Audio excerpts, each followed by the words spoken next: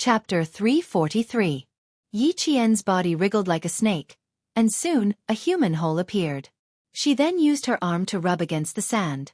As the layers of sand covered her, Yi Qian's entire body was hidden under the yellow sand.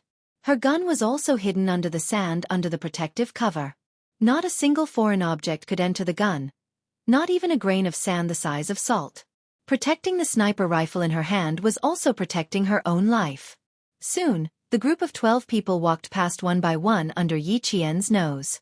Her anti-dust glasses were stained with sand from the traveler's footsteps. She even smelled the smell of the camels. It was a little unpleasant, with the smell of urine. After passing through 2 more sand dunes, we'll reach the Hetian River. My dear, walk faster. God, I see a huyang tree. Quick look. A huyang tree. A huyang tree whose leaves are like gold. This was a group of foreign travelers. They had passes that allowed them to enter China, so their identities were travelers.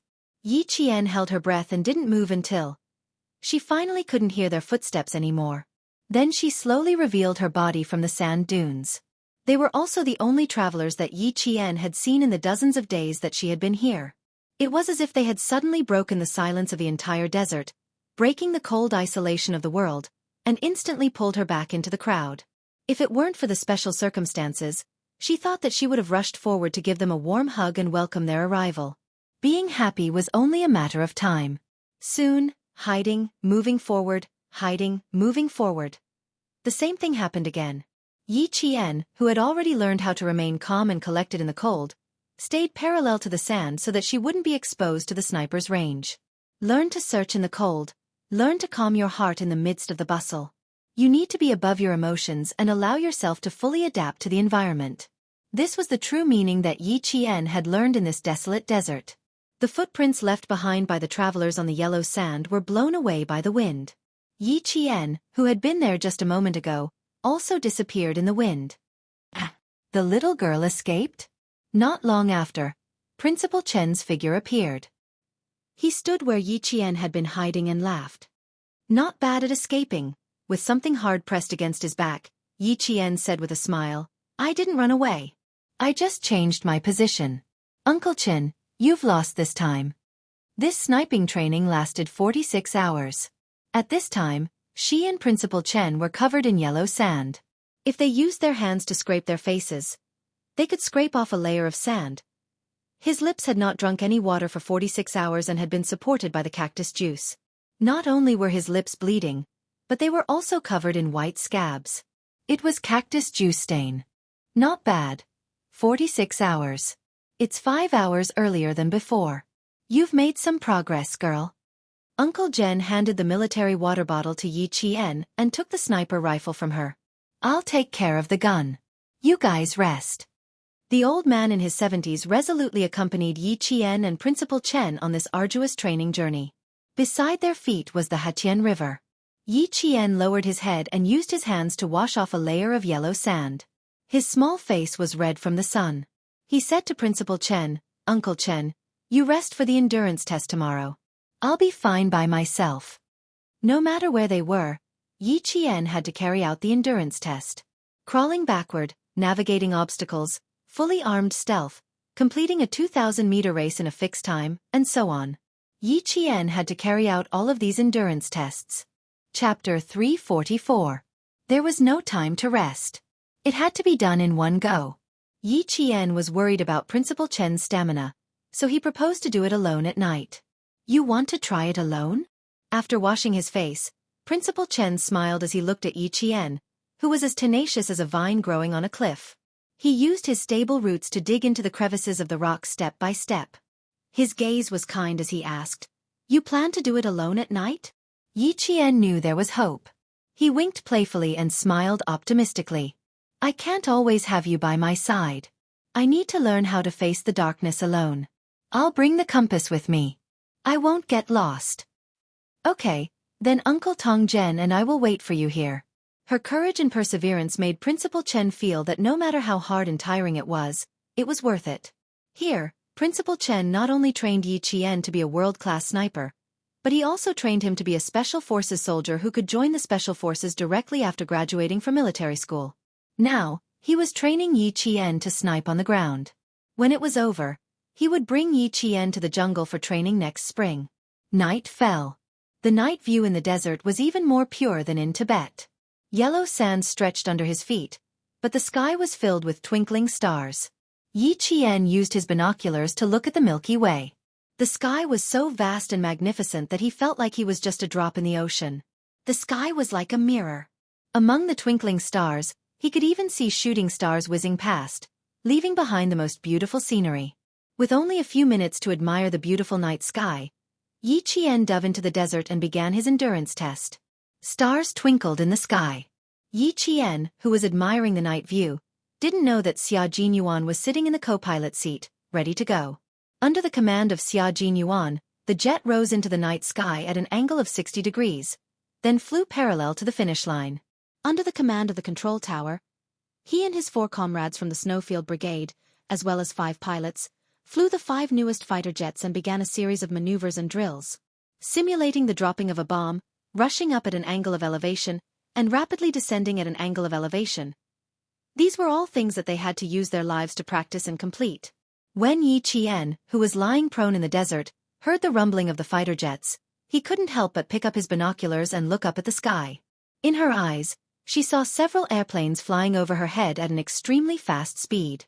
In Xia Jinyuan's eyes, he knew that he was in the desert, and he didn't know where he had met his little fox.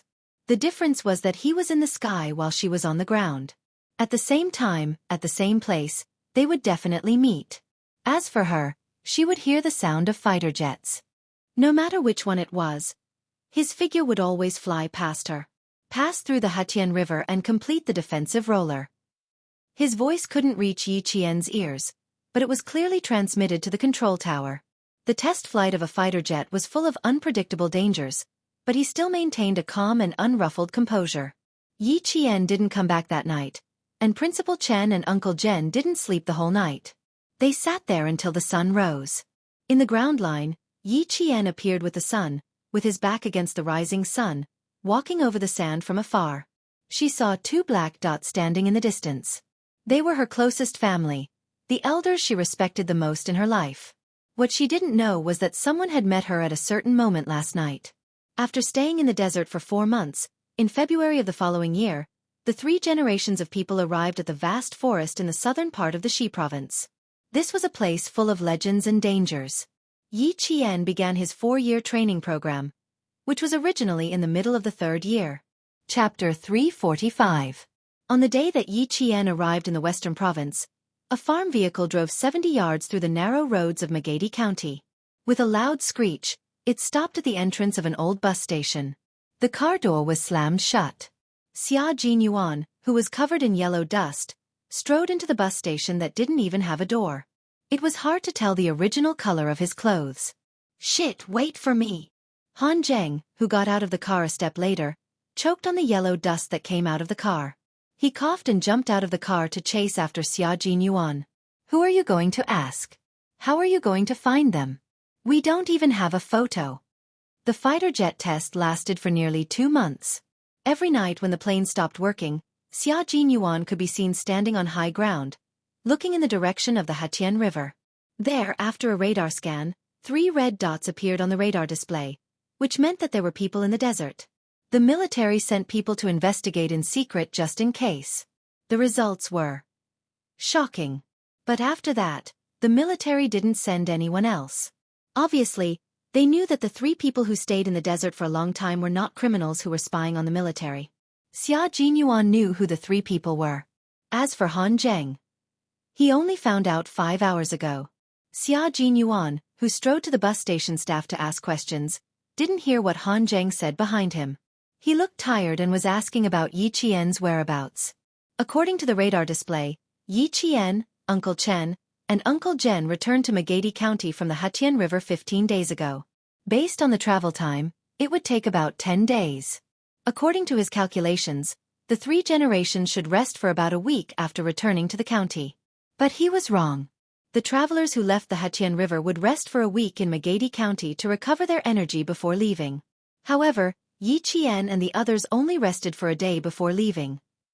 Xia Jinyuan had just finished a few months of fighter jet test missions. Last night, he began to inquire about the whereabouts of the 3 generations. Soon, he found out that they were at the bus station. In fact, when he was driving over, Xia Jinyuan knew that there was a 99% chance that Yi Qian had left McGathy County. There was also a 1% chance that there was a problem with the maintenance of the bus that came in and it needed to be parked for a few more days. As soon as Xia Jinyuan asked, the staff immediately knew who he was inquiring about. He smiled and said, "We've seen the young man and the 2 elders you mentioned. They left 4 days ago." The little girl was fair and clean.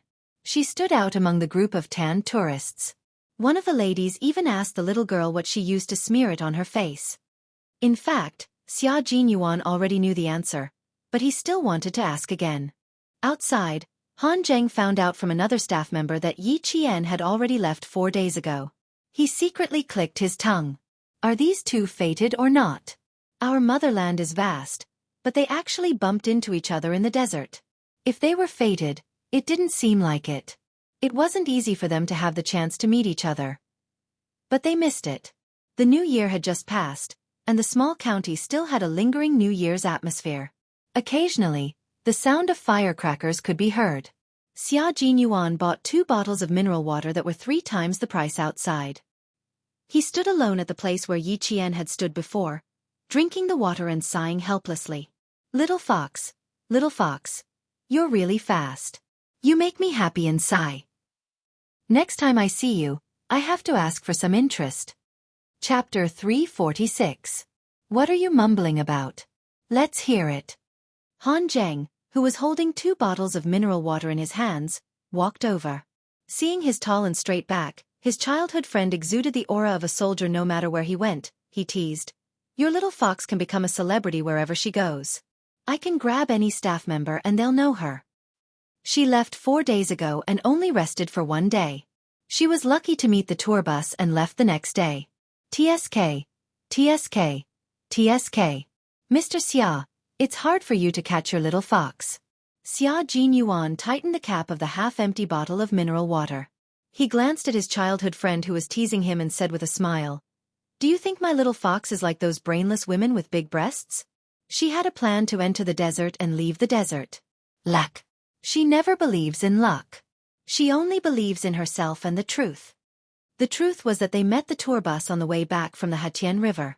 It was completely planned before they entered the desert and left just in time. Damn. There are benefits to having big boobs.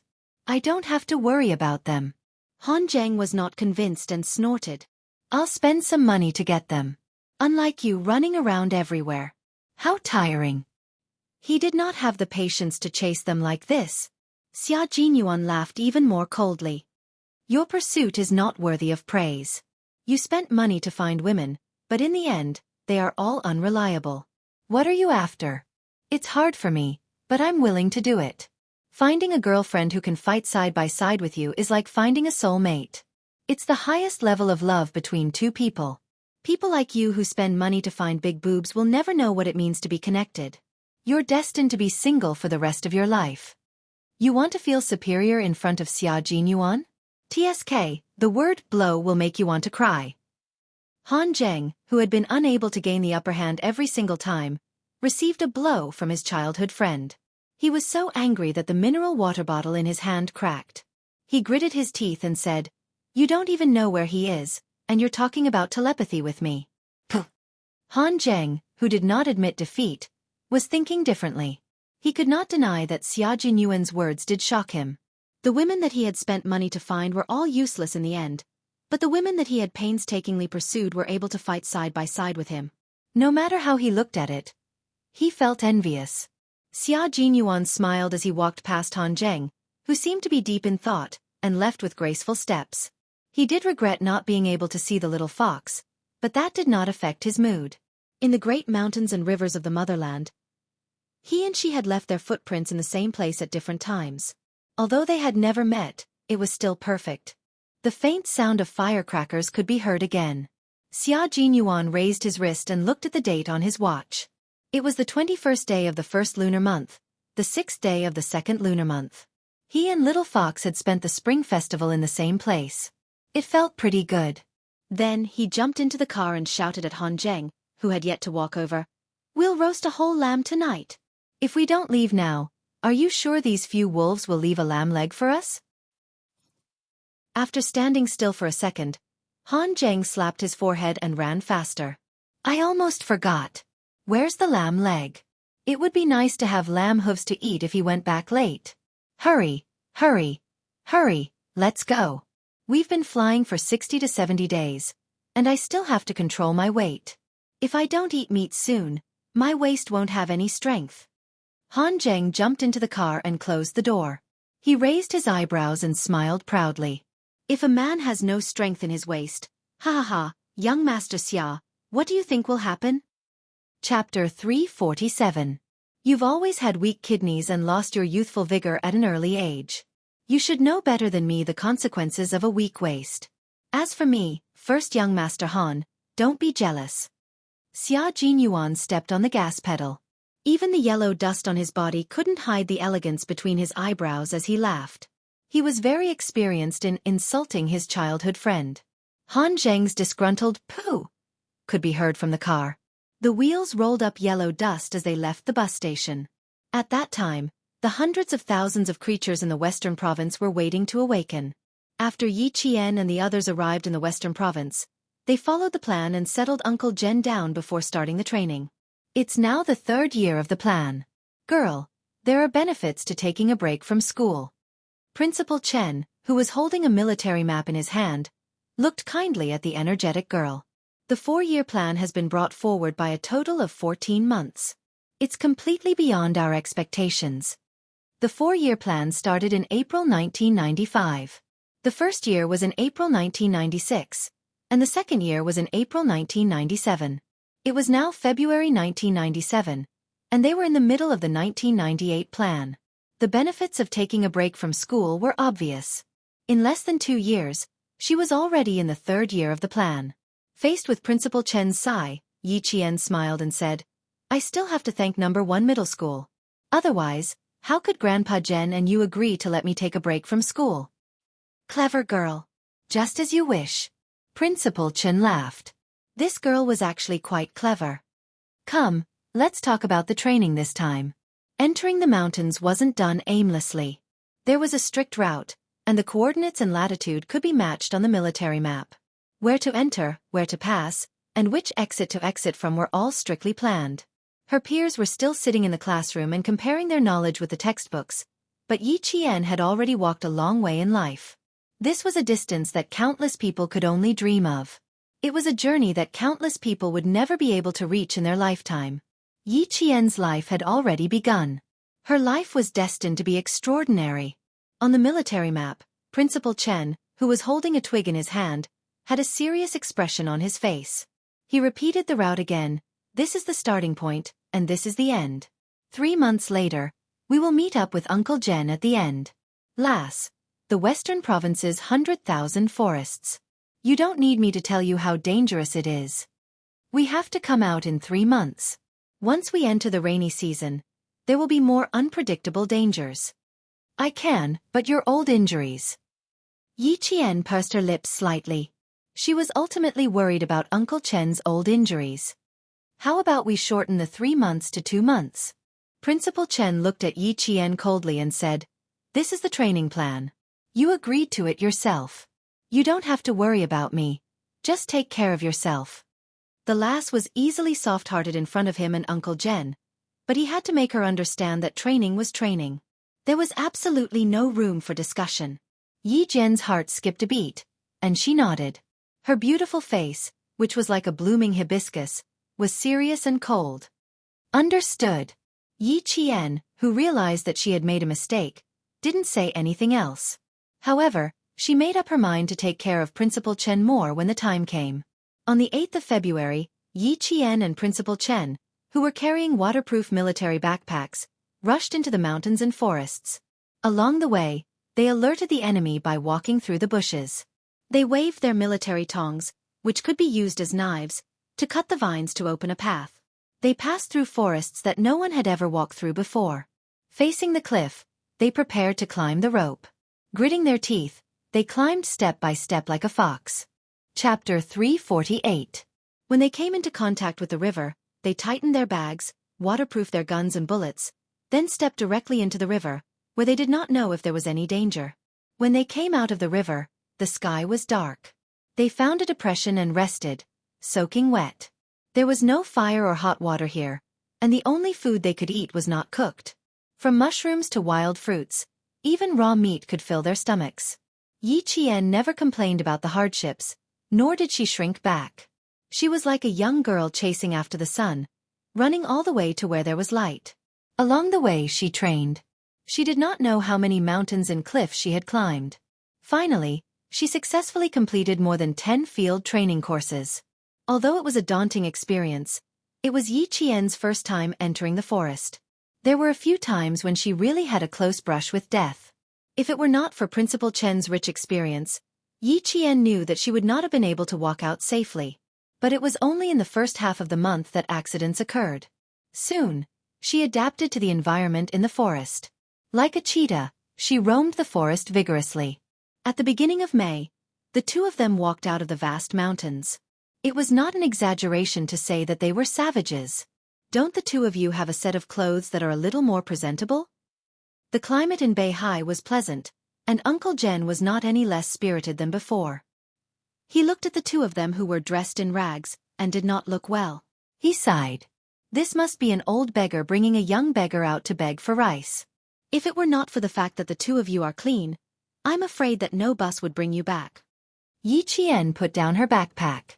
Her eyes became clearer, and she giggled. You guessed right. When we first left the mountains, Uncle Chen and I were waiting for the village bus. When we got on, everyone on the bus thought that we were beggars. Uncle Jen rented a house in a vacation village near the North Sea. He paid a hefty sum every month just to wait for Yi Qian and Principal Chen to come out. In the holiday village, Yi Qian rested until all the swollen mosquito bites on his body disappeared. He then took a medicinal bath prepared by the local traditional Chinese medicine doctor for half a month, until his blood was rosy and his skin was white and tender. Only then did he return to Fujian town. At the end of May, there were still 20 days left before the middle school exams. Yi Qian returned to Fujian town and appeared in class 1 of grade 3 of Fujian town high school the next day. When she was in her 3rd year of junior high school, her classmates were still in their 2nd year of junior high school. Even though he was 1 year ahead of them, when the teacher led Yi Qian into the classroom, which had been filled with chatter, immediately fell silent. After a while, the students in the class couldn't help but discuss in whispers. Isn't this Yi Qian? Why is she here? Yi Qian is so awesome that he tore up the notice right in front of the vice principal. Are you here to repeat your studies? Oh my God, that's impossible. Even if she wanted to repeat her studies, she would have done it a year ago. How could she repeat her studies after a year? The homeroom teacher had received instructions from the school leaders. Regardless of what the students were saying, she simply smiled and introduced, Students, quiet down. This is Yi Qian. I'm sure everyone has heard of her before. From now on, she will be a member of our class. Students, please give her a round of applause to welcome her back to school. The applause was extraordinarily loud. Everyone was curious about the legendary senior who had suddenly appeared in their class. After the applause died down, the homeroom teacher smiled and said, If you have any questions about your studies, you can look for her. I believe that even if student Yi Qian were to take a year off from school, he would not be worse than any of the students in our class. Even if Yi Qian had left school for a year, she was still a good student in the eyes of the teachers in Fujian town. Chapter 349. The students in the class looked at Yi Qian, who was standing shoulder to shoulder with the teacher at the podium. For some reason, they didn't dare to look her in the eye. Her eyes were clear and beautiful like colored glass, but they also contained a dark and mysterious power that seemed to be able to see into people's hearts. Some of the students who still had some ulterior motives accidentally made eye contact with her and left in a panic in less than half a second. Their backs were drenched in sweat. Yi Qian just wanted to go back to school peacefully and focus on her exams. She didn't mind giving a warning to the restless students. Standing on the podium, she didn't feel like a stranger at all. She could even speak with Rong Qian. The students below the podium secretly sighed. A top student was a top student. She didn't feel any pressure standing next to the teacher. There was one more thing that both boys and girls agreed on. the legendary figure on the podium, was even more beautiful than before. Yi Qian returned to school after a year.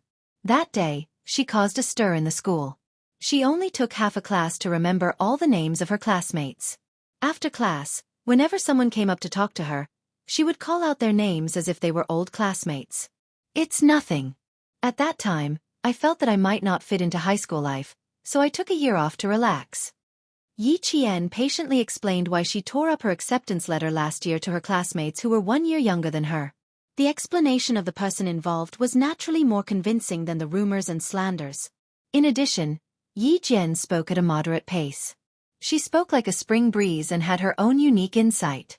In less than half a day, she gained a firm foothold in the class. Within a day, she had integrated into the group of third-year middle school graduates who were 1 year younger than her. That day, after leaving school, Yi Qian ran into a teacher she was very familiar with. Teacher Ku, who had been her class teacher for 3 years. Now, she was no longer a teacher. Instead, she was a woman who worked at a vegetable stall and bent over 5 buckets of rice all day long. Yi Qian didn't stop after she recognized her.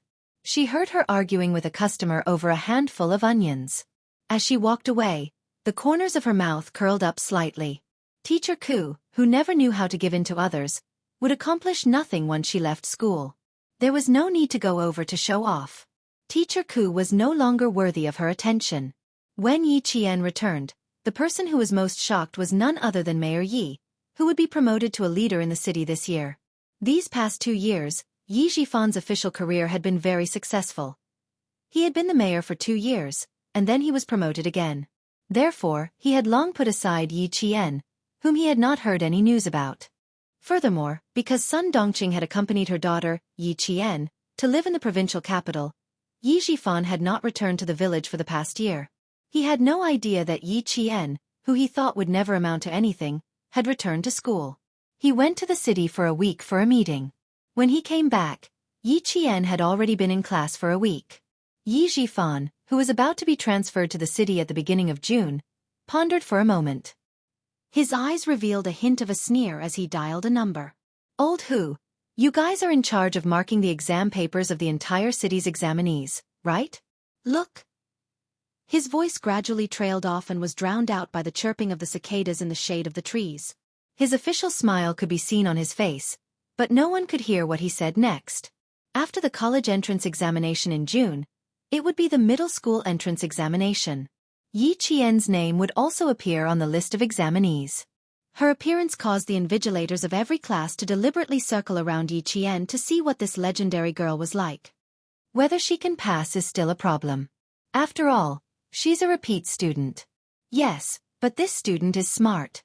If she does well in all the subjects, it won't be a problem for her to get into a key high school. It'll be difficult. The repeaters don't have any grades in biology or geography. They can only rely on the results of the past 2 days to get into a high school, unless they get full marks in all the subjects. Chapter 350. While the invigilators were discussing regretfully, Yi Qian remained calm and began the middle school exams. Returning to the examination hall after nearly a year, the speed at which she wrote still surpassed all the other examinees. The invigilator standing beside her was dumbfounded. The speed at which she wrote was something that even the teachers could not catch up with. Politics, history, language, and English were still manageable. After all, they were rote memorization. But mathematics, chemistry, and physics were exams that required thinking. They needed to be calculated. They needed to be calculated on draft paper. But Yi Qian did not need to do that. When the mathematics exam began, the invigilator was shocked.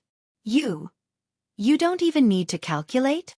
The stunned invigilator raised his hand to press down on Yi Qian's exam paper.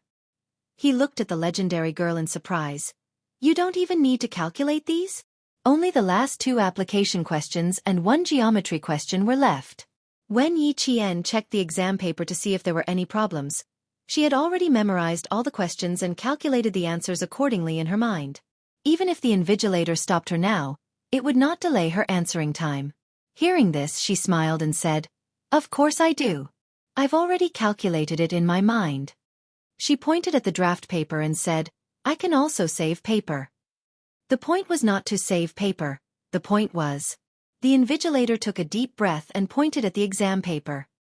He forced himself to calm down and said, "Come, you should calculate these questions first. We'll talk after the exam." The last 3 major questions were important and also multiple-point questions. No matter how shocked the invigilator was, he could not delay Yi Qian's exam. He knew that this girl did not score in biology or geography. He originally thought that Yi Qian would need to calculate the last 3 major questions or do some mental calculations. In the end, he saw the girl nod obediently after he removed his hand and she started writing. She really started writing. Just like that. She finished the 3 major questions in one go without a pause.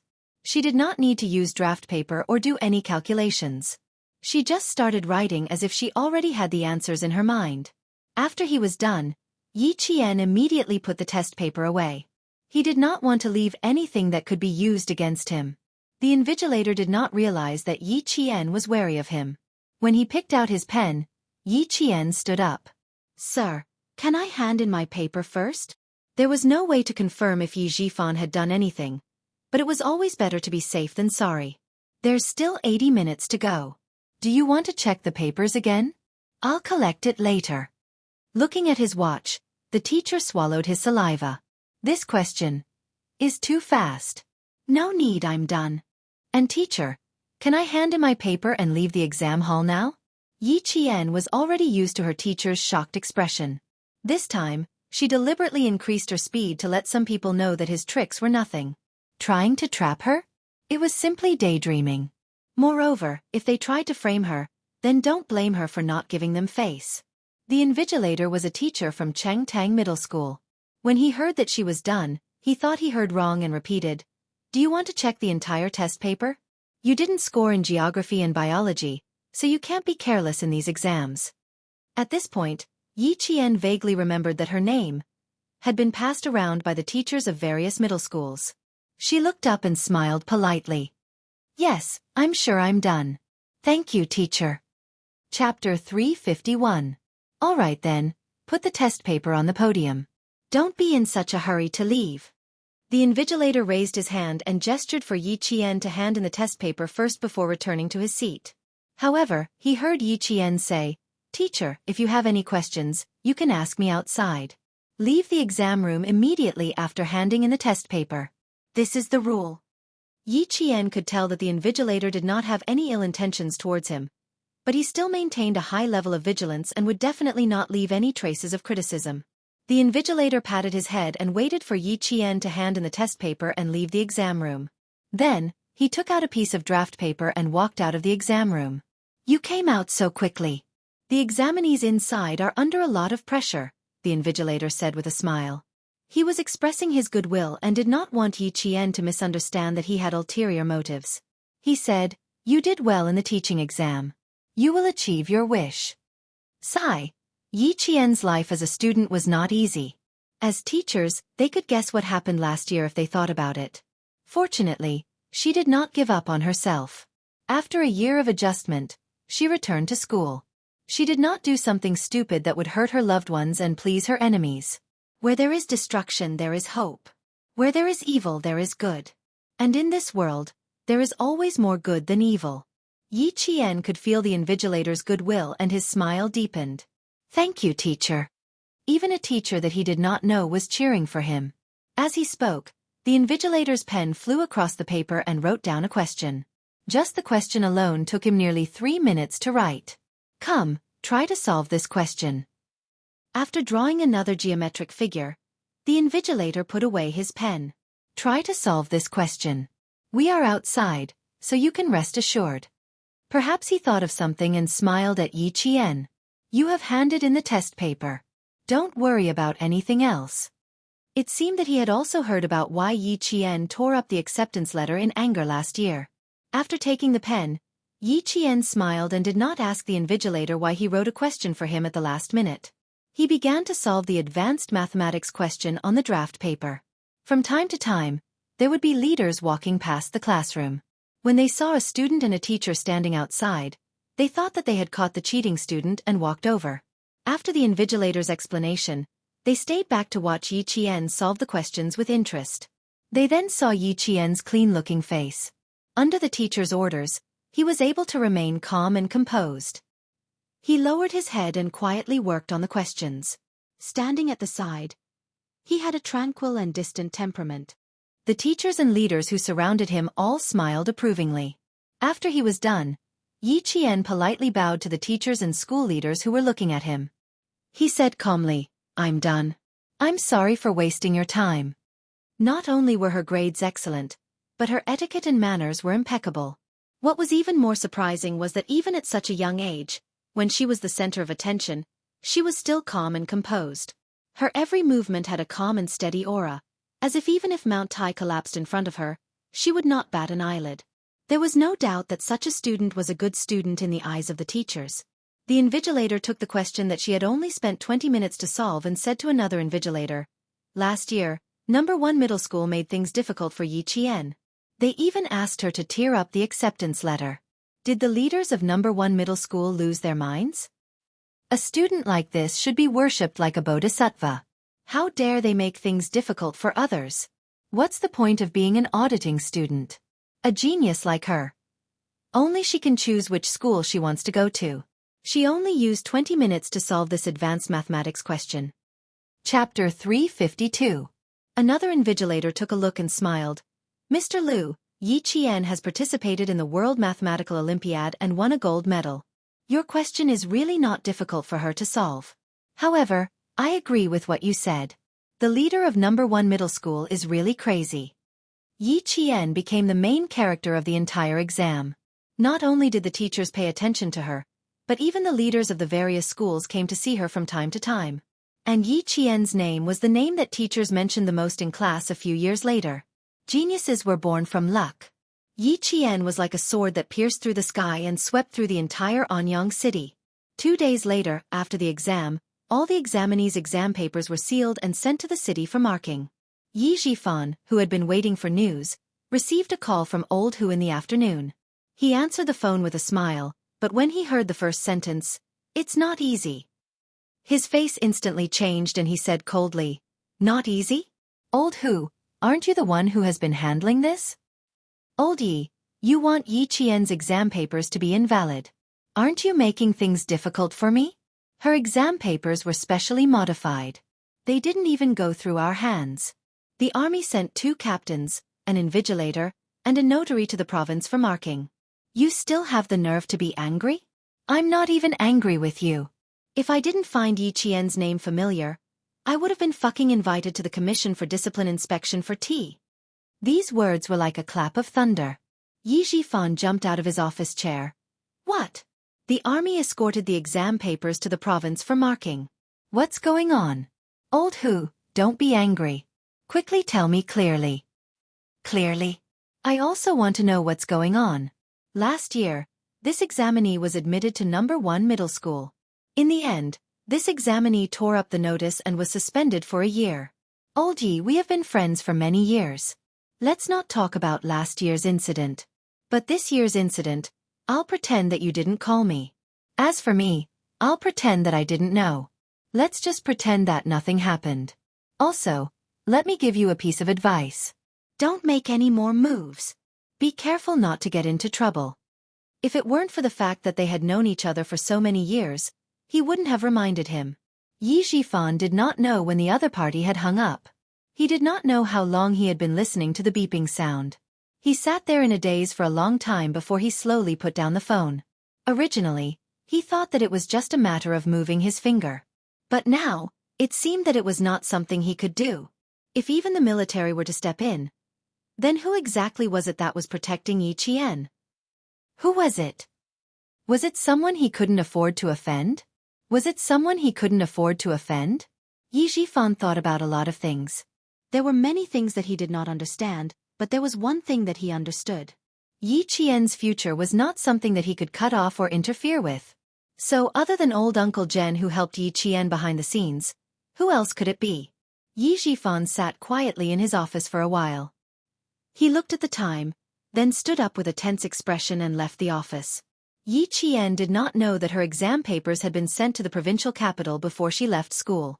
She was talking and laughing with her classmates in the same exam room as her as she walked out of the school gates. She felt a cold and heavy gaze on her. She was talking to her classmates when she raised her head indifferently. Her cold and sharp gaze swept in the direction of the gaze. She saw Yi Zhifan standing in front of her in a formal suit with a gloomy expression on his face. When he saw her suddenly look over, he was caught off guard. Soon, he walked over with a cold expression. Chapter 353. Seeing this, Yi Qian's eyes turned slightly cold. He whispered a few words to his classmates, then smiled and said goodbye to them. When Yi Zhifan walked over, he maintained his smile and even took the initiative to speak. Mayor Ye's face is unfriendly. Who in Fujian town would dare to offend you? Yi Qian, I've really underestimated you. Uncle Yi Zhifan was not very calm. He gloomily stared at his niece, who was giving him a headache. Do you want to force our family to be unhappy before you give up? These words were really unreasonable. However, it was impossible to reason with their family. Yi Qian smiled coldly. Mayor Yi is really interesting. Could it be that all officials are as unreasonable as Mayor Yi? What does it have to do with me whether your family is happy or not? You go your way, and I'll go mine. Mayor Yi, be careful with your words. A dignified mayor was actually being lectured by Yi Qian. Yi Zhifan's face darkened. He looked around and saw a few people who looked like teachers looking at him several times. His eyes darkened as he shouted in a low voice. Don't try to argue with me here. Come over here. I have something to ask you. Being an official was different. His face darkened and he shouted, but his imposing manner did not scare Yi Qian. Instead, it scared the students passing by. Yi Qian raised his eyebrows and looked over with a cold gaze. He said with a smile that was not a smile, Do I have to go with you just because you ask me? Mayor Yi, your authority is really strong. Sorry, I have a strong temper that cannot be subdued by force. If you talk to me nicely, I might give you some face. Sorry for being so rude. Goodbye. He naturally left as soon as he said he would. Why would he give him any face? Yi Zhifan was so angry that he almost lost control of his authority. He quickly stepped forward to block him and said sternly, Yi Qian, don't forget that I am your uncle. Uncle? Now you remember that you are my uncle? When you destroyed my future last year, didn't you have a lot of fun destroying it? Yi Jian, whose expression didn't change, smiled and said coldly with a sarcastic expression, Basically, you're my enemy, Mayor Yi. Do I still need to speak softly to an enemy? He enjoyed Mayor Ye's change of expression. TSK TSK TSK. Green, white, red. It was really interesting. Last time, I said that Mayor Ye's family better not provoke me. Unfortunately, you didn't listen. You had to kick me out of number 1 middle school, thinking that you destroyed my future. But look, can you destroy my future? Even if I take a year off, I can still take the high school entrance exam. Yi Qian's eyes were very dark and cold. She was staring at the scorching sun. Yi Zhifan suddenly felt a chill run down his spine. He stared at his niece who really did not put him in her eyes. Yi Zhifan sneered softly and said in a deep voice, Take the high school entrance exam? Yi Qian, you think too highly of yourself. You don't deserve to be compared to Yingying. She is in the province's number 1 middle school. What about you? Even if you take the high school entrance exam again, you can forget about surpassing Yingying. Yi Qian, you are just a child with no one to rely on. What ability do you have to make things difficult for me? What ability do you have to think that you are better than Yingying, who has the help of her parents? Look at you. Once something happens, you can only withdraw. You can't even go to a good high school. Yi Qian, if you are really smart, you should know how to lower your head. Chapter 354. His voice became colder and harsher, and the threat in his voice deepened. No matter who is supporting you, you can only survive if you learn how to lower your head. Otherwise, no matter how good your grades are, there are still people who can make it so that you can't enter a school or study. Yi Zhifan had calculated everything. As long as Yi Qian showed even the slightest bit of fear, he would be in the palm of his hand. He thought that by threatening Yi Qian like this, he would be able to see the fear on Yi Qian's face. After all, she was still a child. Faced with the stern reprimand of an adult, she would more or less feel afraid. As long as she was afraid, he would be able to convince her to give up her studies. Then, He would use some tricks to make it so that she would never be able to return to the southern province. His threat made Yi Qian's gaze shift slightly. Was there a test in his threat? A possibility flashed through Yi Jian's mind. After hearing what he said, Yi Jian's chilly laughter was like the clear spring in the mountain stream, so cool that there was a hint of coldness in it. You want me to not be able to enter a school and not be able to study? Mayor Yi is very capable. Then, let's just wait and see. Wait and see? You don't know the immensity of heaven and earth. I want to see how many marks you can get. You want to compare yourself to Ying Ying? Who do you think you are? At this time, Yi Zhifan, who was already at a disadvantage, was completely under Yi Qian's control. He looked at Yi Qian with a gloomy gaze and revealed an arrogant expression. Yi Qian, Uncle will wait for you to cry and beg me. Who does Yi Ying think she is? I really don't want to compare myself to her. As for crying, please wait and see, Mayor Yi. By the time he finished speaking, Yi Jianqian had already replied with a smile. Also, Mayor Yi, be careful that you don't fall from your horse. Officials were most afraid of hearing others say that they had fallen from grace, and Yi Zhifan was the same. When he heard this, his expression was already ugly, and now he was so angry that his face turned the color of pig liver. When Yi Qian saw his expression change again, his laughter became even more crisp. When he left, Yi Zhifan's face was still as dark as the bottom of a pot. He gloomily looked at Yi Qian's back as he left, and gloomily said, You refused a toast only to drink a forfeit. Let's see how long you can be arrogant for. You want to compete with Ying Ying? You're overestimating yourself. From the beginning to the end, he did not have the confidence to say that one sentence from him could make Yi Qian unable to read. This was because he knew that this exam was not something he could touch. Yi Zhifan knew very well that someone from the army came and hired a notary to send the exam papers to the provincial government for marking. However, he was still angry and wanted to threaten Yi Qian. He also wanted to find out if she really had someone supporting her from behind. This test made him so angry that he almost vomited blood, but he did not get anything out of her. Unfortunately, not only did Yi Qian not take his words to heart, but she also saw through his intention to test if she had someone supporting her. After seeing through his intentions, Yi Qian saw Mayor Yi as a paper tiger who only had a ferocious appearance.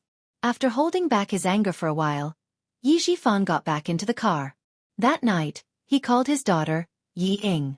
He did not hide the fact that Yi Qian was coming back for the middle school exams from Yi Ying. It was good to let her be mentally prepared.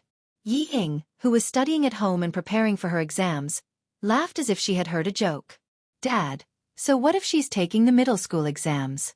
She'll still be screwed if she gets into a third-rate high school. My teacher said that as long as her grades are in the top 30 of the grade, I'll be in the best class in the liberal arts and science classes. Moreover, a first-rate teacher will be the head teacher. A year had passed, and Yi Ying was more composed than before. When she heard that Yi Qian was coming back to school, she laughed disdainfully. I still have 2 years to graduate from high school. She still has 3 years. Just you wait. I'll definitely crush her under my feet. Chapter 355. Her confidence made Yi Zhifan laugh out loud, and the haze in his eyes disappeared. Ying Ying is indeed my daughter. Yi Zhifan. You have ambition. All right, I'm just letting you know. Since you don't take it to heart, I won't hold you back from your studies. Yes, and Dad, I won't be going back to the city during the summer break. I'll attend a few cram schools. If there's any news about Yi Qian, give me a call. Later, if she really gets into high school, as her sister, I'll definitely call back to congratulate her. Yi Ying's tone was full of contempt. She was sure that Yi Qian would not amount to anything. Even if she got into high school, it would only be a third-rate school. The father and daughter were able to get along well. Sun Dongqing, who had heard the gist of the conversation, also laughed scornfully. After Yi Ying hung up the phone, the mother and daughter continued to make fun of Yi Qian for a while before they stopped. Yi Qian did not care what the family thought. She returned to Shuku village that day without any psychological burden. She only stayed at home for one night. Before dawn, she went through the long tunnel behind her house and returned to the army that she had not been to for almost 11 months. The military camp was made of iron, and the soldiers were flowing like water. Yi Qian saw many unfamiliar faces as soon as she entered the army. They were the new recruits from last winter. There were also many familiar faces that she could not find anymore. They had retired and returned to their hometown. Little Jian, you've been hiding for almost a year. That's not very kind of you. The political commissar greeted Yi Qian as if she was his child. He patted her on the shoulder. Not bad, you've grown taller. You're no longer the little girl from before. In a year, Yi Qian's height had shot up to 165 centimeters. She was indeed considered a tall girl among the students. After returning to the familiar army, Yi Qian's smile relaxed. She smiled and said, "Of course I have to grow taller. If I don't grow taller, I'll really be short. If I can't reach the height requirement for female soldiers, then I won't even have a place to cry." You're still such a naughty girl. The political commissar was still the same as before. His smile had the dignity of a soldier, but also the concern. Let's go. Let's go to the field and practice 2 laps. Let's see if you've improved. After saying that, he led Yi Qian to the field. After taking a few steps, he looked at Yi Qian and sized him up. Let's go to the Internal Affairs Department to get a set of training clothes. I was wondering why he didn't look right. If he didn't wear his military uniform or training uniform when he came to the army, he would be an anomaly. We can't be outcasts. Thinking about Uncle Jen's request on the phone, the political commissar smiled and said, "Change your clothes and go to the field. Recently, there are a few troublemakers in the army. Come and teach them a lesson. Let's see if they still have the face to be troublemakers." Troublesome soldiers meant that they might be a little outstanding, but they didn't put the class leader in their eyes, and they would often speak ill of her. Before Yi Jian came, a few troublesome soldiers from the international metropolis crushed 2 green flies and threw them into the class leader's mung bean soup to relieve the heat. The poor class leader had diarrhea for an entire night and had even taken a few bottles of intravenous drips. These troublemakers needed to be taught a lesson. After putting on the summer training uniform, the 165 centimeters tall Yi Qian walked out. The political commissar couldn't help but clap his hands. This Yi Qian was no longer the little girl who just entered the army 2 years ago. She was valiant and formidable looking, as straight as a spear. Her military uniform gave off a proud and unyielding aura. When she stood there and gave a standard military salute, the political commissar saw her cold and inviolable military might. She was only 16 years old, and she was still a high school student, but she already had this kind of military might. Chapter 356. Good. As expected of the soldiers taught by the 2 old revolutionaries. Good job, Yi Qian. She was a soldier when she put on her military uniform, not a little girl. The political commissar did not return the salute. After all, Yi Qian had not yet joined the army. He walked in front of her and personally straightened her clothes and smoothed out the wrinkles on her shoulders. Go, Yi Qian. Your hot-blooded youth should be showered in the military camp. Don't praise me. However, the military camp is indeed my favorite place. Yi Qian tugged at the corner of her clothes and looked at the political commissar with her dark eyes that reflected the sky blue of the military camp. She smiled and said, "Forget about taking care of the troublesome soldiers. I just want to compete with them and see what kind of ability they have to be troublesome soldiers." Then you can't go easy on them. One of the troublesome soldiers comes from a wealthy family. He is indeed quite capable. He has learned self-defense and his physical fitness test was excellent. Amidst the laughter of the political commissar, the first thing Yi Qian did when she returned to the military camp was to fight with the troublesome soldiers. When Yi Qian was angry, the veterans who knew her knew how ruthless she was. When they saw her taking care of the troublesome soldiers, they all laughed and waited to see how Yi Qian would deal with those arrogant new recruits. Yi Jian was the first person who had been in university for 2 years. Because he was too rebellious, his family had used their connections to send him to become a soldier. Yi Jian did not use force first. She stood in front of the bodyguard who had a look of disdain on his face and said with a smile, "Oh, so you're from an international metropolis. You speak English. Okay, let's recite each other's familiar English. First of all, I just graduated from junior high school. Don't feel pressured." Reciting was Yi Qian's strength. The moment she took action, she was able to compete with this soldier who had a sense of superiority. The next day, she challenged this troublesome soldier who thought he was great because he had been in university to a math, physics and chemistry competition. The sun was still above her head, and her hand was holding a pen. It was noon, But Yi Qian did not move. Her opponent, on the other hand, got a heat stroke because he was nervous. From then on, he never dared to say things like, "I'm good at English, I went to college, you are all country bumpkins." Taking care of another recruit who knew some martial arts was even easier. Dueling was Yi Qian's favorite pastime. It didn't take a few hours. It only took a little more than 10 minutes. Only when the other party's face was bruised and swollen did he stop calmly. "Recruit. Remember this. The class leader that you threw flies at has participated in 2 large-scale military exercises, participated in flood relief, and saved several civilians from rolling rocks. What about you? Other than your punching skills, what other inspiring things have you done?" Yi Qian was a girl, and she was also a student. Her actions not only served to intimidate them, but also made these troublemakers feel ashamed. They felt ashamed of their own arrogance and complacency. In just a few days, Yi Qian had finished the task given to him by the political commissar. Without the accompaniment of Uncle Zhen and Principal Chen, Yi Qian used her own abilities to gain a firm foothold among the recruits. She quickly gained their trust. How to convince the masses and how to get along with the male recruits was not something that the elders could teach her. She could only rely on herself to figure it out. She had already become brothers with the recruits. The political commissar saw this and called Uncle Zhen, who was left in the village. Uncle Zhen had left the village for more than half a year. The first thing he did when he returned was to chat with the villagers who came to visit him. He did not care about how Yi Qian was doing in the army. Now that he received a call from the political commissar, he was truly relieved. Chapter 357. That's good, that's good. As long as she can make friends with the new recruits and make them believe in her, I can rest assured. Uncle Zhen had always remembered Xia Jinyuan's words, "Yi Qian is not good at integrating into the team and will have a hard time in the army in the future." Therefore, when Yi Qian went to the army, he immediately called the political commissar. This was why Yi Qian had to deal with the troublemakers as soon as he entered the army. Principal Chen was also very busy when he came back. By the time he finished his work and contacted Yi Qian, it was already early August. It just so happened that Yi Qian called on the day of the results. She was still in the army and answered the call from the sentry box. "You did well, girl.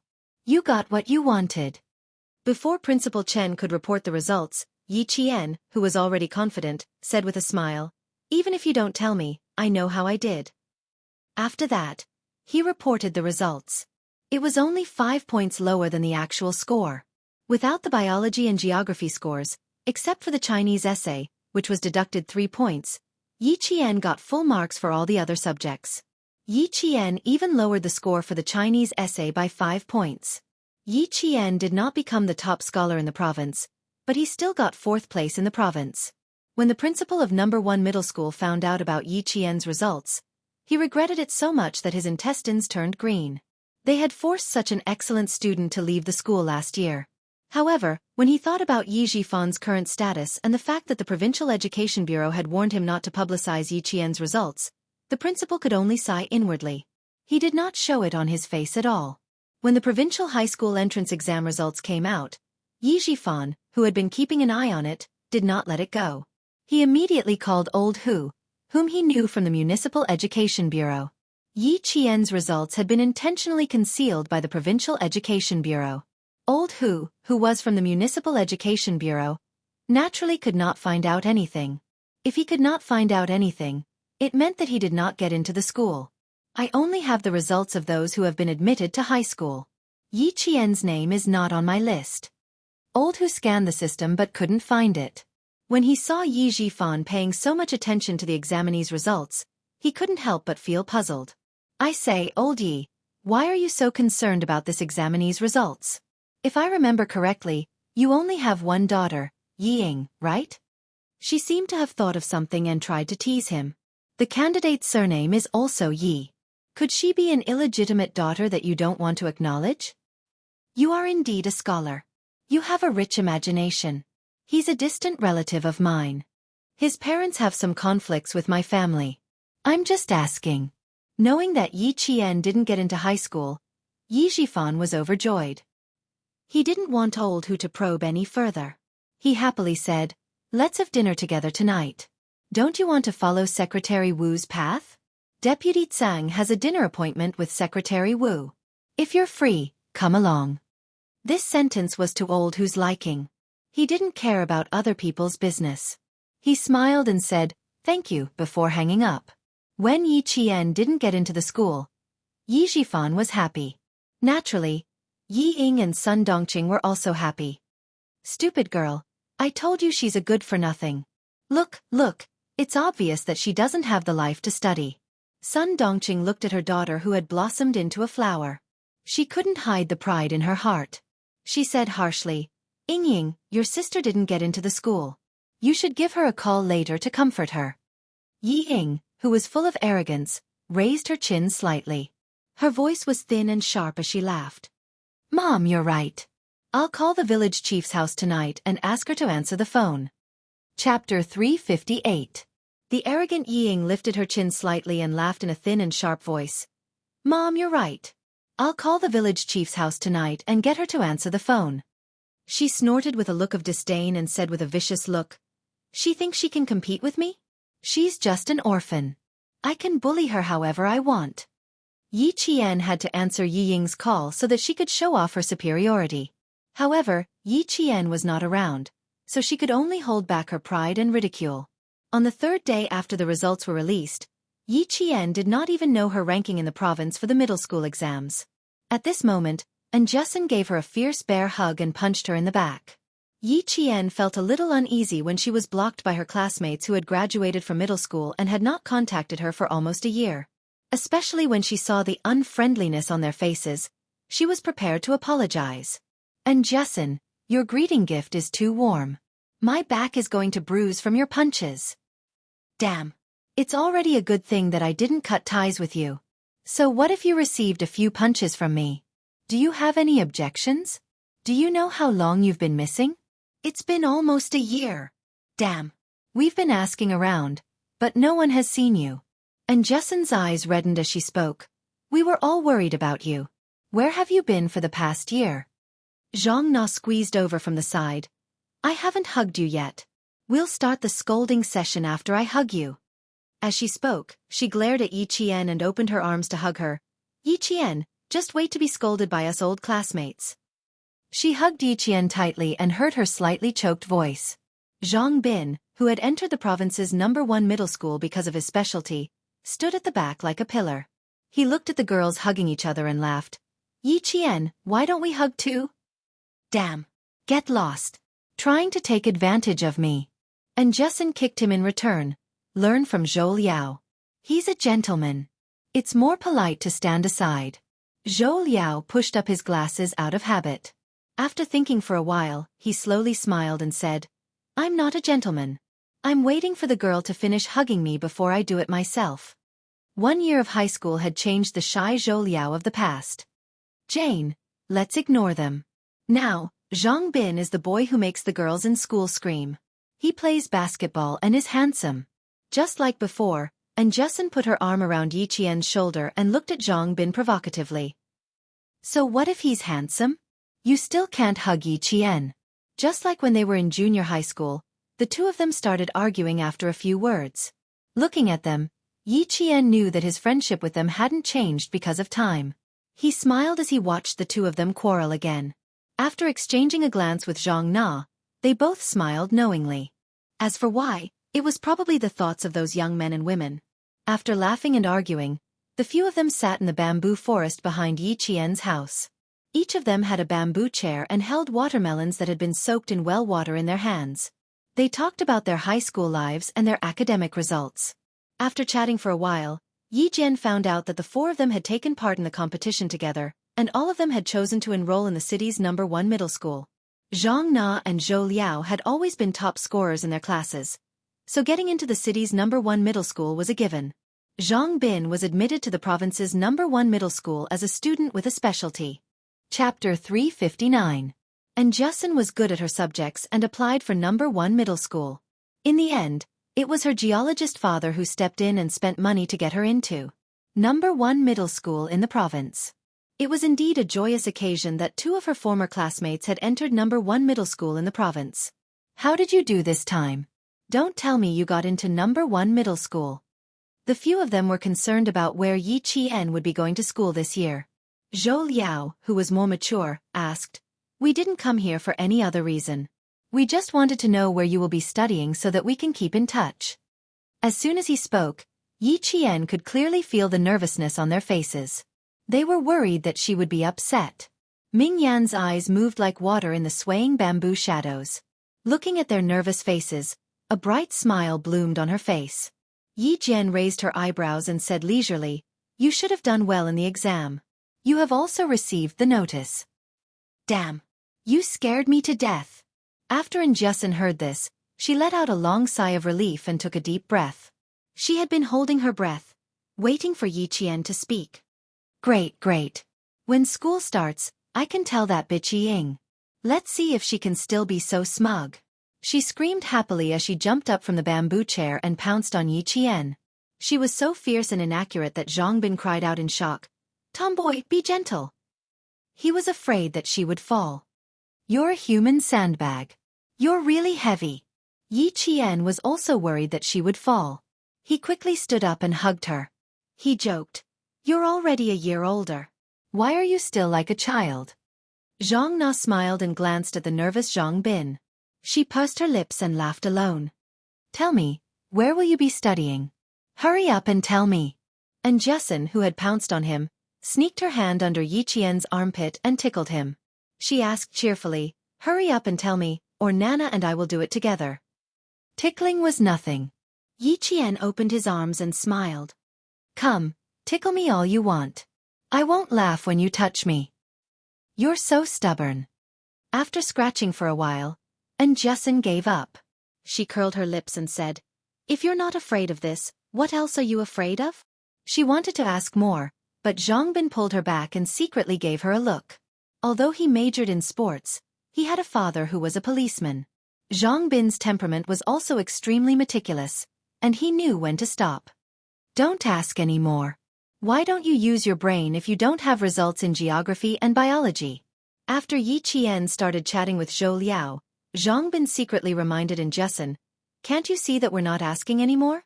You, stop talking so much." Zhou Liao noticed that Zhang Bin was obviously warning the tomboy. He smiled and said to Yi Qian, "I don't know how Ying found out that she spent money to buy a school.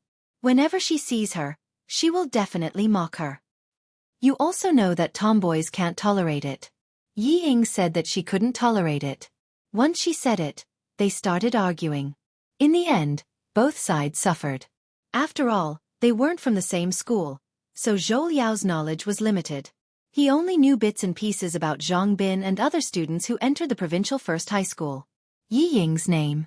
He hadn't heard it for almost 2 months. When he heard it again, Yi Qian's eyes turned cold. He smiled and said, "Don't worry, Yi Ying won't dare to say such things again." Chapter 360. You. Zhou Liao's eyes lit up. He looked at his classmate, who had always been indifferent, in surprise. Then he let out a long "oh" and smiled sincerely. "Yi Qian, you always surprise people. It may be a surprise to you, but it must be a shock to some people." She raised her eyebrows slightly. Her casual and indifferent temperament changed instantly. There was a frosty air about her. "Thank you for your concern. Let's keep in touch." Zhou Liao pushed his glasses and reached out his hand. "We can't go to the same high school, but I hope we can go to the same university and continue our friendship." "I hope so too." Yi Qian reached out to shake his hand and smiled. "Continue our friendship." This was a promise. Regardless of whether it would be in the future or not, at least he was her classmate, her friend, and she sincerely hoped they could continue their friendship in university. On the other side, Jianghu raised her voice and said cheerfully, "I'll give Ying a call when I get back. Ha ha ha, I want to anger her to death. Classmate, and I don't want there to be a situation where I can't study. So, please keep this a secret for me.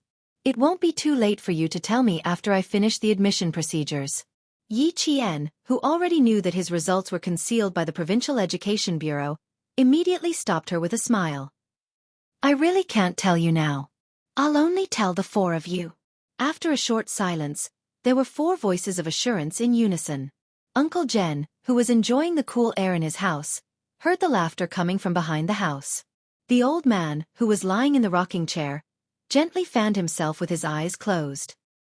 He didn't want to disturb the gathering of the young men. Since school was about to start, the four of them stayed over at Yi Qian's house for a night and left early the next morning. And Justin was still reluctant to leave after getting into the car. She squeezed out 2 drops of tears and held Yi Qian's hand. "You heartless person. You must remember to write me a letter, or else. This is too embarrassing. Hurry up and pull her into the car." Yi Qian, who was covered in goosebumps, pulled his hand away and motioned for Zhang Bin to pull her into the car. Everyone in the car was watching. And Justin laughed heartily. The car started, and Yi Qian saw 4 hands reaching out of the car window, waving goodbye to him. This was what friends were like. Because they were worried about you, they traveled thousands of miles just to see you. A week after they left, Yi Qian walked out of the village again with a letter of acceptance in his hand. He went to the province to study alone. Compared to last year, his state of mind was different this year. The car drove along the mountain road, bringing Yi Qian to a vast space. That was the provincial capital where she would be living for the next 2 years. Since someone was spouting nonsense and thought that it was a great thing to be admitted into the provincial first school, then she naturally had to walk in front of her and tell her that it was not a great thing to be admitted into the provincial first school. If she could pass the exam the first time, she could also pass the exam the second time. The provincial first high school. In the end, Yi Qian chose the provincial first high school. The train ticket was the same as before. It left at 8:30 p.m. and arrived at the provincial capital train station early in the morning. Yi Qian, who was taking the train to the provincial capital for the 3rd time, quickly found her seat. This time, she did not buy a sleeper ticket. Instead, she chose a more affordable seat ticket.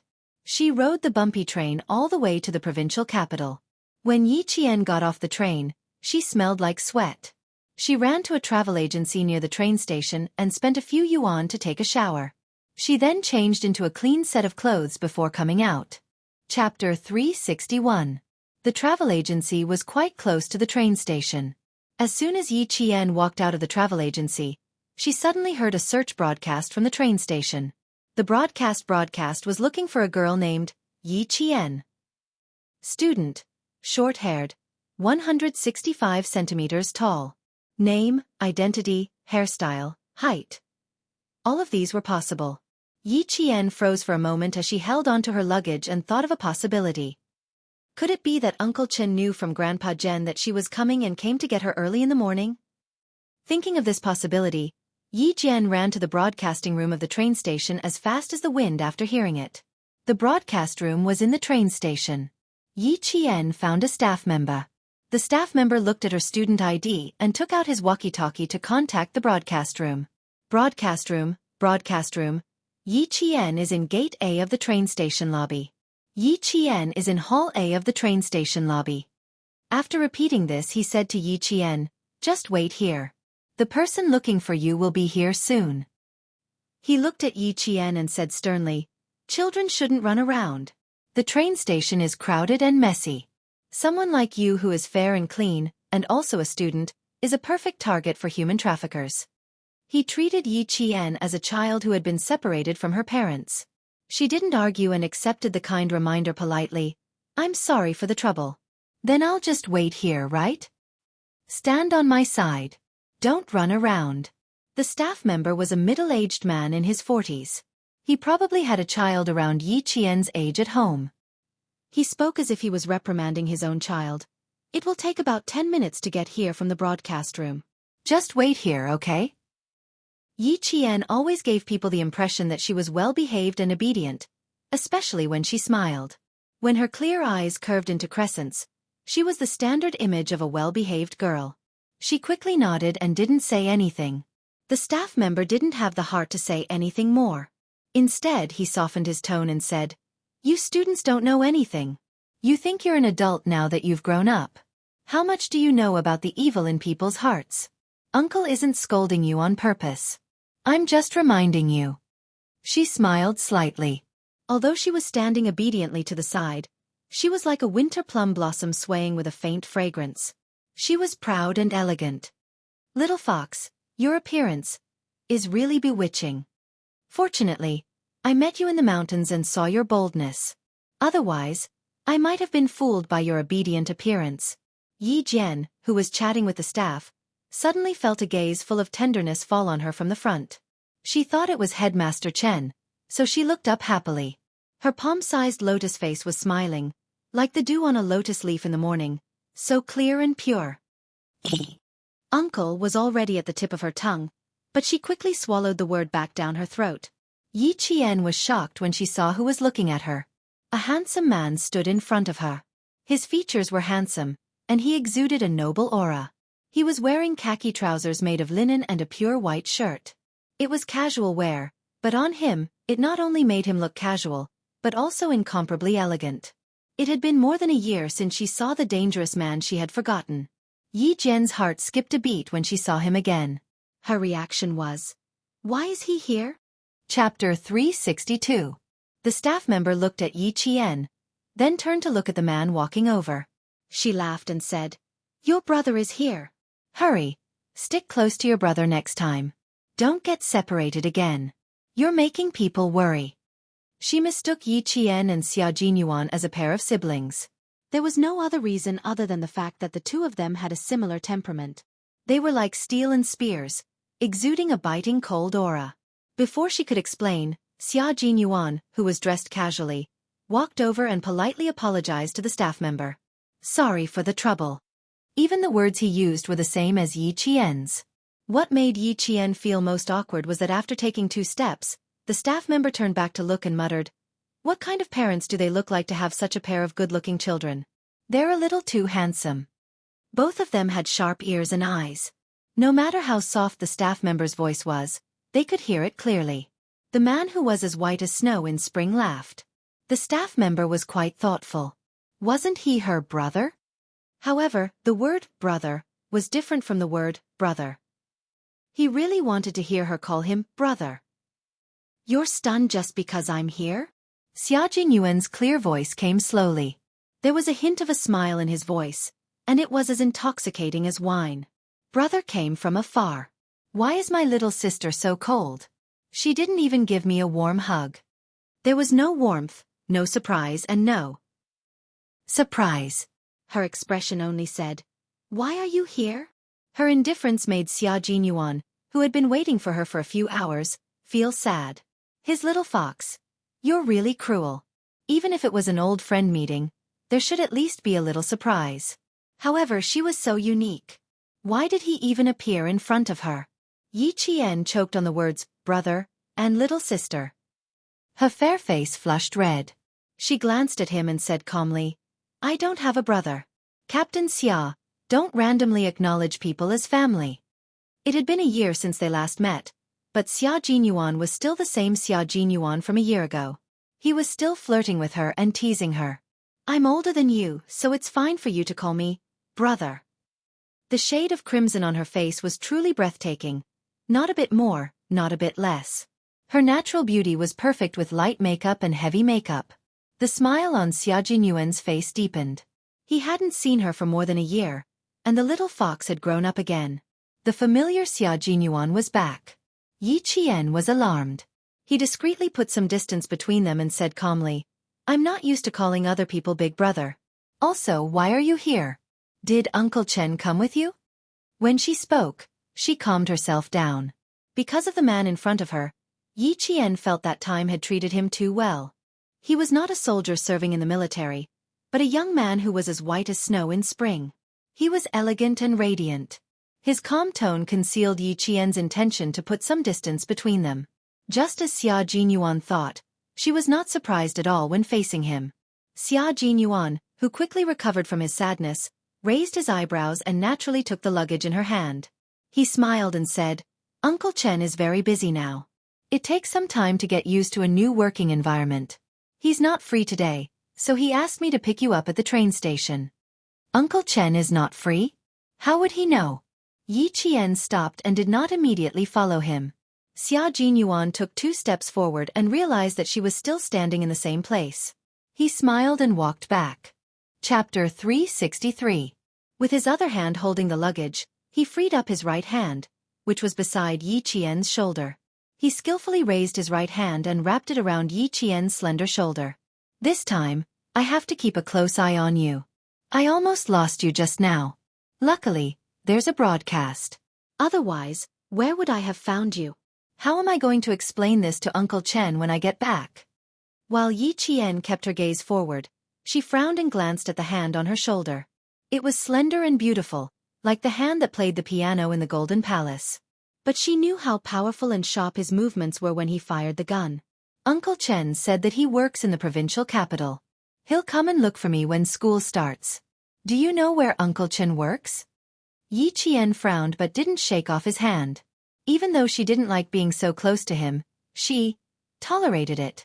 It was a pleasure to have a guest from afar.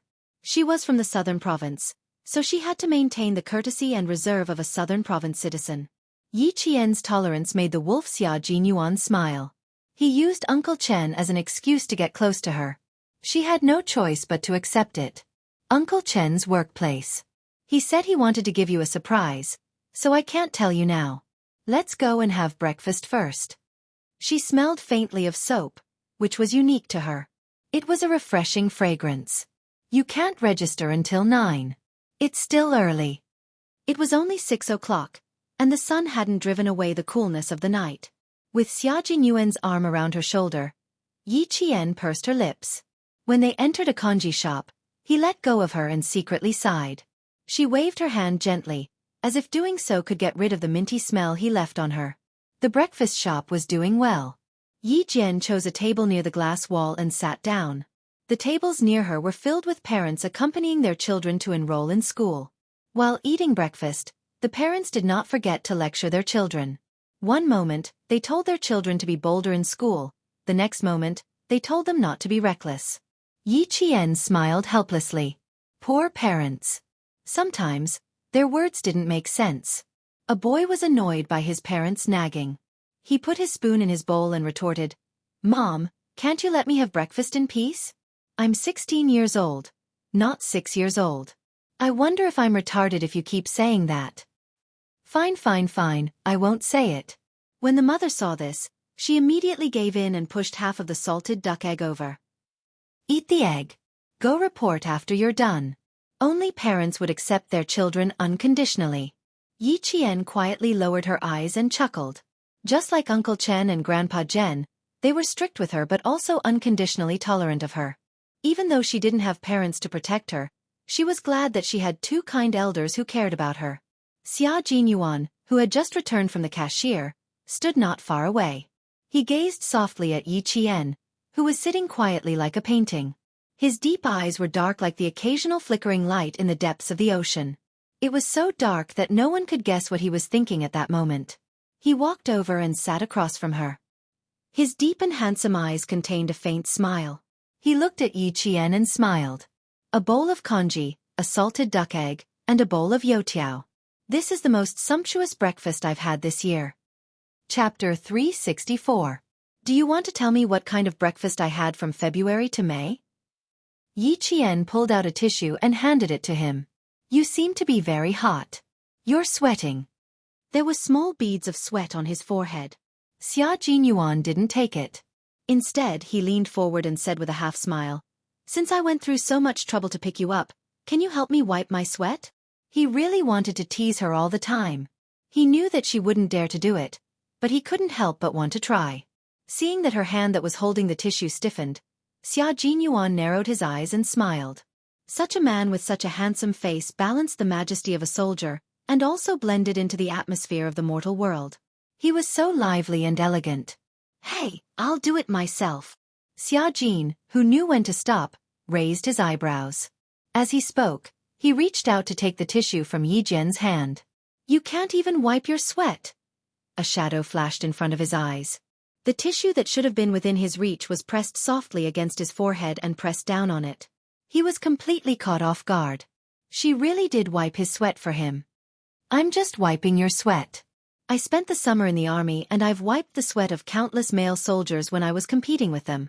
Yi Jian purposely used her wrist to block his line of sight, blocking the teasing in his eyes that she couldn't take. She said calmly, "It's just a small matter. Captain Xia, you can just say it next time." Is he still trying to tease me until I feel uncomfortable? I have to let him know that he doesn't think I can't fight back. With a sly smile on his face, Yi Qian wiped his sweat. When he noticed that Xia Jinyuan's expression was a little stiff, his smile became even more sly. Xia Jinyuan, you finally have a day like this. Xia Jinyuan, who didn't expect to be teased by Yi Qian, laughed. His low and deep laughter was like the strings of a zither, pleasing to the ear. Not bad. You've improved. Yi Qian gently wiped his forehead from left to right. He understood the meaning behind Xia Jinyuan's words and smiled calmly. It's normal to improve. Last October, I went to the desert and ate the first raw snake meat in my life. I spent the spring festival in the desert. Captain Xia, if I don't improve, Grandpa Zhen and Uncle Chen will be disappointed. Her voice was really clear without a trace of impurity, but the words she said always made him feel helpless. The improvement he was referring to the fact that she dared to occasionally tease him. However, Yi Qian casually turned all of this into her own improvement and the nurturing of her two elders. Look at how interesting it was when the little fox made her move. Okay, Captain Xia, please accept my gratitude. After he finished wiping his sweat, Yi Qian naturally withdrew his hand. However, Xia Jinyuan was faster. He grabbed her wrist and raised his eyebrows. He smiled and said, although soldiers have to be swift and decisive in their work, they still need to be meticulous in all aspects. As he said this, Yi Qian's expression changed slightly. He looked at her vigilantly and didn't withdraw his hand. Although she dared to go against him, she was just a smart and innocent little fox. No matter how sly she would still be at a disadvantage because of her naivety. Xia Jinyuan held her wrist with just the right amount of strength to clamp her wrist. There was a faint smile in his dark eyes. Little fox, there is sweat on my neck too. You didn't wipe it off. His little fox was at a disadvantage because of her naivety. And he was the one who took advantage of her. If someone else dared to do this, he would have cut off their claws. Chapter 365. How could the wolf, who was full of ideas, let go of the fox in front of him so easily? When they were in the county town of Machati, he had said that the next time they met, he would ask for some interest. This interest had just begun. Sure enough, when it came to playing a game with him, one could never let one's guard down. Wiping sweat was not a simple task. Smiling, Yi Qian glanced at the hand he was holding, then met his smiling gaze. The more he fought, the braver he became. Yi Qian glanced at the clean tissue, then slowly said, Captain Xia, you have to let go of my hand first before I can take the tissue. This man had a nasty side to him that always caught her off guard. She thought he would let go, but unexpectedly, he pushed his luck even further. You can take the tissue with one hand, and you can also wipe your sweat with the other. Do you think I'll cooperate? Captain Xia. Yi Qian did not try to break free, but kept a faint smile on his face. If you don't let go, then I'll have to ask you to wipe your sweat yourself, Captain Xia. From the moment he appeared in front of her, the man with the temperament of a mountain had covered up the remaining panic on his face. Also, the sweat that flowed down his neck and into his collar told her that he was indeed in a hurry. Because of this, she did not refuse when he asked her to wipe his sweat, because there was no way she could refuse. His progress was extraordinary. If it was before, the little fox would have said, Xia Jinyuan, if you don't let go, I'm going to get angry. Then, she would stare at him with her star-like eyes. Her eyes were so clear that only his figure could be seen. Now that they had taken a step, it was even more interesting. He stepped forward, and she met him head-on. It was like a spear against a shield. Neither of them had the upper hand. Naturally, he had to let go of her hand. He did not really want her to wipe the sweat on his neck. Xia Jinyuan pulled out the tissue and smiled lazily. The porridge is here. Fill your stomach first. As for the sweat, I'll wipe it myself. Yi Jian retracted her hand and gently put aside the sweat-soaked tissue that she was still holding in her hand. Naturally, she retracted her hand and hid it under the table. Her fingers were trembling.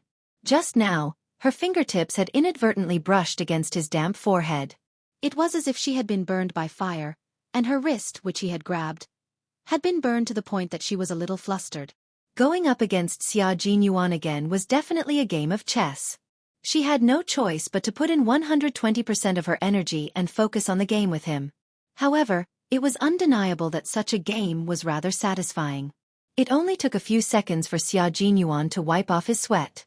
Before he could even feel it, the touch of her fingers had already disappeared. Fortunately, he was quick enough to grab her wrist. He could feel the temperature of her skin at such a close distance and reminisce about the delicate touch of her skin. Also, when she looked at him, her eyes were filled with helplessness but would not back down. It was so interesting. Breakfast was served to both of them. Xia Jinyuan was no longer teasing Yi Qian. He even prepared a spoon for her and handed it to her. As if the wind had just blown by, he smiled indifferently and said, "It's still early. Come, tell me about what happened in the desert. Is there anything interesting you can tell me?" He was no longer doing anything that would give her a headache. Yi Qian heaved a sigh of relief and scooped a spoonful of vegetable porridge. He lowered his gaze and looked at the crystal-clear porridge and the crispy green vegetables. He said indifferently, "There are no interesting things in the desert. There are only dangerous and life-threatening things. Quicksand, poisonous snakes, dehydration. I encountered all of them in half a month." Chapter 366. When she recalled the training in the desert, it felt like it had just happened yesterday. When she mentioned the desert, Xia Jinyuan also thought about his 70-day test flight in the desert. During the test flight, there were 2 engine problems and he almost lost his life in the desert. But when she brought it up again, there was no danger in his memories, only joy. A barren land with no life, an endless stretch of yellow sand isolated you from the rest of the world. When I heard travelers passing by, I felt like I was still living on Earth and not in outer space. When Yi Qian talked about those precious memories that would not fade even when she grew old, her whole body lit up. Her eyes were like the sun, full of vigor and vitality, so bright that it made people dizzy. The sun shone gently from behind her, as if she was bathed in holy light. She raised her eyebrows and talked about the various things that happened in the desert. The faint sunlight shone, stunning not only the time but also the people who looked at her. "Deputy Qin, sorry to keep you waiting." Outside the glass, a man in a suit and leather shoes jogged over. It was early in the morning and he was still wearing a tie. He ran over to a man who looked especially young from the back. He was also in a suit, but he was as elegant as a kaffir lily. Sorry, I made a mistake at work and did not pick you up on time." The sound of panting and hurried footsteps could be heard clearly through the glass wall. Yi Qian, who was talking, looked outside and saw the figure of a man walking out from the side of the main pillar of the building. His gaze fell on Yi Qian's face. When he walked out from behind the pillar, he smiled slightly, as if to explain that he just happened to be standing behind the pillar to avoid the sun. This was a man who looked as elegant as a poem, and also a man who was very cultured. He was wearing a pair of straight, light brown trousers without a single wrinkle, a white shirt, and a tie of the same series as the trousers. He was formal and elegant in every aspect. Just one look and you could tell that this person was well educated. Yi Qian was stunned.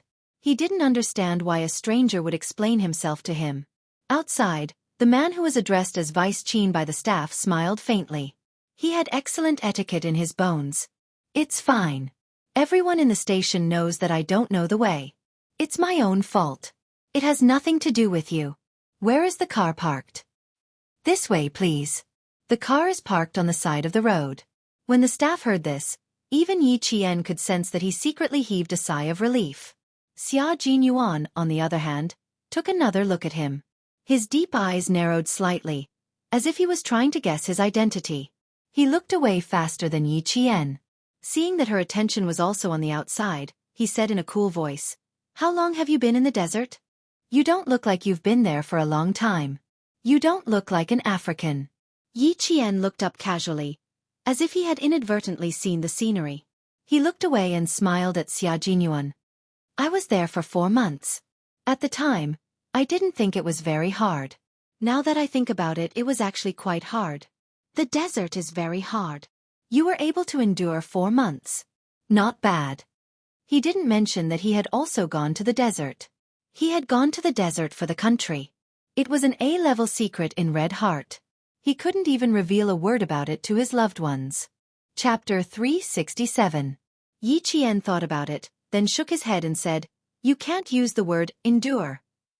You can't use the word endure when it comes to what you like and what you're interested in. You should use the word enjoy. I really enjoy this process.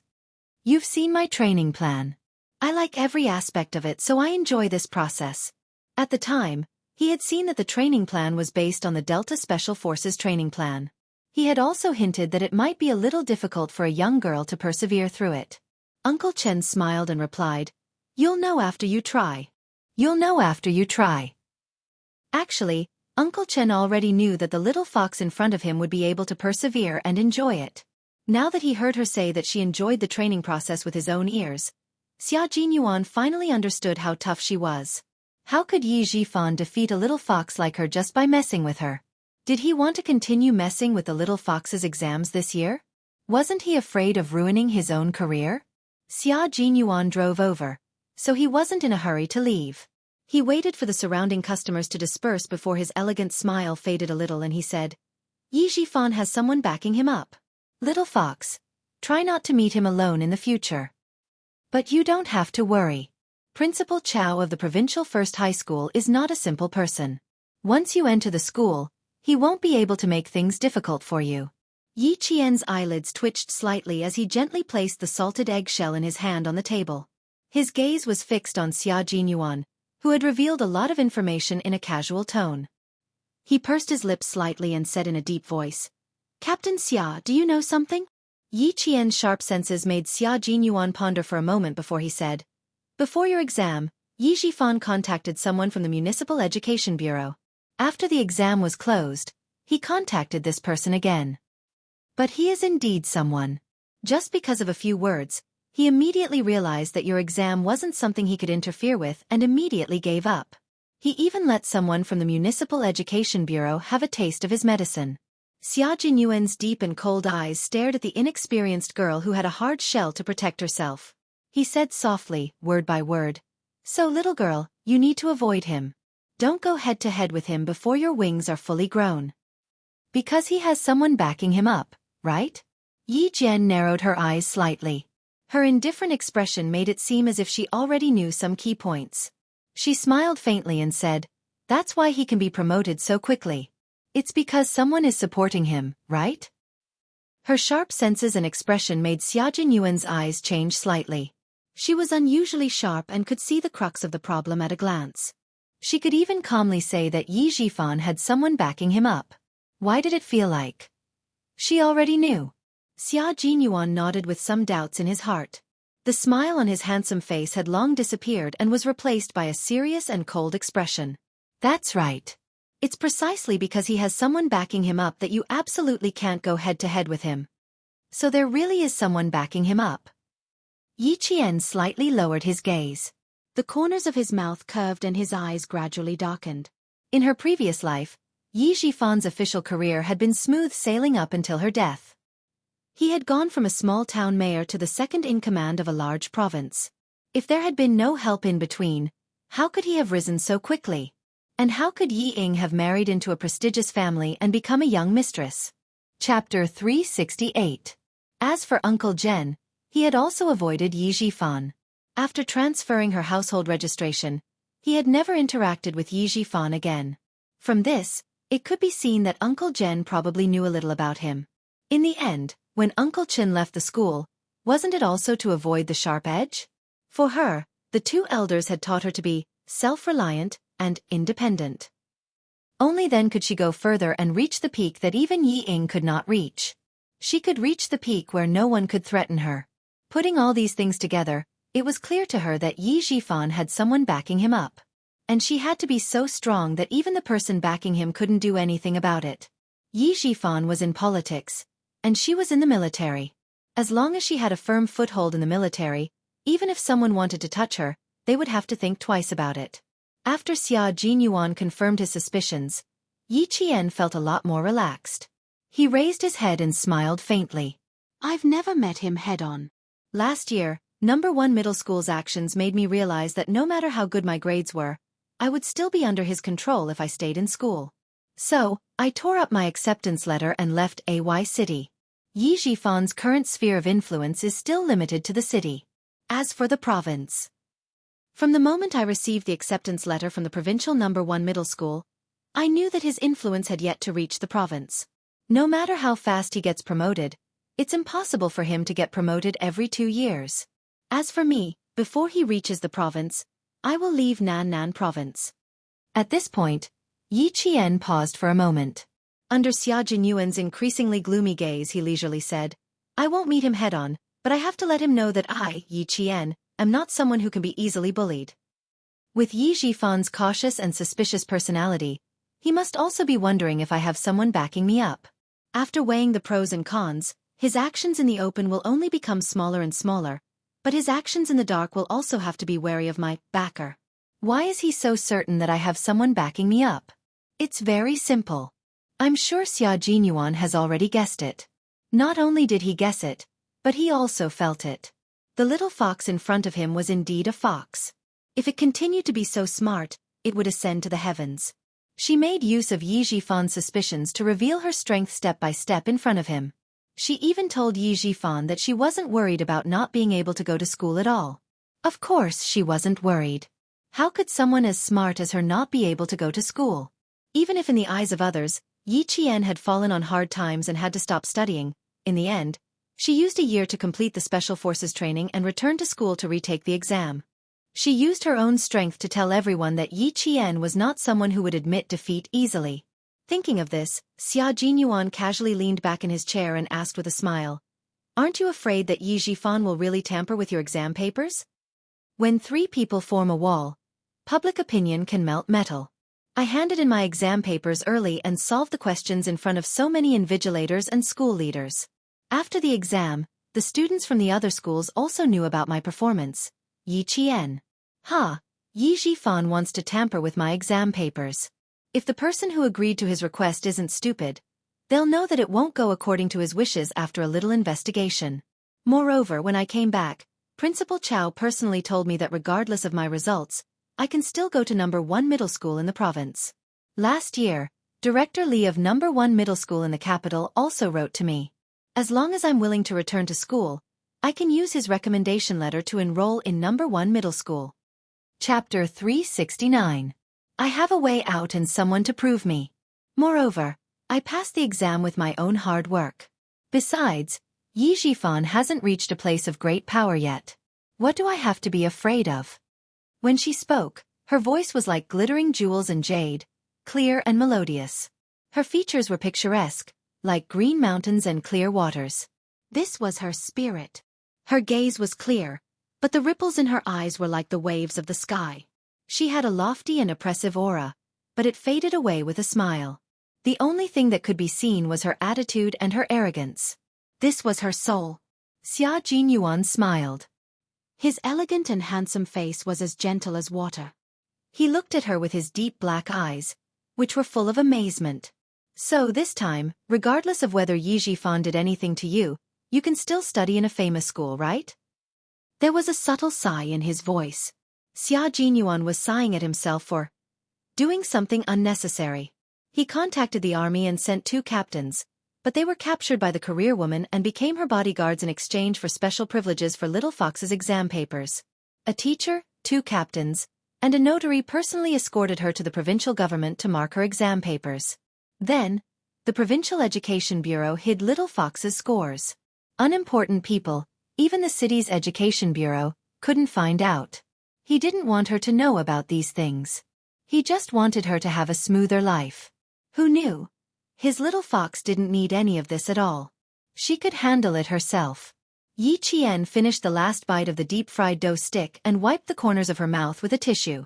She looked at the man who was eating elegantly and said meaningfully, As long as I can think of something, I can do it well. I don't need to rely on others. Captain Xia, I like to rely on my own hands and not others. You're right. It's better to rely on yourself than on others.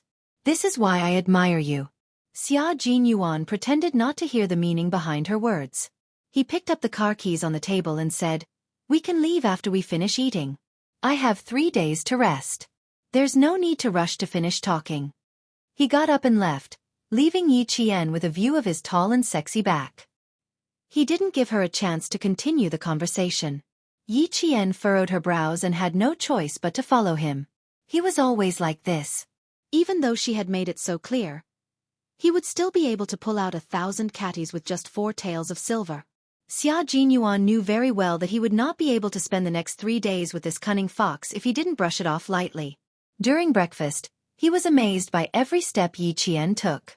Every step she took was so steady that it was like the foundation stone of a skyscraper, unshakable. What made him even more amazed was her temperament. She had cultivated both inside and outside to the point where her smile was elegant and her coldness was oppressive. Both her spirit and soul had been greatly tempered.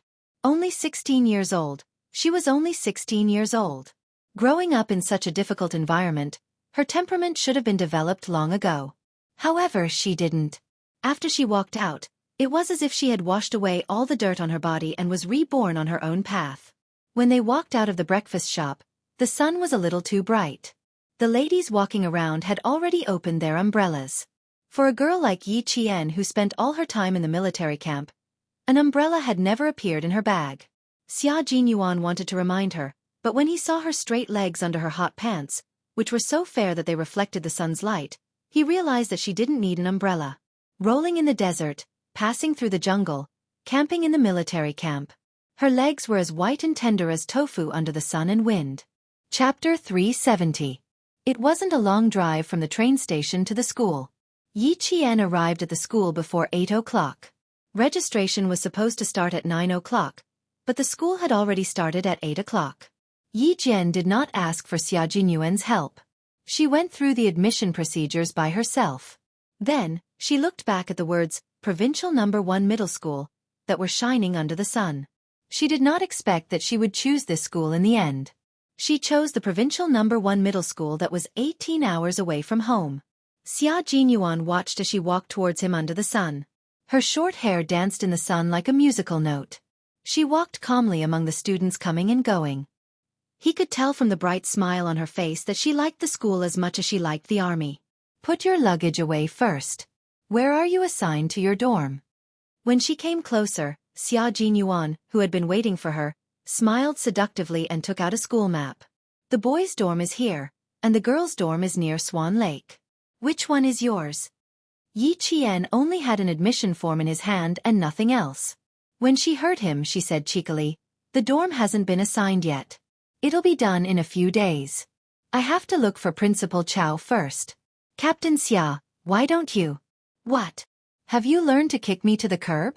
Uncle Chen told me that I have to deliver you to him personally. Xia Jinyuan saw through her little scheme. She wanted to chase him away. His gaze darkened, and even his voice deepened. Xia Jinyuan, never break my promises. I'll keep my promises. Xia Jinyuan didn't smile, and his expression was cold. Yi Qian's heart skipped a beat. She looked away and pursed her lips. After a while she said, Then I'll have to trouble you, Captain Xia. Sigh, if he didn't be serious with her and continued to smile with her, he would definitely be kicked out of school. He didn't use all his tricks when facing enemies, but when facing her, he really had to use all his tricks. However, it was indeed very interesting. The more she wanted to escape, the more he wanted to get closer. 16, 17, 18 years old. Even if he was 60, 70, 80 years old, he would still approach her tirelessly. He was so outstanding, and he could become a comrade who could fight side by side with him. It was difficult for him to give up. Principal Chow was having a small meeting with several school leaders and a teacher in his office. The main topic of the meeting was Yi Qian. Faced with Class 1's form teacher's question, Principal Chow smiled and said, Oh, you, don't try to bargain with me after getting what you want. Didn't Teacher Zhu already tell you? What? You want to take advantage of me? You were the one who fought for Yi Qian. Back then, I didn't want to go overboard and hand her over to you. She's the famous Abbess Miju in the school. I'm afraid you'll drive her away. Teacher Miju, Teacher Tong, was a special grade teacher. She was also the treasurer of the province's No. 1 high school. Together with the math teacher, Teacher Zhu, they sent out 40 key undergraduates and 14 second-tier undergraduates. There were 62 students in the class. Other than those who studied abroad, all of them were on the list. Teacher Tong didn't give the name Abbess Miju by her classmates, but she gave it to herself. It actually meant that she didn't make the list. In her class, there was no such thing as failing the list. Teacher Tong was in her early 50s. She was a cheerful teacher. She wasn't like the other form teachers who always put on a poker face. She always had a smile on her face, and she had the dignity of a teacher and the kindness of an elder. Chapter 371. Teacher Tong glanced at the newly appointed librarian, Old Chen, who was qualified to attend the meeting. She spoke slowly and with a smile. "Principal, do you already know what I'm going to say before I even mention it? Come on, tell me. Let me listen." Hearing this, Principal Chow pretended to be all ears. He laughed and said, "Let's see what Teacher Tong, who is the most popular student in our school, wants to fight for her student." Teacher Tong was the most popular student in the school. Sometimes, her students would even call her Sister Tong. This was enough to show how good Teacher Tong was in the eyes of her classmates. "If Yi Qian comes to our class, other than free tuition, can you give her priority in the competitions and activities? Every activity will give her a certain amount of scholarship. Rather than sponsoring her for free, I think it would be better to stimulate her motivation to study and let her know the benefits of studying can also improve her life." She was really thinking from the perspective of the students. Principal Chow nodded and agreed with her suggestion. At that time, there was only one reason why he did not consider arranging Yi Qian to be in her class, and this reason could not be told. As they were talking, there was a knock on the door, followed by a low and steady voice. "Is Principal Chow here? I'm Xia Jinyuan." Xia Jinyuan. Principal Chow, who was in the middle of a meeting, glanced at the newly appointed librarian and said, "Old Chen, you know this comrade Xia. Is he looking for you? I met with him yesterday and asked him to pick up Yi Qian this morning."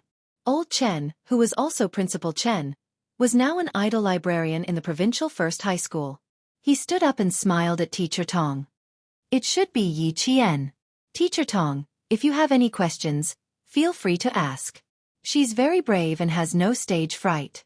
In order to not fall behind Yi Qian's training, Principal Chen declined the position of director and became a librarian who had nothing to do after work, especially during the winter and summer vacations. The door opened and several school leaders filed out. When they saw Yi Qian, they smiled and left with the dignity of a leader. Come in. Major Xia, come in and have a seat." Principal Chow politely shook hands with Xia Jinyuan. When he saw Yi Qian behind him, he couldn't stop smiling. Last year, he was still lamenting the fact that his school had lost a good student. In the end, this flower still fell into the hands of the provincial number 1 high school. Looking at Yi Qian, who had grown taller and had a calmer temperament, she said, "Classmate Yi Qian, I feel much more at ease now that you're here. Come in and have a seat. Your future homeroom teacher, Teacher Tong, is also here." And Principal Chow leaned sideways so that Yi Qian, who was looking straight ahead, could look up and look in the direction Principal Chow was pointing at. "Old Chen has been waiting for you for a long time. If you didn't come, I'm afraid he would have gone to the train station to pick you up himself." Principal Chen, who was wearing the school's staff name tag, walked over and laughed as he looked at the dumbfounded girl. He said to Teacher Tong, "This child didn't know that I came to the provincial number 1 high school. I didn't tell her all this time. Now she's in shock." She couldn't be in shock, right? So the reason why Uncle Jen was so confident in leaving her alone was because Principal Chen was also at the provincial number 1 high school. Teacher Tong was familiar with Yi Qian. Last year, Yi Qian had left a deep impression on her during the provincial number 1 high school's intensive training. Otherwise, she wouldn't have fought so hard to get a student into her class. Chapter 372. Yi Qian, who had a photographic memory, recognized Teacher Tong. After a while, the two of them started chatting happily. On the other side, Principal Chen and Xia Jinyuan were already shaking hands and exchanging pleasantries. On the other side, Teacher Tong was already asking about Yi Qian. She was a very kind teacher. At 50 years old, she had a pair of gentle but stern eyes. She asked about everything from Yi Qian's life to his studies to his personal problems. Teacher Tong also liked the quiet and strong student in front of her very much. She smiled the entire time and said, "All of us have looked at your test papers. Not only can you keep up with the class, you can even directly enter the 3rd year of high school. Class will officially start tomorrow. You will enter the classroom with me and give a simple self-introduction. I will also give you a list of your classmates in advance. You can look at it in advance. But don't worry, the arts and science classes have been separated. Our class is also a new class."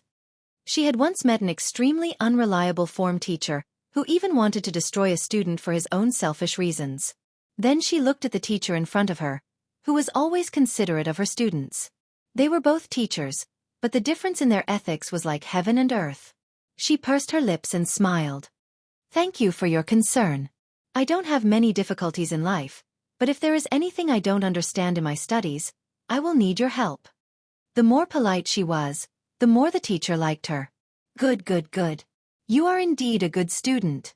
Then come to the office later and get the list of your classmates from me. Teacher Tong gently patted the back of Yi Qian's hand. She stood up and said to Principal Chow, Principal Chow, I still have some matters to attend to, so I will take my leave first. Yi Qian had met such a virtuous teacher in high school. He could already foresee that her high school life, which she had never experienced before, would definitely be colorful. After Teacher Tong left, Principal Chow walked out from behind his desk and sat down in the meeting room. He looked at Yi Qian with a slightly serious expression. There is something I need to tell you in advance. You have to be mentally prepared before you go to the classroom tomorrow. For some reason, Yi Qian instinctively looked at Xia Jinyuan. It was as if looking at him would make him feel more at ease. Coincidentally, Xia Jinyuan, who didn't know what was going on, also looked over. Their eyes met across Principal Chen for a moment, and Yi Qian hurriedly looked away when Xia Jinyuan gave him a playful smile. Why was she looking at him out of nowhere? Yi Qian, who had been caught red-handed, felt a little annoyed. He collected himself and asked calmly, Please speak. I'm listening. Yi Ying is also in the provincial first high school. You know that, right? Principal Chow didn't lay out any foreplay. Instead, he went straight to the point. My original intention was to put you in Class 6. It's a class where the learning atmosphere isn't too tense, and the class teacher in charge of Class 2 isn't too bad either.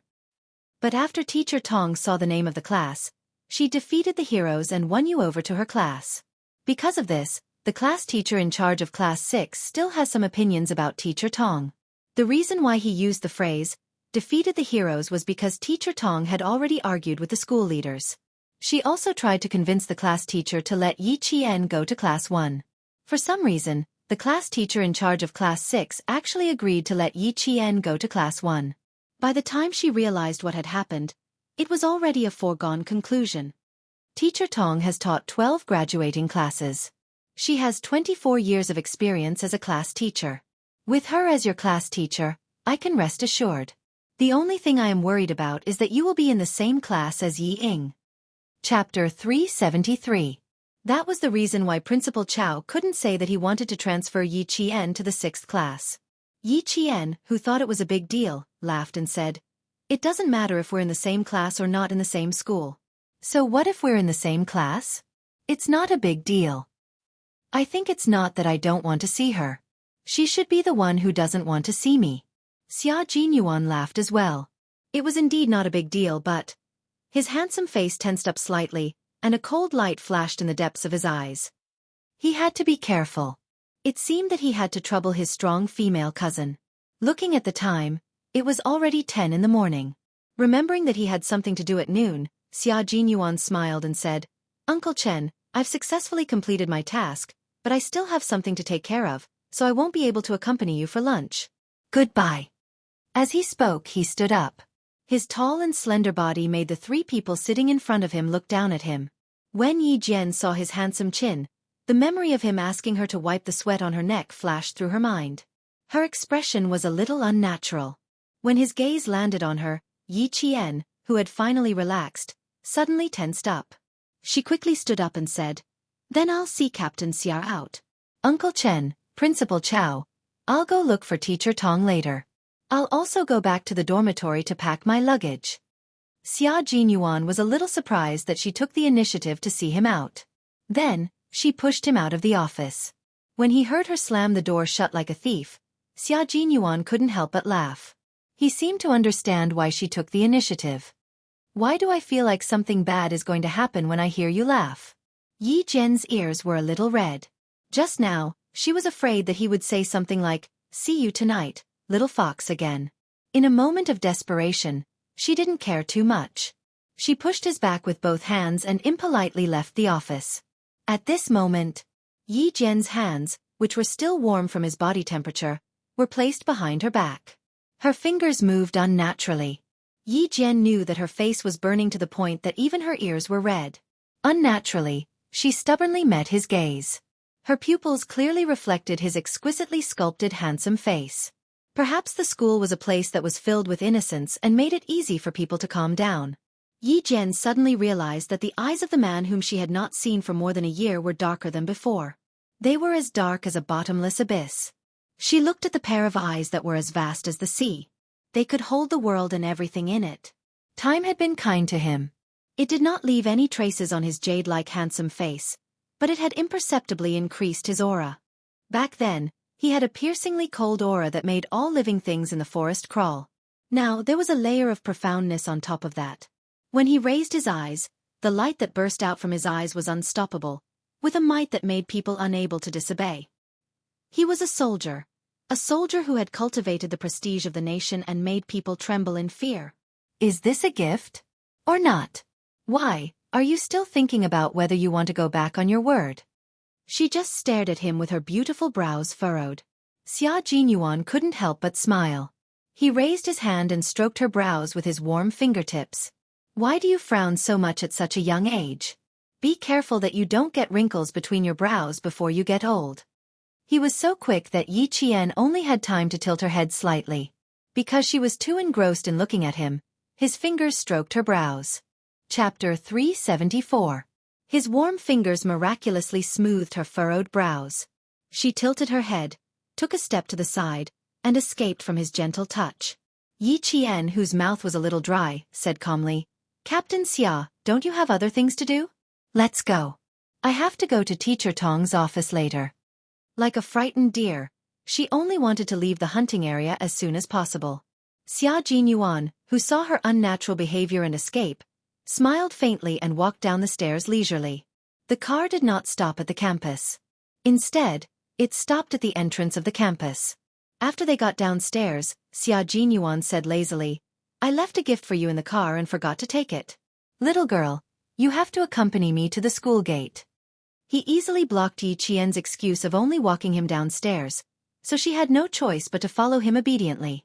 Xia Jinyuan could be said to be self-taught when it came to creating more time for each other. It was already past 10 o'clock, and the sun was already quite bright. Groups of students came and went in the school. Parents carried boxes, mats, buckets and boxes, and the whole school was bustling with activity. No matter how hot the weather was, it could not take away the smiles on everyone's faces. The scenery at the school was very beautiful. After all, it was a famous school with 100 years of history, so the scenery was incomparable to that of ordinary schools. When Yi Qian saw Xia Jinyuan stop by a broken wall, her heart tightened. She pretended not to see him and continued to walk forward. Xia Jinyuan looked at her hurried back and laughed. How much did this sly little fox not want to spend another minute with him? What should she do? She didn't want to, but she couldn't stop him from wanting to. One walked in a hurry, while the other walked unhurriedly, taking advantage of his long legs. Fortunately, it was the registration day, so the students and parents who came and went were only concerned with their own things and did not pay much attention to them. Otherwise, one was handsome, and the other was beautiful. Who knew how much attention they would receive? Later, I'll go see Teacher Tong with Dad and ask her out for a meal tonight. You'll be assigned to Key Class 1. You must have a good relationship with the class teacher. A familiar voice with a completely different tone drifted out from the crowd. Yi Qian, who had been hurrying along, stopped in his tracks. He stood under the shade of a tree and swept his cold gaze over. She saw Yi Zhifan carrying his luggage and walking past her with Yi Ying in tow. Behind them, Sun Dongqing was talking to a few of her classmates' mothers. She couldn't help but feel proud of herself. As for Yi Ying, he had not seen her for more than a year, and she had grown a lot taller. Her long hair was draped over her shoulders, and she was wearing a light blue denim dress. In terms of appearance, her temperament was much better than that of her classmates. Another thing was that she was much fairer than she was in her previous life. It was true that whiteness could cover up all ugliness. She looked much prettier than before. He was in the same class. Very good. He was back to his junior high school life. Fortunately, he didn't meet Teacher Ku. Yi Qian smiled coldly and looked away. At the same time, Xia Jinyuan walked up and said, "At least you have the conscience to wait for me." It seemed to be another beautiful misunderstanding. His tall figure happened to block Sun Dongqing's unintentional gaze. Yi Ying's mother. What are you looking at? Your Ying Ying is waiting for you in front.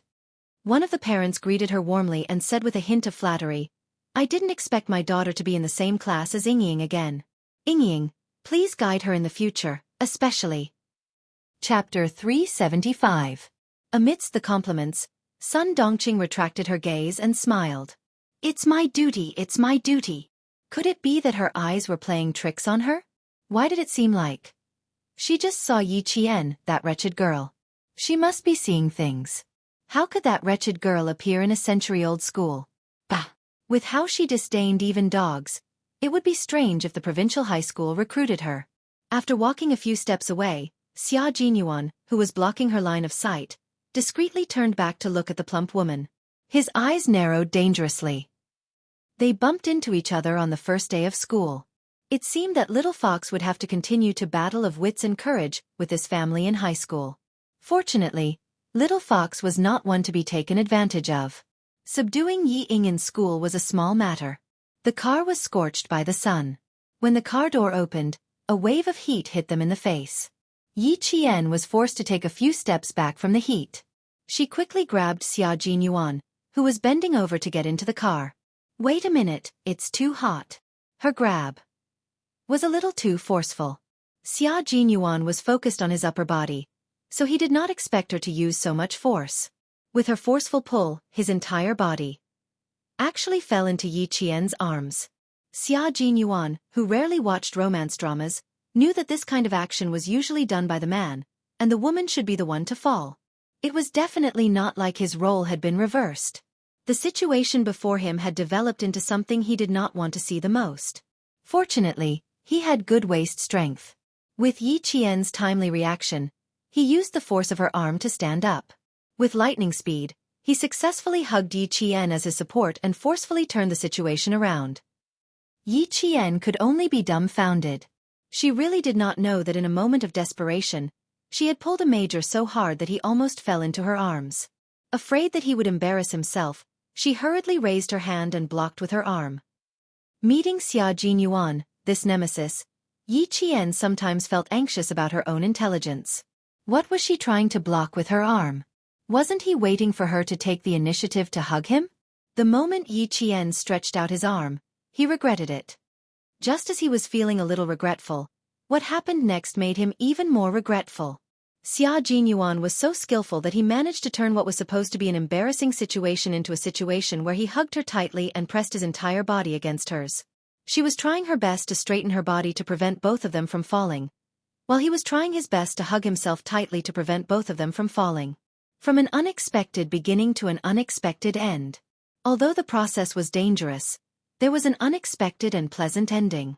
Xia Jinyuan did not let go immediately. He was a man, a mature man. It was normal for him to be reluctant to let go of the little fox in his arms. That was close. I almost made a fool of myself today. Xia Jinyuan whispered into her ear in a frightened tone. Little girl, you're quite strong. I was just getting into the car to get something. You didn't have to use so much strength as if you were trying to save me. Actually, if it was any other time, it would not have been possible. The main reason was that he was not on guard at the time. I didn't do it on purpose. I just used a little more strength than usual. Yi Qian was also quite frightened. Being held in his arms, he did not know what to do. His arms were wide open and completely. He did not dare to place them on any part of his body. Chapter 376. She blushed and panicked. All she could do was apologize. I'm sorry. I'll be more careful next time. Captain Xia, if you stand firm, it'll be troublesome.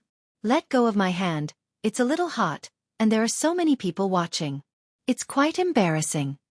Hugging was embarrassing in Yi Qian's eyes, but Xia Jinyuan felt as if an arrow had pierced his heart. How could it be embarrassing? It wasn't hot either. Her body was very cold, and there was not a trace of sweat on it. The fragrance that he had smelled in the morning was still there, and it was so cool that it seemed to have washed away the heat. Also, the benefits of growing taller came.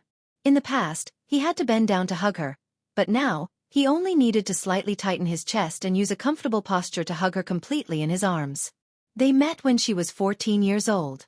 2 years had passed, and at 16 years old, she had already grown into a slender and elegant girl who would make any boy infatuated with her. Captain Xia, hurry and stand up. Yi Qian, who was feeling hot all over, couldn't help but poke his firm back with a finger. His muscles were lean and tight, and even if he poked with a finger, he could feel the hidden strength in his body. Xia Jinyuan lowered his head and took a deep breath next to her neck. Then, he stood up as usual and looked at the embarrassed Yi Qian with a half-smile. He sighed and said, "I almost fell down. Little fox, you're deliberately trying to embarrass me, aren't you?" No. Yi Qian quickly shook his head and explained seriously, "I didn't mean anything else. I just felt that it was too hot in the car and you would feel uncomfortable in it, so I didn't think too much about it and pulled you up. The only thing I miscalculated was my strength. Also, I didn't expect Captain Xia to not be on guard at all." After explaining, his face turned even redder. Xia Jinyuan didn't want to leave anymore. His clear voice deepened, and it was as intoxicating as red wine. "You were so worried about me? Ha!" His voice dragged out, and it was like a lingering drunken kiss, filled with a sexy aftertaste. "It's not that I'm worried, but I think it can wait." Fortunately, Yi Qian's state of mind was stable. Faced with Xia Jinyuan's teasing, he immediately responded, "Captain Xia, please don't think too much." She was cute when she was alert, cute when she was shy, and cute when she was angry. In short, the more he looked at her, the more he loved her. The more he loved her, the more he looked. Instead of getting any closer, Xia Jinyuan raised his hand and rubbed her head with a smile. He pointed at the car and asked, "Comrade Yi Qian, may I ask if I can get into the car to pick up my present for you?" She was his comrade in arms, and their statuses were equal. If she remembered him, she would recognize him as her comrade in arms. The word, comrade, sounded better than any other beautiful words. Yi Qian's eyes curved like crescent moons. "Comrade, please get in the car. Make sure there's no problem." Her serious answer made Xia Jinyuan laugh again. This was a dangerous yet elegant man. He was also a strategist. He was a man who exuded nobility from head to toe. He wouldn't be too far away from you, but he would always be a step away from you that you couldn't get close to. His etiquette was impeccable, but you knew very well that this wasn't because he was close to you, but because of his upbringing. When he smiled, he was very gentle and stunning, but the luxurious aura he exuded didn't change at all. This was a man of a certain status. Seeing him smile, Yi Qian couldn't help but smile. His smile made her feel very comfortable. It was warm, without a trace of aggression. It was very sincere and warm. Chapter 377. The gifts he gave were still books. 3 thick books. Yi Jian took them and laughed. "Poor books. They're almost burning from the roasting." "Thank you, Captain Xia, I like them very much." There was no gift more precious than books, not to mention the military books that she liked. "It's good that you like them. Read them carefully. I'll mail you some professional military books on time.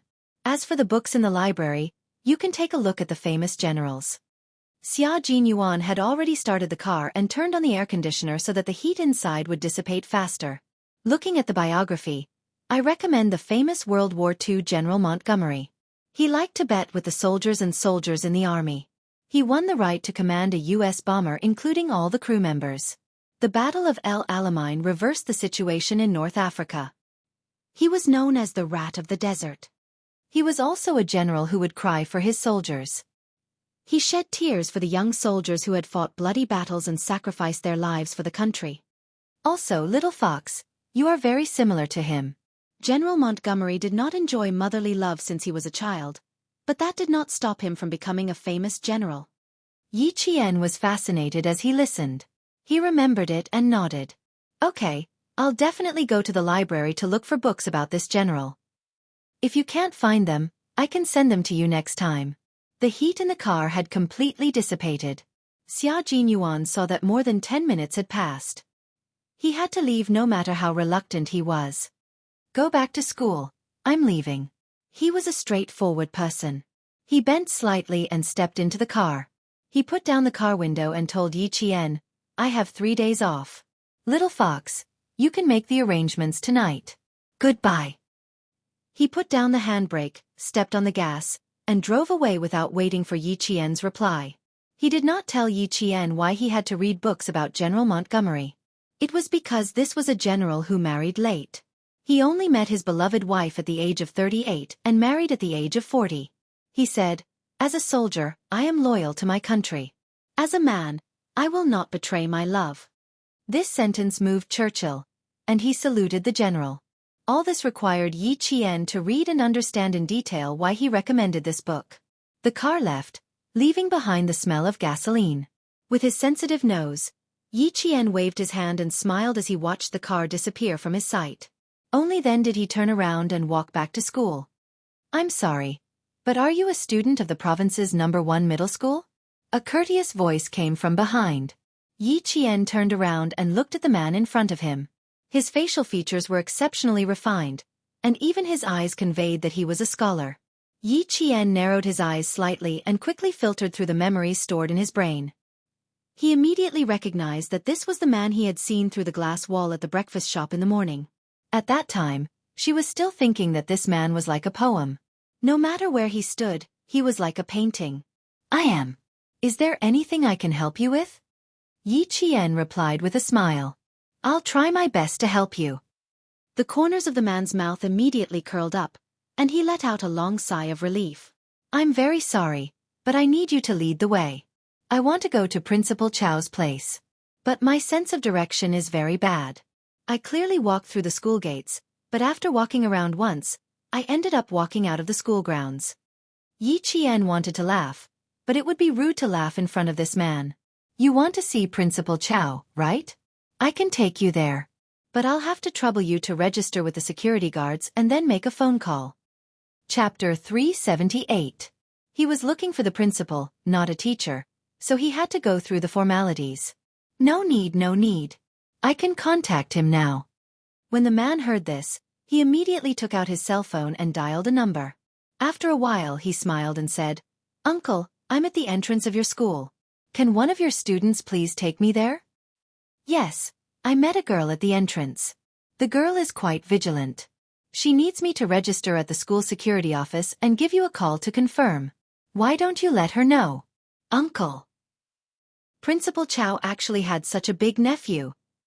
After Yi Qian confirmed it, he led this man who had an unusually bad sense of direction into the office building. From his appearance and temperament, he didn't look like someone who would get lost easily. When Principal Chow heard that it was her, he immediately said, "Student Yi Qian, you must, seriously, lead my nephew to the office building like he's a pet dog, and send him to my office. He has no sense of direction. He's so bad that he can get lost at a crossroad. He can't remember more than 200 meters away. But you can't underestimate him. He's a genius who can speak 8 languages.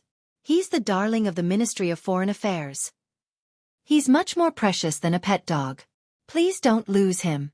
After holding it in for a long time, Yi Qian finally couldn't hold back his laughter when Principal Chow said, "Like he's a pet dog." Luckily, it was just a laugh, and he managed to hold back his laughter with the qualities of a soldier. He took another look at the man who always walked faster than him. He had a strong aura, and he was always one step faster than others. This was a man who was used to walking in front of others. He was also a man who wasn't used to waiting for others. His elegance was only on the surface, but he was also a strong and restrained man. This kind of man was actually born with no sense of direction. He could speak 8 languages, the darling of the Ministry of Foreign Affairs. "Wrong, we should have turned right. Sir, you turned left." The man who was walking in an imposing manner suddenly took a step forward and walked in another direction. Yi Jian quickly ran to catch up with him. "This way. We'll reach the bishop's building. That's where the office building is." The man's movements were very natural. It was obvious that he often did this kind of thing. He turned around and smiled apologetically, "Sorry for the trouble." He was very gentlemanly. His apology was as smooth as flowing water, poetic and beautiful. "No need, it's my job." Yi Qian couldn't accept the frequent apologies, and signaled for him to turn right. He took the initiative to follow behind. Seeing that they were about to reach the office building, the man's expensive mobile phone rang. Even the way he held the phone seemed to have undergone strict training. He took it out calmly and elegantly, and used the standard Mandarin of a television anchor to greet, "Hello." The change in expression and tone only took a second. The gentle-looking man just now still had a smile on his face, and even his tone didn't change. He said with a smile that was as gentle as the wind, "In other words, now you need me to come forward and pay for your mistakes?" Saying that you haven't interacted with him before is an excuse for you to make mistakes, right? Or do you think that these mistakes can be made up for and that it doesn't matter? His smile and tone didn't change, but his aura changed imperceptibly. It was deep, cold, and serious. It was as if he was a huge wave under an iceberg, and no one knew when it would break out of the ice. Chapter 379. Yi Qian didn't care about these things. What she cared about was, you can talk, but you don't have to turn left as you talk. Yi Qian had no choice but to block the man's way and use her actions to remind him, you're going the wrong way. A man at work was very serious, and a man who was angry was not to be trifled with. However, a man who was in the middle of a scolding suddenly appeared in front of him and blocked his way. He raised his eyes and glared at Yi Jian with a stern look. The smile on his handsome face was still shallow, but it was no longer poetic and elegant. There was only thunderous hostility. Yi Qian didn't move. She promised Principal Chow that she would be responsible for sending this person to the office. She had to keep her promise. This was her integrity. The man frowned and didn't turn around. Instead, he walked past Yi Qian and continued to turn left, walking in the opposite direction of the office building.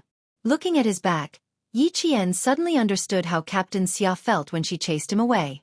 Fortunately, he was well educated and didn't turn hostile. Take a look at yourself. It's just that you're a little lacking in temperament. Seeing this person in front of you makes you want to fall out with him. It was almost 11 o'clock. Thinking that she still had to look for Teacher Tong, Yi Qian sighed and had no choice but to catch up with him. Once again, she stood in front of the man. You can only bear the consequences of your own mistakes. No one can pay for your mistakes.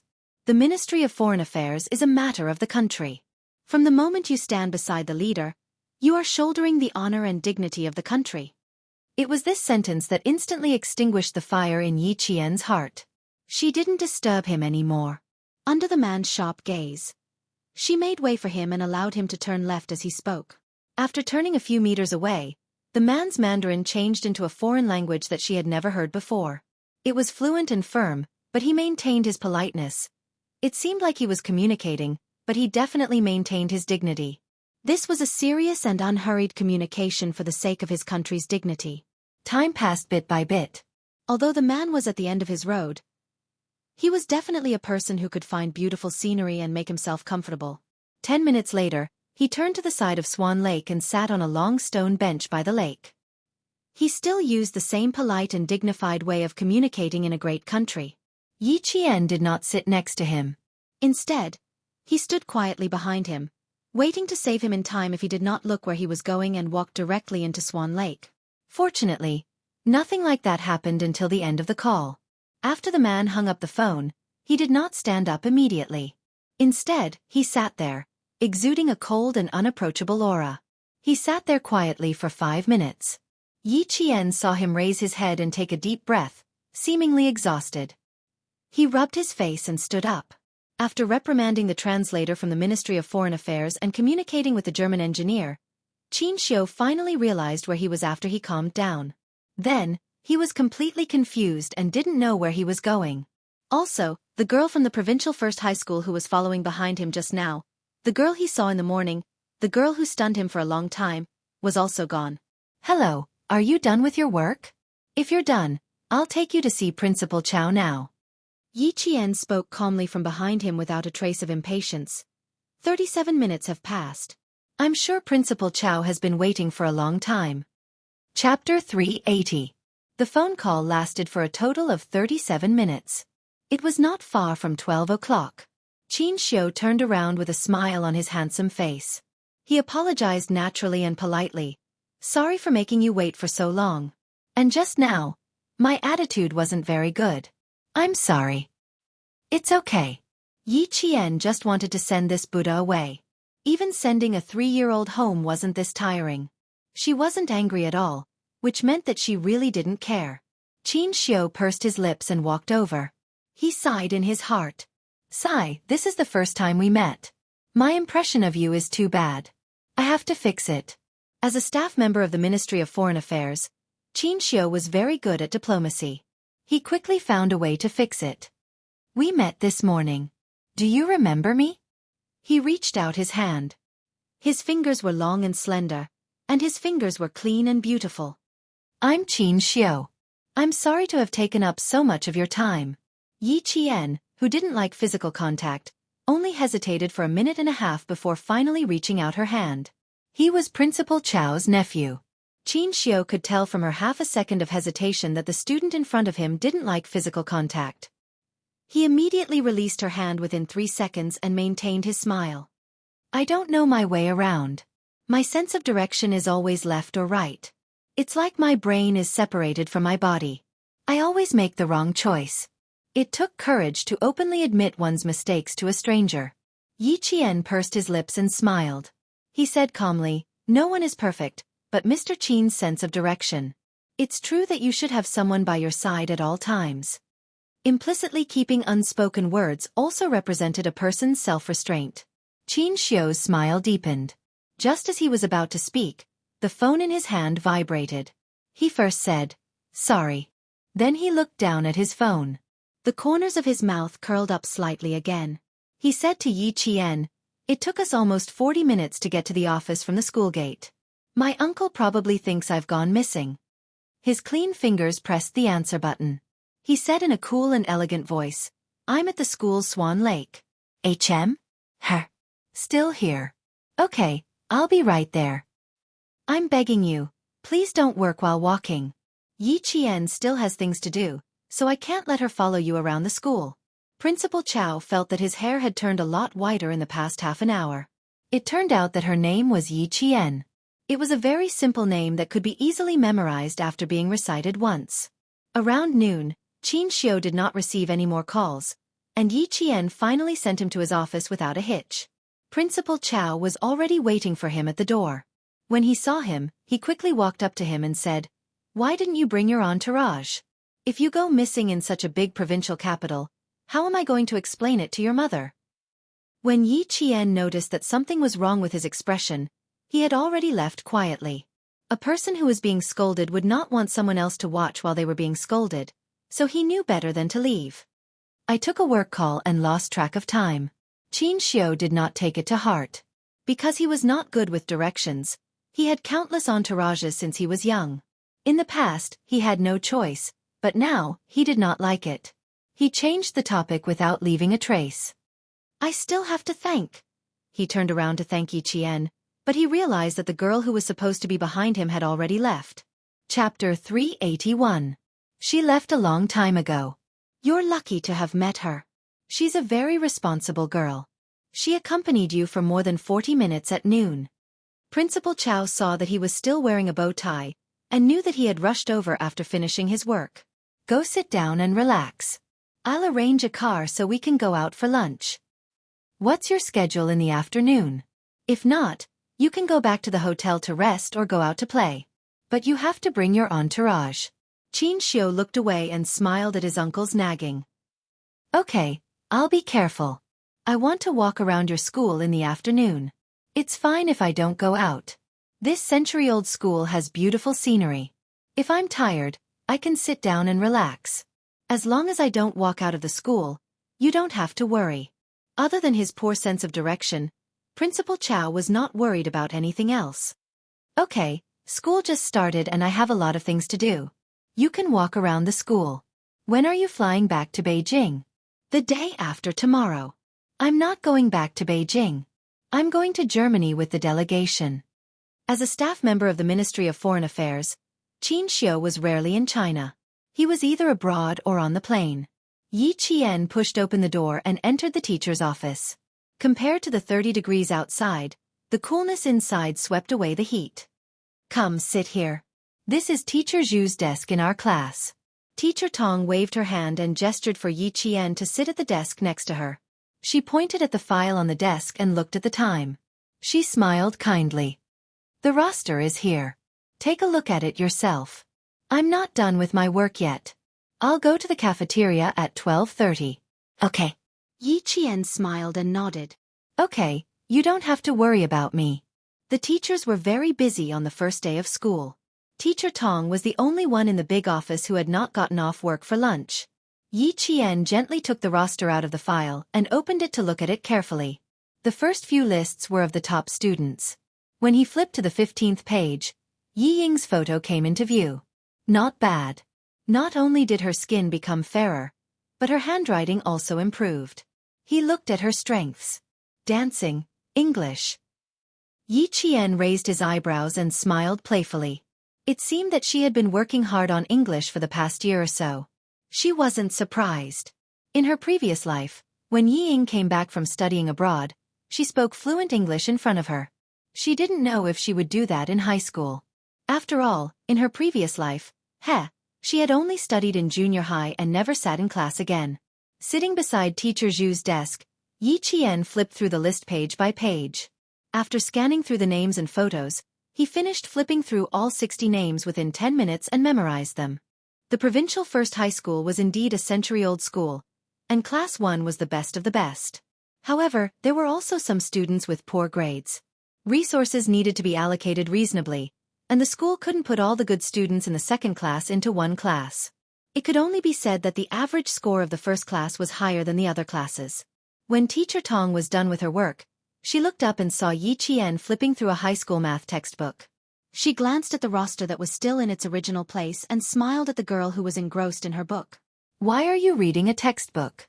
Take a look at the roster. There are photos in it. You can also get to know your classmates.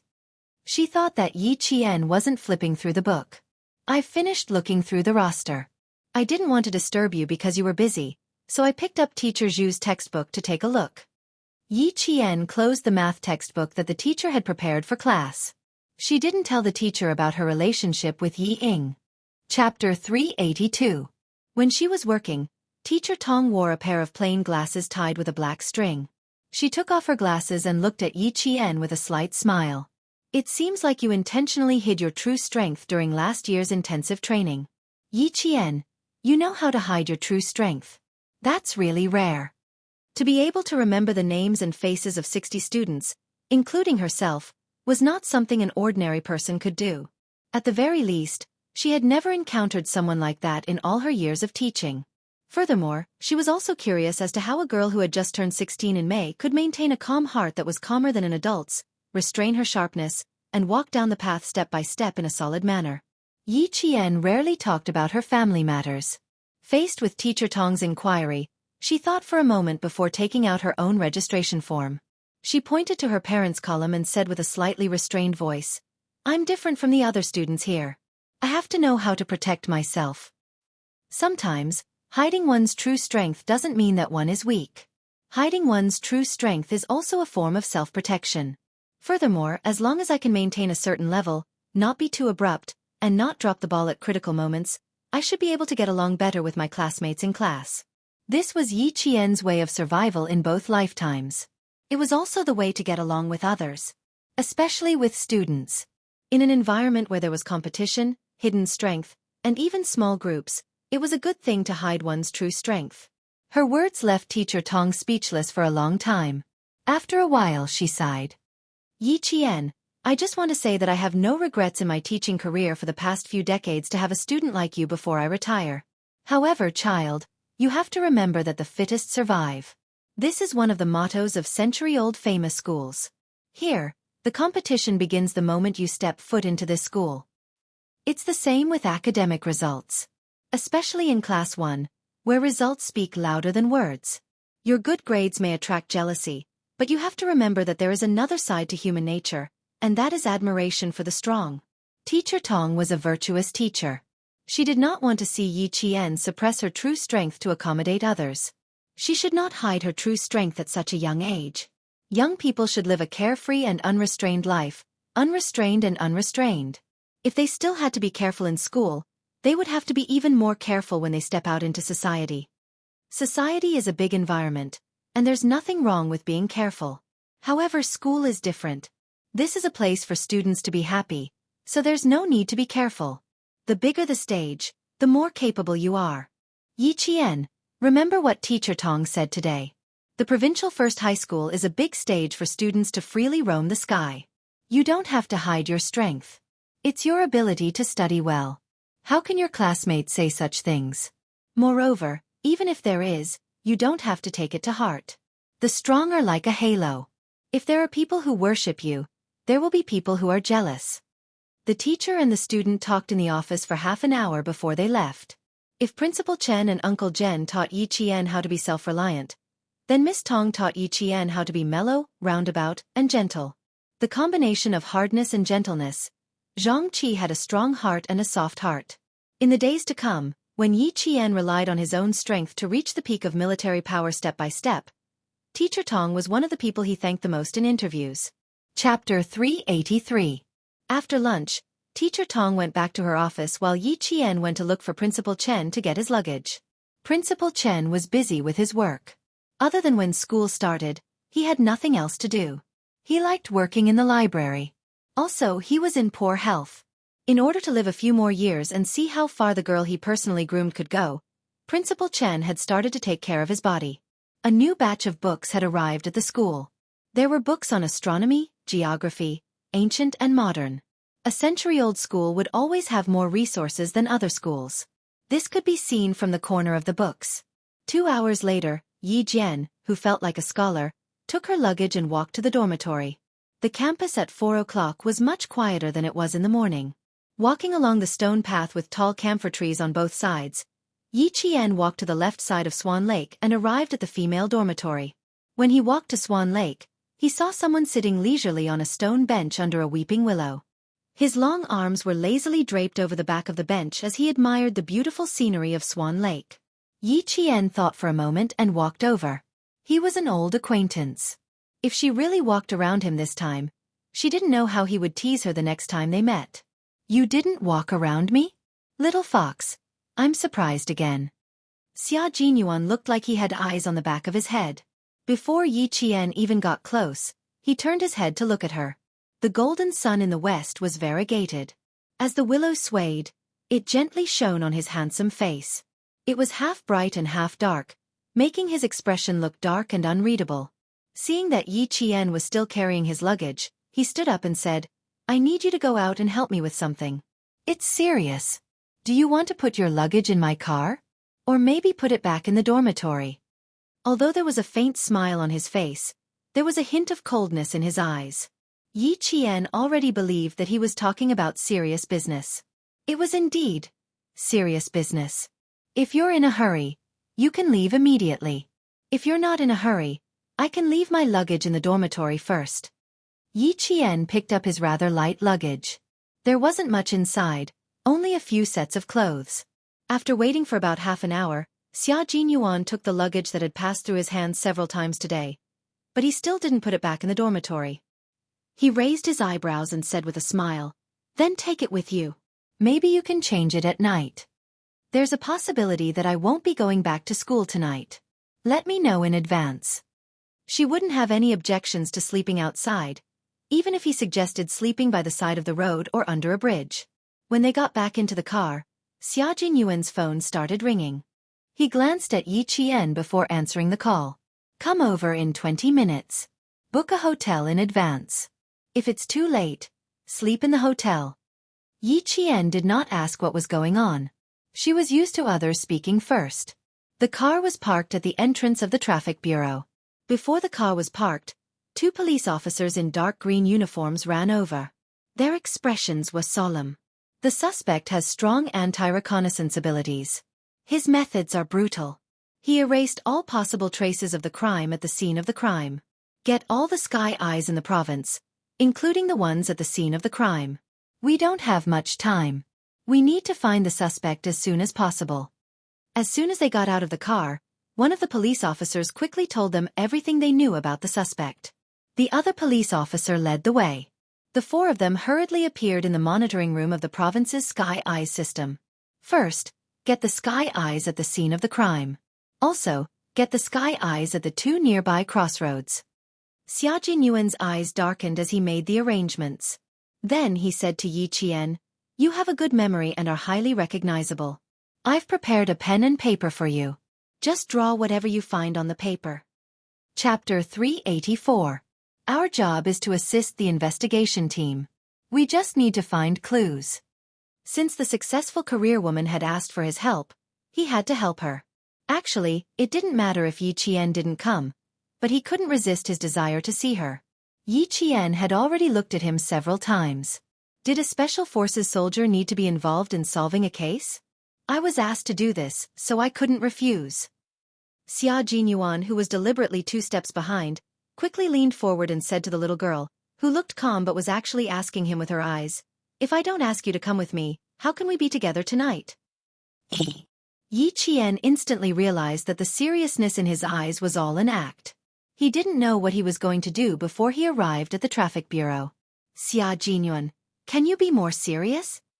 Look, you're thinking too much again. What do you think we're going to do tonight?" Xia Jinyuan's lips curled up slightly. He straightened his back and walked into the surveillance room that was pushed open by 2 policemen in an elegant and cold manner. "Follow me. We only have 5 hours. After 5 hours, we need to go to another place." He had stirred up her calm emotions, but in an instant, he put them down and started talking about serious matters. The speed of the change made Yi Qian's chest heave up and down a few times. He took a deep breath before walking in. There were quite a lot of sky eyes in the provincial capital. Under Xia Jinyuan's instructions, Yi Qian began to put aside his distractions and immerse himself in work. The heavy door of the control room that was not locked opened halfway. A tall man wearing a slim suit jacket and a pair of slim trousers of the same color stood at the door. His gaze fell lightly on the slender student's body. Was this the high school student that 6th brother had mentioned? "Secretary Xia, please tell Chang Shang that our bureau will definitely solve the case within 3 days. A uniformed police officer stood beside the woman and said seriously, "We will not give the suspect a chance to escape from our province." The woman's makeup was exquisite, and she looked capable and experienced. Even though she was standing in front of the bureau chief, her aura was not suppressed at all. She nodded and smiled. "Okay, I will definitely tell Chang Shang." Serial crimes, wanted nationwide, fled to the southern province's provincial capital, and committed a violent murder. If this case was not solved, Chang province would not be able to sleep peacefully. This case had even alarmed the capital. 6th sister was here, and she had asked him to do things several times. Since she was here, she could forget about leaving quickly. No matter what, he had to help her solve this big problem. Wasn't finding clues his forte? The question was, why did he bring that high school student with him? The woman, whose emotions had already gone back and forth a few times, frowned without batting an eyelid. She did not disturb the 2 people who were working hard and assisting the bureau. She turned around and left quietly. 178 centimeters in height, 75 kilograms in weight, short hair. After nearly 4 hours, Yi Qian drew a man's head on a piece of paper. The 6 screens were all frozen. It was either the man's legs, the man's back, or an extremely blurry front. Xia Jinyuan leaned forward slightly and slowly explained the situation on his side to Yi Qian. He should be nearsighted. Occasionally, he would squint his eyes. He's not used to wearing glasses, but he would never leave his glasses. Hence, there was a trace of glasses on the pool of blood at the scene. Chapter 385. Their chairs were slightly closer to each other. In order to make it easier for Yi Qian to draw, Xia Jinyuan had already left his chair as he spoke. He half-squatted beside Yi Qian and said, "After entering the southern province, your hair has to be cut. Draw one with hair to your ears, and the other with hair to your ears." "Okay." Yi Qian agreed with him. The 6 blurry portraits were fixed on the 6 screens. The back of the first portrait was indeed slightly longer, and the hair to his ears in the 5th portrait when he was wearing a mask. She sat in the middle, and several police officers stared intently at the pencil she was drawing on the paper. As she dictated and finalized, the features of a man with thin, even refined features were drawn on the paper. Xia Jinyuan picked up the completed portrait and said, "I can't say that this one is 100% similar, but it's at least 90% similar. The criminal may very well refuse to admit it. Regardless of whether he admits it or not, let's arrest him first." He handed the portrait to the police officers, and Yi Qian began to draw the criminal's height, proportions, and even the shadows bit by bit. Some police officers hurriedly left with the portrait, while the rest of the people held their breaths and looked at the high school student whose drawing skills were comparable to the professional police officers in the brigade. From the moment she picked up the pen to the moment she started drawing on the paper, there was not a single pause. It was as if she had seen the criminal before.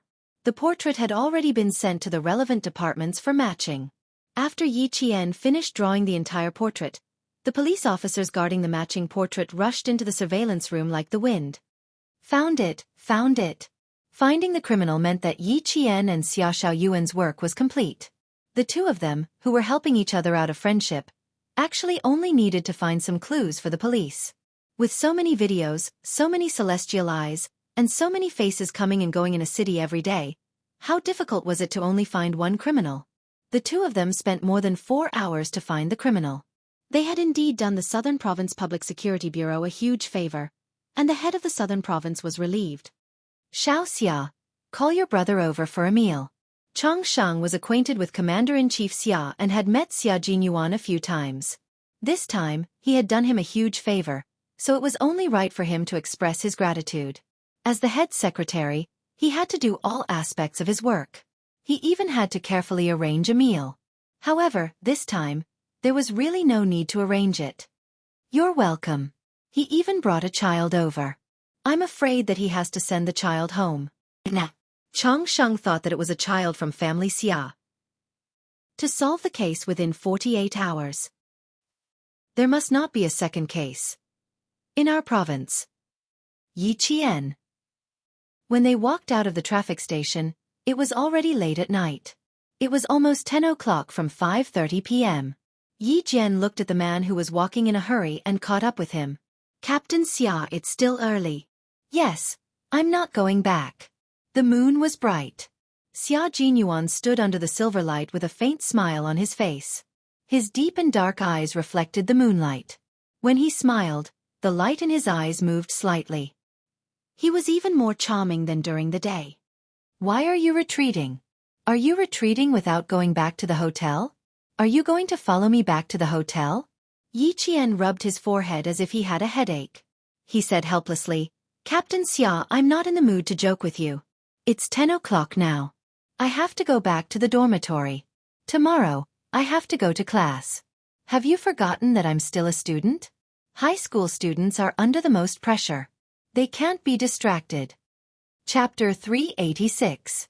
Even when she felt helpless, her small face revealed a sly look. She seemed to have given in to him, but in reality, she knew very well what she was insisting on.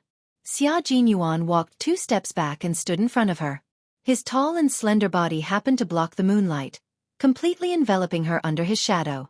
The moonlight was hazy and the street lights were dense. In the dim light, he raised his hand and gently patted the top of her head. He gently said, You don't want to stay in school on Saturdays and Sundays, right? Do you want a place to train? I'll give you 10 seconds to consider whether you want to go with me or not. He looked at her.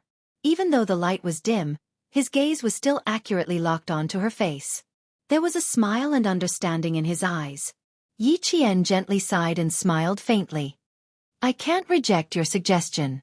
It doesn't even take 10 seconds. I've already made the decision to go with you within a second.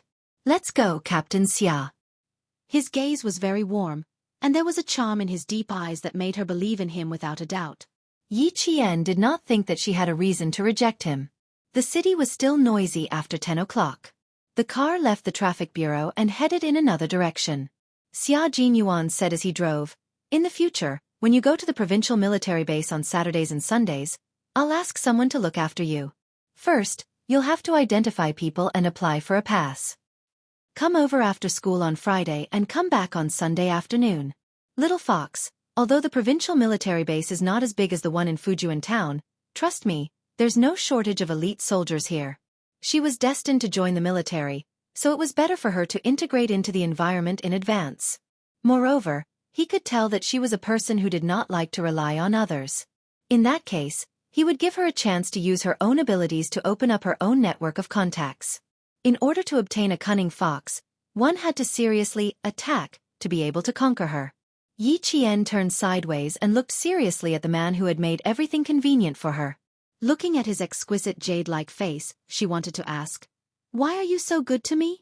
The words were on the tip of her tongue, but she could not say them. Her throat felt like it was stuck with thorns. It was as if she said those words, it would stab her throat and cause her to bleed. Because she did not want to accept his kindness to her. Because she had no way to repay him. What's wrong? Do you want to sleep? Xia Jinyuan, who had been looking at her from the corner of his eye, glanced at her and said elegantly, "What's on your mind? Or do you have any questions? Oh, or you want to know why I'm bringing you to the provincial military, right?" Her words made Yi Qian clench her fists.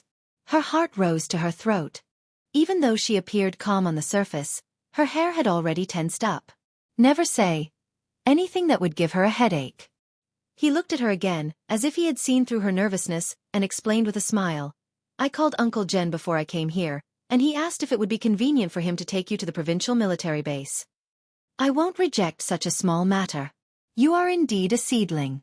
Even the regiment commander and political commissar in the army have unanimously approved of you.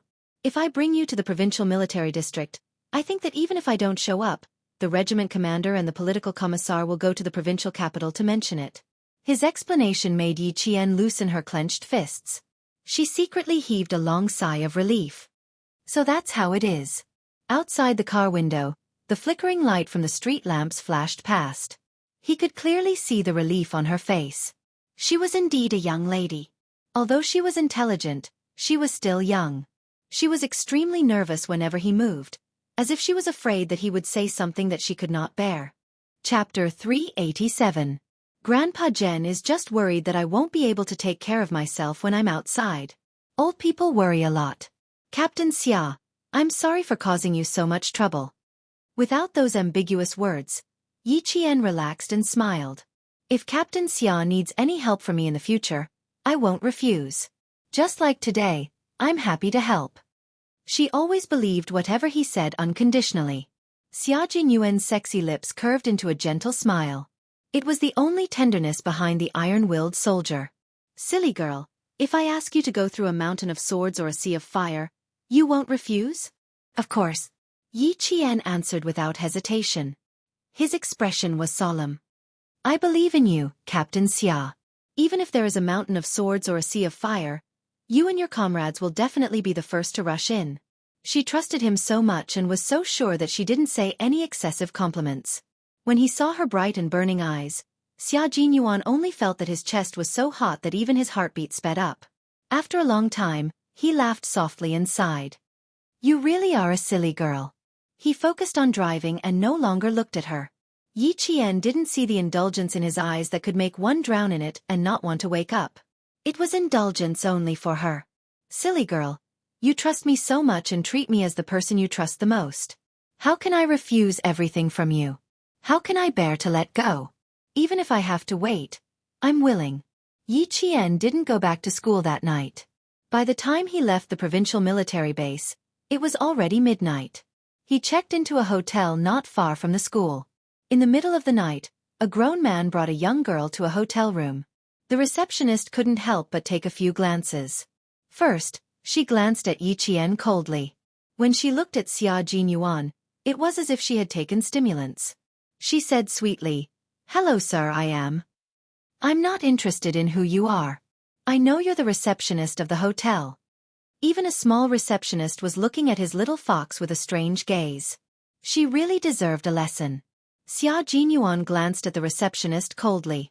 His arrogant aura and cold tone made the receptionist's face turn pale. He glanced at the electronic signboard for the remaining rooms and said coldly, "2 luxury suites. My sister likes cleanliness. I'll give you 10 minutes to check if the rooms are clean." Yi Qian reached out and tugged at his shirt, hinting that there was no need for that. There were too many people in this world who were biased. She had been through too much, so she didn't take this little disrespect to the receptionist to heart. She only cared about the gazes of the people she cared about. The gazes of unimportant people had nothing to do with her. However, she still had something she wanted to say. Glancing at the receptionist coldly, Yi Jian took the 2 room cards that the receptionist handed over with trembling hands. With a cold smile at the corner of her mouth, she said softly, Miss Lu Zhan went to Huajun Hotel with a man who was less than 1.6 meters tall 2 weeks ago. After leaving the next day, she went to Anqi tea house with a man who was as fat as a pig that night. Then she changed to another man. As soon as she said the first sentence, the receptionist's knees went weak. By the time Yi Qian told her which men she had checked into rooms with in the past 2 weeks, her face was as white as a sheet. She leaned against the marble counter. Chapter 388. That was not all. Yi Qian added, I have to tell you that the man who went to Huajun Hotel went to the hospital yesterday. He didn't look too good. I think there's something wrong with his body. Miss Lu Zhen, I suggest you get a checkup too. At the front, she could still lean against the counter to support herself, but at the back, Yi Zhen's words made the receptionist fall to the ground. The staff on duty next to her did not know what happened. She quickly walked over and apologized to Yi Qian, then picked up the walkie-talkie to call for security. Yi Qian said it in a voice that only the two of them could hear, so as to preserve the front desk's dignity. After entering the elevator, Xia Jinyuan chuckled. You really can't afford to lose out. No wonder Uncle Chun let you come out alone. Even if you want to lose out, you have to see what kind of loss it is. I was just telling the front desk the truth. Don't think so much about it. Does she think everyone is the same as her? Yi Qian winked playfully and smiled. Besides, I was just reminding her out of kindness. The little fox reminded him out of goodwill, but the little fox's words shocked everyone. After pressing the floor button, Xia Jinyuan sighed. I can use what I saw in the heavenly eye to teach someone a lesson. Little fox, it seems like I can't leave any evidence behind in the future. Where did the front desk go? Who did she go with? She just arrived in the provincial capital this morning. The only explanation was that she took a look at the heavenly eye and memorized it. Her memory was extraordinary, and her brain storage capacity was also large enough. Would the military allow her to become a nobody? Obviously it was impossible. The military would know her whereabouts and movements at all times. Just like in the desert, after confirming her identity, the Tower Command Center did not make any further moves. As for Yi Jian, her intuition told her that it was best not to continue talking about this topic, that she couldn't tell whether it was true or false. She lowered her head and pretended to yawn. I'm so sleepy. I want to sleep early. The elevator door opened with a ding. As soon as she finished speaking, she walked out nimbly. You're that sleepy? Would you like a cup of coffee to refresh yourself? Or, we can have a heart-to-heart talk in the room. Xia Jinyuan, who walked out of the elevator gracefully, smiled. His low voice seemed to have magic in the silent night as it drifted lazily and seductively behind her. I'm in the room next to yours. If you want to chat, feel free to do so. Yi Qian quickened his footsteps and rushed to his room.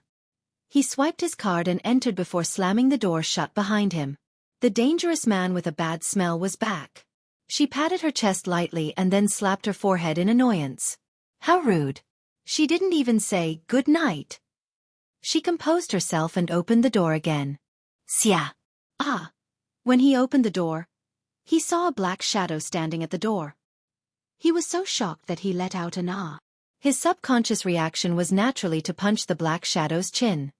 You opened the door just to beat me up? The black figure, which was Major Xia Jinyuan, reacted even faster. He stepped sideways and avoided Yi Qian's fist. He looked at her with a smile. I just came over to say, good night. And I almost got beaten up. In the middle of the night, facing a dangerous yet elegant man, Yi Qian stopped at the door and said awkwardly, Sorry, Captain Xia, I didn't mean to hit you. Also good night. See you tomorrow. Chapter 389.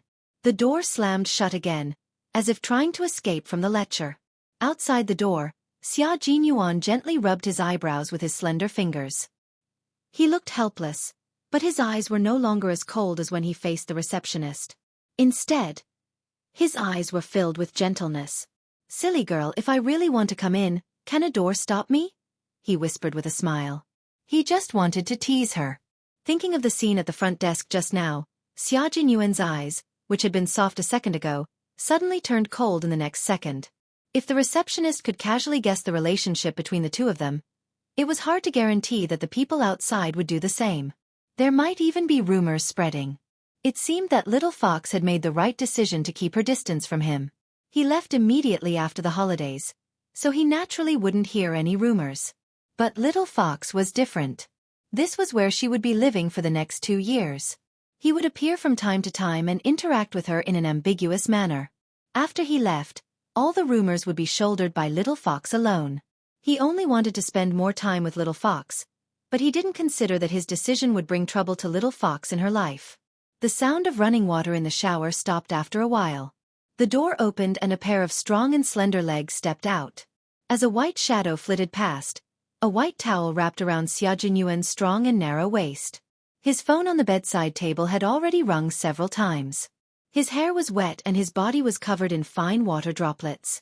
He picked up a towel to dry his hair, took off his shoes, and walked over. The military man who came out of the shower was indeed sexy. The lines of his muscles were perfect, as if they were God's masterpiece. Every part of him was perfect and extremely seductive. When he sat down, his waist muscles stretched out sexy curves, showing off the strength that a man should have. "It's so late and you're still awake?" He spoke in a low and deep voice, with a hint of moisture in his voice. He was as lazy as a noble walking in the countryside, seducing innocent and beautiful village girls. "You're not sleeping, but I'm going to sleep. Would you be able to sleep if there was a grown woman beside you?" The woman's voice came. She was Xia Jinyuan's cousin, and also the secretary of the governor of a province. She was a strong woman. Xia Jinyuan sneered and replied lazily, "Xia Wei, you took the time to go to the transportation bureau and then rushed back. You sure are busy." How could he not notice that someone was brazenly sizing up his Little Fox behind him? "No matter how busy I am, I can't stop myself from wanting to see what the underage girl that young Master Xia is thinking about looks like." Xia Yiwei's legs were casually propped up on the study table in her house. Between her fingers was a long and thin lady's cigarette. The red dots were just halfway through smoking. Xia Jinyuan understood what she was implying. He smirked and said, "I'm just protecting an underage girl now. I'm not so horny as to establish a bad relationship with an underage girl." "Oh, so you know. I'll hang up then. Goodbye." He hung up the phone quickly. Xia Yiwei was relieved to know that he understood. Xia Jinyuan always had a sense of propriety. If he said he didn't, then he really didn't. What she didn't know was that even if Xia Jinyuan really did have such thoughts, he still had to ask Yi Qian for permission. At 6 o'clock the next day, Yi Qian arrived at school. Sitting in the car, Xia Jinyuan's right hand on the handbrake had secretly tightened countless times. He had said that he would come back to collect interest, but in the end, after thinking about it for a long time last night, he still held back because he was worried about her life in school. Chapter 390. Captain Xia, I'll get off first. Goodbye. Hearing that the car door was unlocked, Yi Qian immediately unlocked the door and got out of the car. Just as she leaned to the side, her wrist was grabbed by a strong hand. She looked back at her wrist and frowned in confusion. "Captain Xia, you're still." Yi Qian felt something pressing down on her. With one of her hands held, she could only feel a refreshing mint scent. Like an apple in Eve's hand, she couldn't resist its temptation. There was a hint of coolness on his belt, followed by a warm kiss that gently landed on her forehead. He stayed there for a long time, so long that the skin on her forehead was burning. "Okay, you can get out of the car." Xia Jinyuan, who was sitting upright again, saw that there was only confusion in her eyes. She didn't reject him. Feeling warm in his heart, he chuckled. "This is my interest. I'm back to collect interest, Little Fox." He came all the way to the desert and chased her all the way here, but he still missed her. He had to collect interest. Yi Qian was almost running away. She grabbed her luggage and walked faster and faster. Only when she reached the school gate did she slowly stop. She turned to look at the car that hadn't left yet and the man who had gotten out of the car.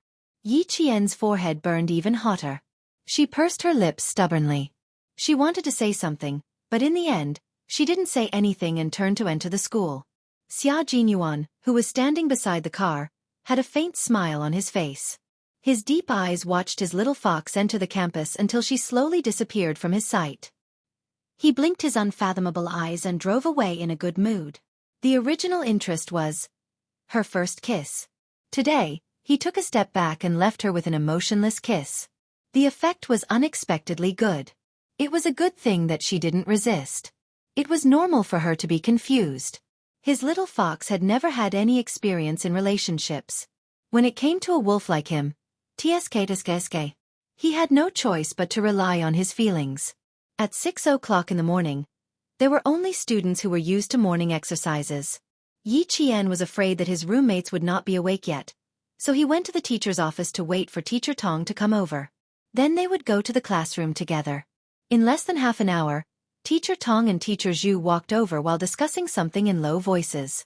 Yi Qian waited for the two teachers to come closer before he greeted them politely. "You came so early? Did you sleep well last night?" Teacher Tong, who knew what Yi Qian had been up to yesterday, quickly took out her keys and opened the office door. Behind him, Teacher Zhu said sternly, "There will be a test this morning. Yi Qian, you have to show your skills. I will announce the results in the afternoon." This was the usual practice of the provincial number 1 middle school. They would start the exam on the first day of school to remind all the students that the summer vacation was over and the new semester had begun. It was time to settle down. Hearing this, Teacher Tong turned around with a smile and said, "Teacher Zhu, don't scare the students with your serious face." Then she said to Yi Qian, "Don't be in a hurry to put your luggage back in the dormitory. After the morning self-study session, come to the classroom with me." Teacher Zhu glanced at Yi Qian, whose expression did not change. It was rare for him to smile in front of the students. He said with a smile, "This student is bold and murderous." He even eliminated the foreign contestants. Why would he be afraid of an exam?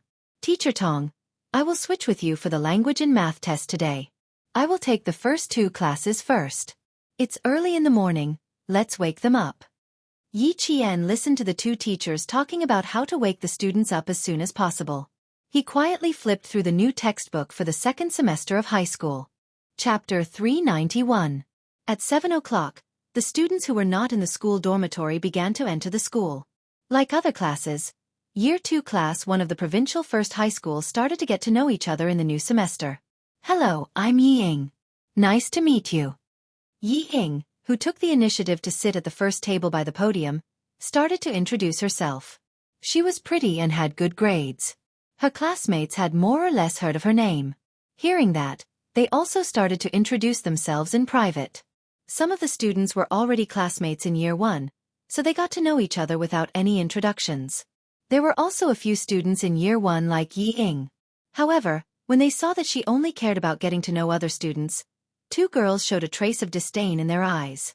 They lowered their heads and whispered, "She's still the same as before. She's just a butterfly. That's her ability. We can't learn it. She's a flower in the student council." Then they saw her walk to the first-place boy in Year 1 and introduce herself with a smile. The 2 girls rolled their eyes.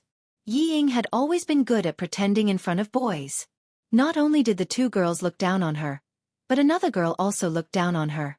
She said to her Year 1 classmates, "Do you see that girl? She's my junior high classmate. You guys need to be more careful in the future. She looks good, but she's full of bad intentions. Don't take her words lightly." Ever since Jianghu saw Yi Ying, she had rolled her eyes countless times. In terms of popularity, she was more popular than Yi Ying because of her tomboyish personality. At least in Year 1 of high school, she had never quarreled with her classmates, nor had she schemed against anyone in secret. When the students heard that, they all nodded lightly. When Yi Ying was talking to the first-place boy in Year 1, she turned her gaze and saw Jianghu whispering to a few other classmates. With cold eyes, she smiled and said something to the boy, then walked over with light steps. "Hey, Jianghu, I didn't expect to be in the same class in high school again. You're my only classmate in middle school and high school. Come, let's shake hands and celebrate." It was easy to leave a good impression with a coquettish and polite attitude. Jianghu, who did not expect her to have the cheek to walk over, grinned and stood up naturally. She smiled and said, "I didn't expect it either. Please guide me in the future." She wanted to embarrass her on the first day? No way. Yi Ying's smile. Based on her understanding of Jianghu's temper, she should have been angry. "Look at my old classmate. She doesn't even know what to say if I'm a little more enthusiastic."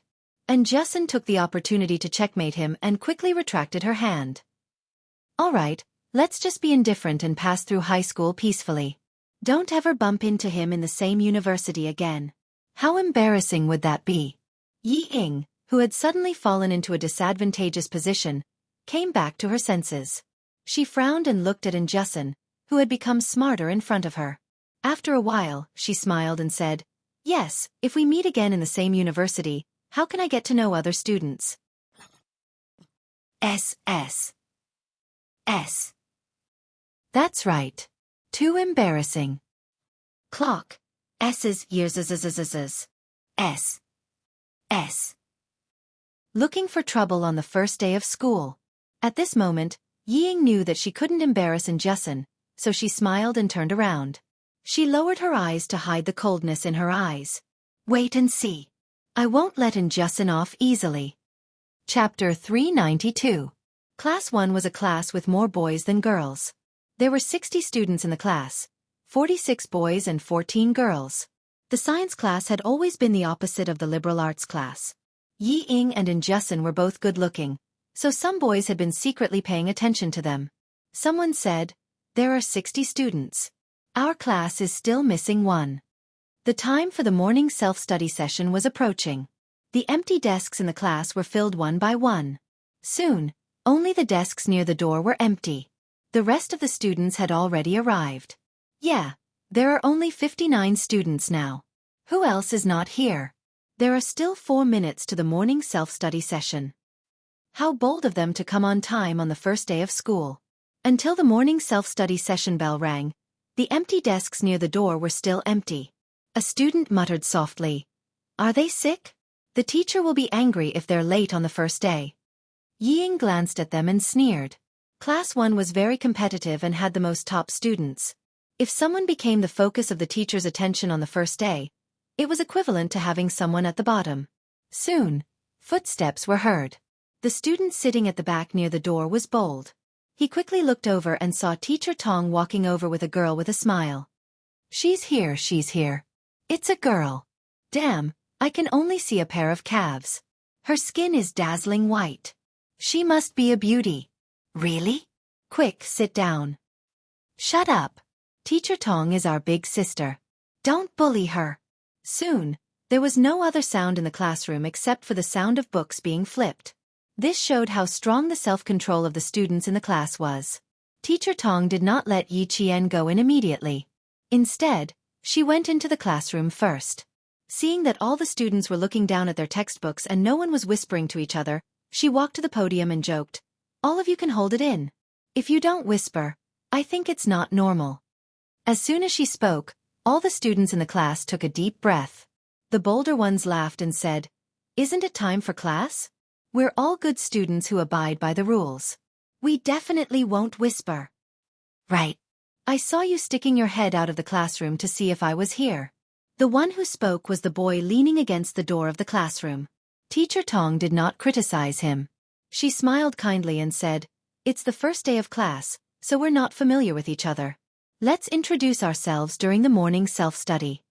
Seeing that the class was bustling with noise and excitement, Teacher Tong raised her hands to silence the whole class.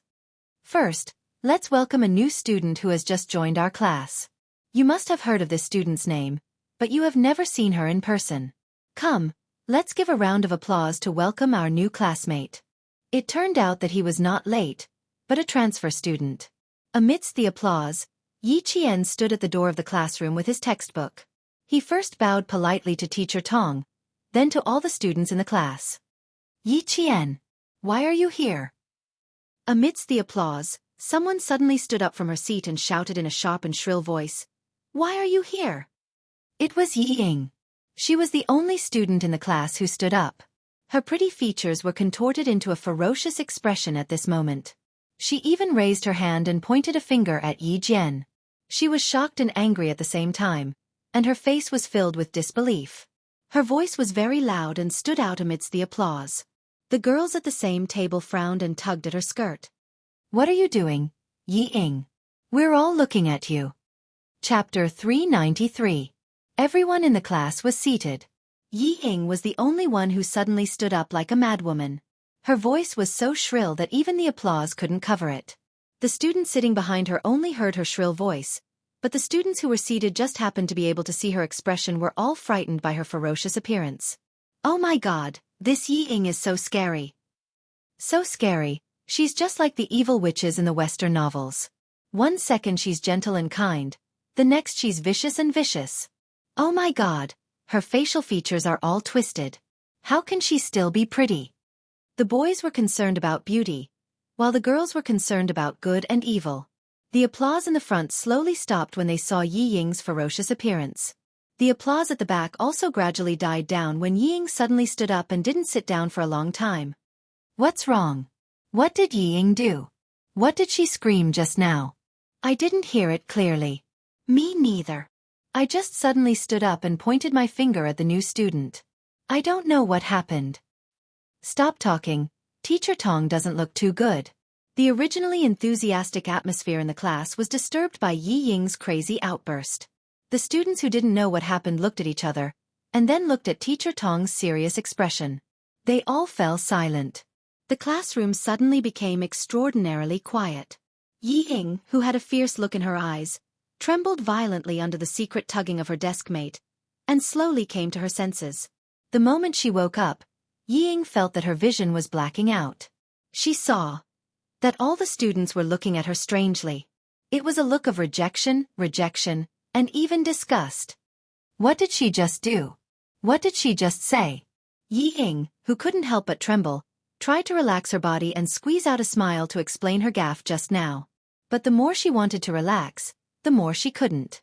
The more she wanted to smile, the more her face twisted. It was strange, like a withered vine, brandishing its claws on the broken wall. It was especially ferocious.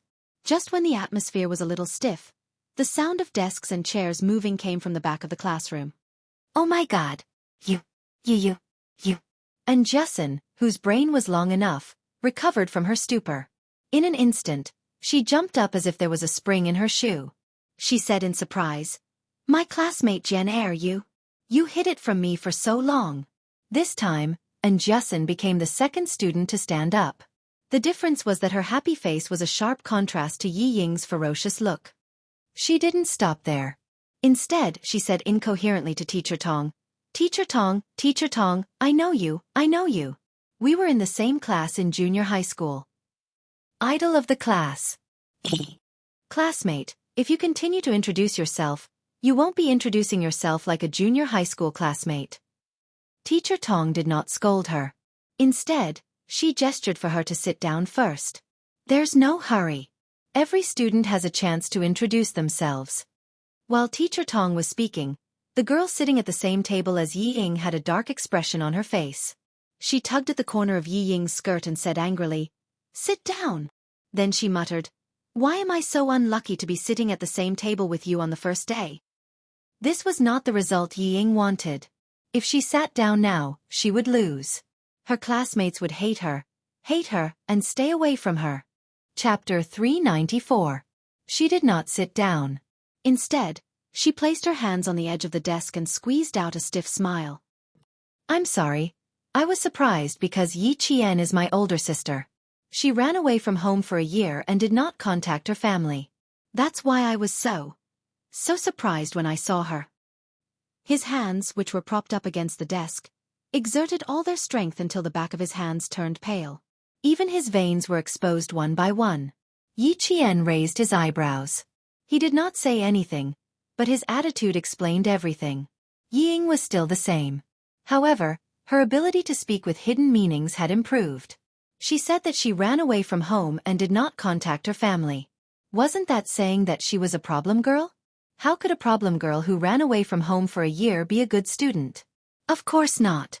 Listen how treacherous. More importantly, she not only tricked her, but also explained why she lost her composure. That's why she said that her ability to speak with hidden meanings had improved. However, Yi Ying might be able to hide it from her classmates, but it was impossible to hide it from Teacher Tong, who was a teacher at her age. At this moment, Teacher Tong vaguely understood why Principal Chow had placed Yi Qian in Class 6 and not Class 1. The reason was right in front of her eyes. It was a far-fetched explanation, but at least most of the students believed it. Of all the things she should never have done, she should never have belittled her own classmate in secret. Moreover, she was her own sister. Teacher Tong's impression of Yi Ying immediately turned negative after meeting her for the first time. She adjusted her glasses and did not look at Yi Ying, who stood up. Instead, she smiled at Yi Qian and said, "Introduce yourself first." She saw that Yi Qian was still smiling calmly. He did not panic because of the unexpected situation. Even his expression did not change. He was calm and composed. A trace of a smile appeared on her stern face. How could she not have noticed when Yi Ying was secretly insulting her? She did not directly confront her, but only smiled at her. Sometimes, a smile was the best weapon. It represented tolerance, cultivation, and a person's character. Then he added, "I believe there are many students here who would be very willing to communicate with you." This sentence undoubtedly expressed the teacher's attitude. The hidden meaning was, the teacher will support you. It was unknown how many of the 59 students could understand. At the very least, Yi Jian and Yi Ying both understood what he was saying. Yi Ying's breathing quickened. She bit her lower lip and tried her best to calm herself down. She slowly sat down and no longer looked at the podium. In her mind, she was thinking about how to change her image and destroy Yi Qian's image. On the stage, Yi Qian's smile was like the sunlight falling on the leaves outside the window, bright and lively. "Hello everyone. I am Yi Qian, a transfer student. After taking a break from school for a year and taking the senior high school entrance examination in June this year, she re-entered the provincial first high school. Considering her age, I think it's more appropriate for her to enter the second year of high school." When the atmosphere was a little tense, a humorous remark was made. With Jianghu as the leader, laughter was heard, breaking the tension, and the atmosphere was lively again. "I am fortunate enough to be assigned to Class 1 and interact with all of you. This is fate. In the future, if there is anything I don't understand in my studies, I hope everyone can help me. Thank you." It was a simple introduction, but it revealed all the important things about her. First, she took a year off from school. Second, she took the high school entrance exam this year. Third, she skipped a grade. Chapter 395. He did not praise her for skipping a grade. Instead, he used an indifferent tone and said that it was just a matter of age to downplay her ability. Yi Qian could be described with two idioms: deep as a lake and high as a mountain, open-minded as a valley. Before Yi Qian could walk down from the podium, and Jianghu, who could not restrain her joy, stood up with a proud expression amidst the applause. Her voice rose and fell as she said, "Yi Qian is really amazing. When I was in the same class as her, the seniors in the third year of junior high would come to her if they did not understand anything. Also, her memory is very good. She only flipped through a book. Oh, this political book. She only needed to flip through it once to remember everything."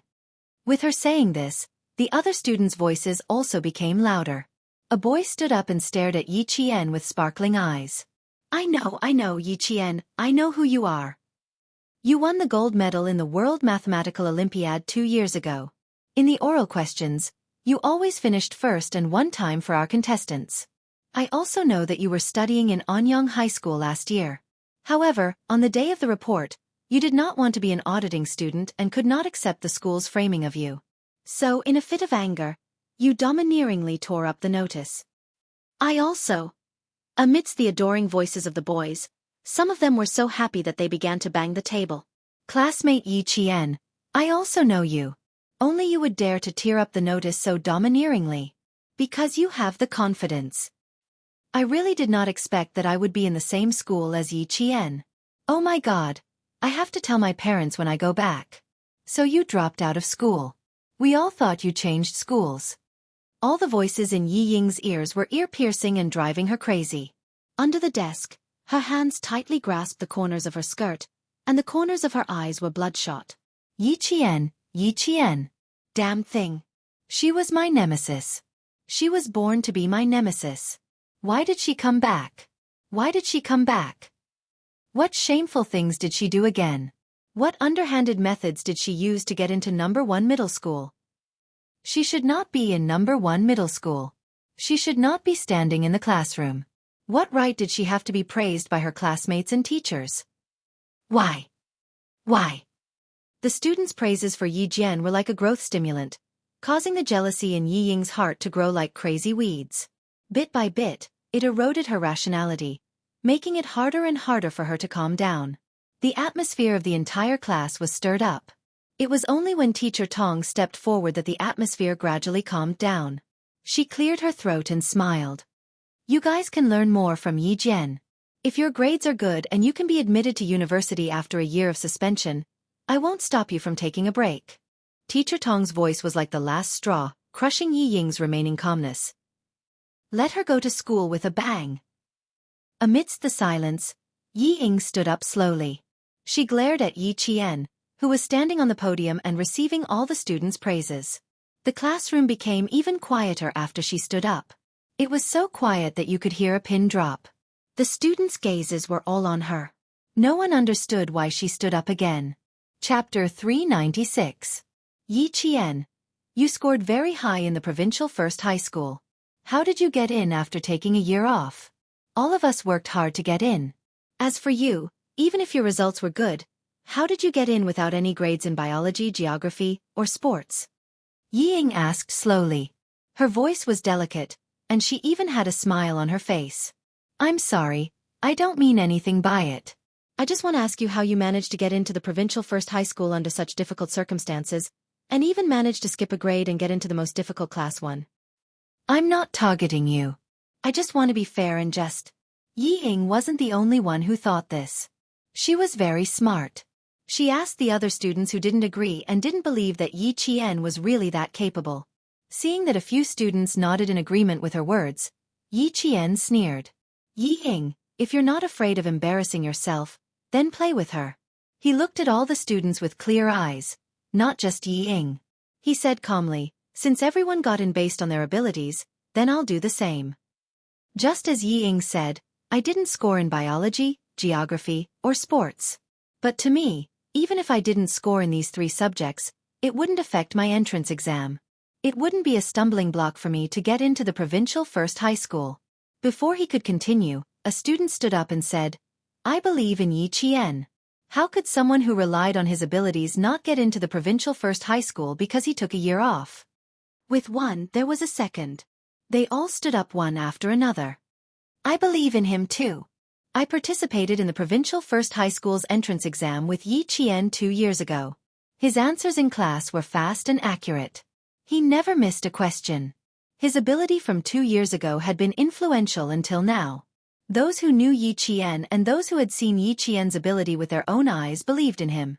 Their words were enough to form a high wall against the rumors and slanders. And Justin, who had been holding it in for a long time, couldn't hold it in anymore.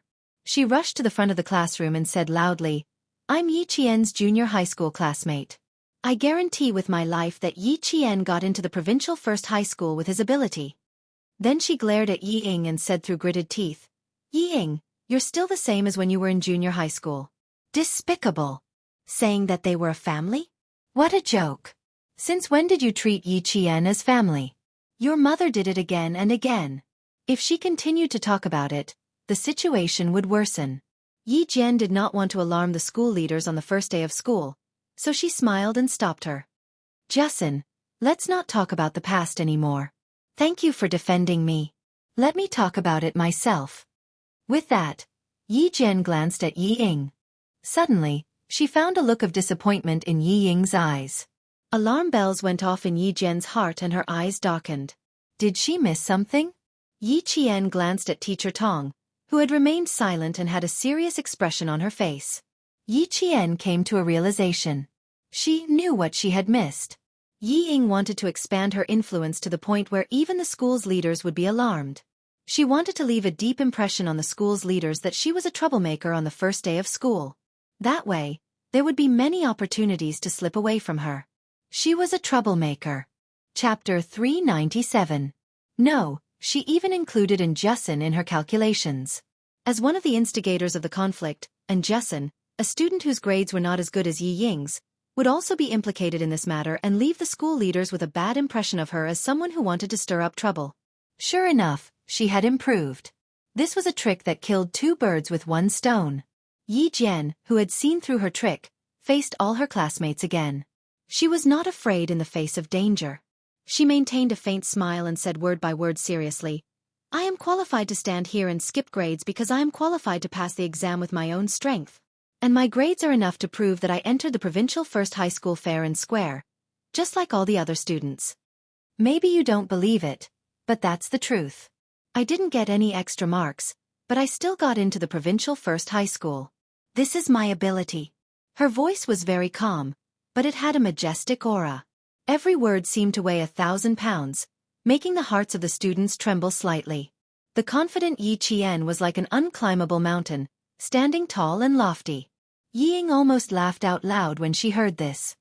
You can't even check your grades. How can you be fair and square? That's strange. Yi Ying, didn't you say that you lost your composure because you haven't seen me for more than a year? Why are you now mentioning that you can't even check my grades? Have you checked them? Yi Qian looked at Yi Ying, whose face was beginning to stiffen, with confusion. He asked her in a casual tone, There's something I don't quite understand. Only I know my student ID. Only the teachers can check a student's grades. Yi Ying, may I ask, how do you know that you can't check my grades? You know to check my grades, but you don't know if I'm home. Don't you think your words are contradictory? Yi Ying was not the only one who had improved. In the year that he had not seen her, Yi Qian knew better how to retaliate against Yi Ying. He had seen through her tricks, so he just had to deal with it calmly. The students' gazes were all dark and unclear. They were all second-year high school students and were only a year or two away from adulthood. They more or less knew what they should know. At this moment, even the most insensitive of students could see that something was wrong with Yi Ying. He was obviously making fun of Yi Qian. I'm just worried about whether you're back or not, so I wanted to check your results. After all, you had your reasons for dropping out of school last year. You don't have to be so nervous. Just tell us that you can rely on your own strength. Yi Ying's face was extremely stiff. Even her cheeks were frozen. Her gaze flickered unnaturally as she avoided the main point and said, I also believe in my sister's ability, but you have to stand out and explain. Let the other students know that you entered the school fairly and justly. This matter could not be explained clearly. Even if Yi Qian relied on his own abilities to pass the exam, he knew that today would definitely leave a seed of doubt in the hearts of some of his classmates. His high school life would not be too peaceful. The corners of Yi Qian's mouth curled up slightly. He said with a faint smile, It's true that my results can't be found. It's not because I didn't pass, but because someone framed me last year. Just in case, the Provincial Education Bureau hid my results. After he finished speaking, he leaned slightly to the side and said to Teacher Tong, Teacher Tong, I have a presumptuous request. Can you show me my middle school entrance exam so that Yi Ying can rest assured? He was not angry, nor did he criticize Yi Ying's actions. It was just a pure explanation. There was no trace of anger at all. Chapter 398. This was using gentleness to overcome strength. Using gentleness to resist the other party's aggressiveness. Who was cute, who was hateful, who was easier to get along with. As long as the students weren't blind, they could tell. Teacher Tong liked Yi Qian more and more. She was gentle but firm. She was neither anxious nor impatient, and she had the demeanor of a noble. When she heard what Teacher Tong said, she smiled and said, I have already prepared for this. The general consensus for this year's middle school exams is that they are very difficult. We have seen them too. It can be said that this is the most difficult exam in the last 5 years. Teacher Tong opened the drawer of the podium and took out a craft paper folder. Inside it was Yi Qian's exam paper. Student Yi Qian did such a difficult exam and achieved 4th place in the province without 3 additional points. This kind of result is more than enough to get into our provincial number 1 middle school. After Tong Laoxian finished speaking, everyone in the class sucked in a breath of cold air. 4th place in the province without 3 additional points. Was this a perfect score for every exam? The classroom was silent. Not a single student whispered or looked at Yi Qian with suspicion. It was unbelievable. It was completely unimaginable. She actually managed to get 4th place in the province in the middle school exams. Fair and just. Yi Qian used her ability to tell the class that she used her results to get into the provincial number 1 middle school. Who would dare to question her? Who would dare to doubt her? Other than the 3 points deducted for the essay, student Yi Qian got full marks for every exam. If she had those 3 results, she would definitely be the provincial number 1 middle school student. As Teacher Tong spoke, she walked down from the podium and placed the test paper on Yi Ying's desk. She sighed and said, "You children, if even the test is not fair and impartial, then the entire education system will fall into a state of eternal damnation." After 10 years of hard work, student Yi Qian has already experienced unfair treatment once. However, she is not discouraged. She used her ability to win another chance to go to school. "Come, Yiying, your results are not bad. Let's take a look at the math questions first. Then, close the exam paper and go to the blackboard to solve the geometry question again." When Yiying received the test paper, her face was as colorful as a dye house, intertwining with each other. Gradually, tears welled up in her eyes. She looked at Teacher Tong and sobbed, "Teacher, I'm sorry. I didn't do it on purpose. I just want to know why." "Yiying, if you want to know why, I have no objections. However, your actions have once again hurt a student who has already been treated unfairly. So your apology is not to the teacher, but to Yi Qian." In Teacher Tong's eyes, Yi Ying's tears were not worth forgiving or sympathizing with if the tears were just to hide her own darkness. He placed the other physics paper in front of a boy in the first year of high school. The chemistry paper was placed in the hands of a boy who also had good grades. Then, he placed the language paper in front of a girl. "Come and take a look. Fairness and justice are in the papers in your hands." As for why student Yi Qian skipped a grade to become a second year of high school, I didn't want to add more pressure on you. But now, I can tell you that Yi Qian took this year's college entrance exam and passed it in the same amount of time. Her results will not be a problem at all. How many of you can be like her, passing a second-year exam after only 1 year of high school? Most importantly, Yi Qian even took a year off from school. Chapter 399. Hearing this, Yiying almost tore the test paper in her hand in half. The shock on her face was even greater. Her eyes were fixed on the test paper. What? This wretched girl passed the entrance exam for a second-tier university. Impossible. How could she surpass me? She passed the entrance exam for a second-tier university without even going to high school. Wow, that's amazing. The question sheets are so clean, and so are the rest of the questions. No wonder she participated in the World Mathematical Olympiad. The geometry questions at the back are indeed a bit difficult. If you want me to solve them now, I'll have to give it a try. The girl who sat next to Yi Ying had good grades in science. After seeing Yi Qian's test paper, she couldn't help but exclaim in admiration. She was only impressed by Yi Qian's test paper. She didn't notice that Yi Ying's face was already covered with dark clouds, as if a storm was coming at any time. Yi Qian had already returned to her temporary seat. She was very tall, so she was very eye-catching sitting in the front. In the following self-introductions, the students who walked up to the podium would first take a second look at her before they started. When it was Yi Ying's turn to introduce herself, a boy joked, "We all know you, and we all remember you." Unintentional words were even more hurtful, especially to someone like Yi Ying, who always wanted to show off her superiority. The boy's teasing was like a dagger fiercely stabbing into her heart. It made her the laughingstock of the class. When she came down, she glanced at Yi Qian from the corner of her eyes. She wanted to warn Yi Qian to show that she wasn't afraid. Who knew that Yi Qian didn't even look at her? Instead, he was talking to a girl behind him, with a faint smile on his face. Yi Ying's eyes stung, and she looked away angrily. After sitting down, she was like a proud peacock, using beautiful feathers to disguise herself and hide her insidious heart. The half-an-hour morning self-study session didn't let the 60 students in the class finish their self-introductions. After class, Teacher Tong seemed to have forgotten to let Yi Ying do the questions on the blackboard. When the bell rang, she only said, "The next 2 classes are math exams. Students, you have 10 minutes to prepare yourselves." How was he mentally prepared? It was like a bolt from the blue. Amidst the wailing, Jianghu rushed to Yi Qian as if nothing had happened. She clung on to Yi Qian like a koala. "My Jane Eyre, you've kept me in the dark for so long." And Jianghu, who had spent the whole summer watching period dramas, still hadn't gotten over it. Every time she opened her mouth, she would speak in a strange tone. "Why didn't you tell me that day?" Tell me, why didn't you tell me?" Yi Qian almost fainted from her strangling. "Because I want to go to high school safely. I don't want anything like last year to happen again, understand?" "You're right. I'm happy now, so I forgive you this time." Being in the same school and class as her good friend again made Jianghu even happier than if she had won a ranking. The smile on Injusin's face was so wide that her eyes were about to become slits. There were only 10 minutes before class ended, but all the students who came to talk to Yi Qian found that she could accurately say their names after they introduced themselves once.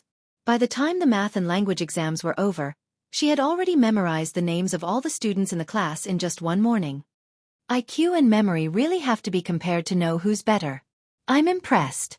With her IQ and memory, she could choose from any of the top universities in the country. She's amazing. She can't be compared to her at all. For both exams, she only used one class to hand in the papers. Pressure. Pressure. Chapter 400. Seeing that even the top student in the cohort felt pressured, the other boys in the cafeteria laughed and said, "Bro, I'm afraid the top student in the cohort won't be guaranteed." That's normal. Yi Qian will crush us in terms of IQ, memory, and learning range. The top student in the cohort will become the uncrowned king. The top student in the cohort wasn't tall, only about 1.7 meters. He had a few pimples on his face and was a gentle and easygoing guy. He didn't feel pressured by Yi Jian's arrival, so he smiled and said, 8 immortals crossing the sea, each showing his own abilities. We don't have to compete with Yi Jian's results, we just have to stabilize our own. Comparing grades with her will only make us feel more pressured. Also, he paused and said, also, I think Yi Qian is easy to get along with. We can ask her if there's anything we don't understand. I don't think she'll reject helping each other and improving each other. That's right. I also think Yi Qian is easy to get along with. That Ying. Hee. I'm afraid she's not easy to get along with. She's not as pretty as Yi Qian. Fuck, go to hell. You're always staring at girls. The 5 boys joked and laughed as they walked to the cafeteria. Yi Ying, who had been walking alone behind them, heard their conversation and felt her blood boiling in her chest. The hatred in her heart deepened. Yi Ying bit her lower lip so hard that teeth marks appeared. Yi Qian. That damn thing. As long as she appeared, she wouldn't have a good day. No, she had to think of a way to get rid of her. She had to think of a way. It would be best if she could make this person disappear from this world forever. Yi Ying, who had wanted to eat in the cafeteria, turned around and jogged to the snack bar. Yi Zhifan was about to get off work when he saw that the call was from the school's snack bar. He quickly sat down and picked up the phone. Hello, Ying. How come you still have time to call Dad on the first day of class? Dad, Yi Qian came to the provincial first high school. It's not that we can't check her grades, but the Provincial Education Bureau deliberately hid her grades. Dad, what should I do? Now, the whole class revolves around her. I finally managed to get into class 1, but she appeared. What? Yi Qian has arrived at the provincial first high school. But he didn't have her results at all.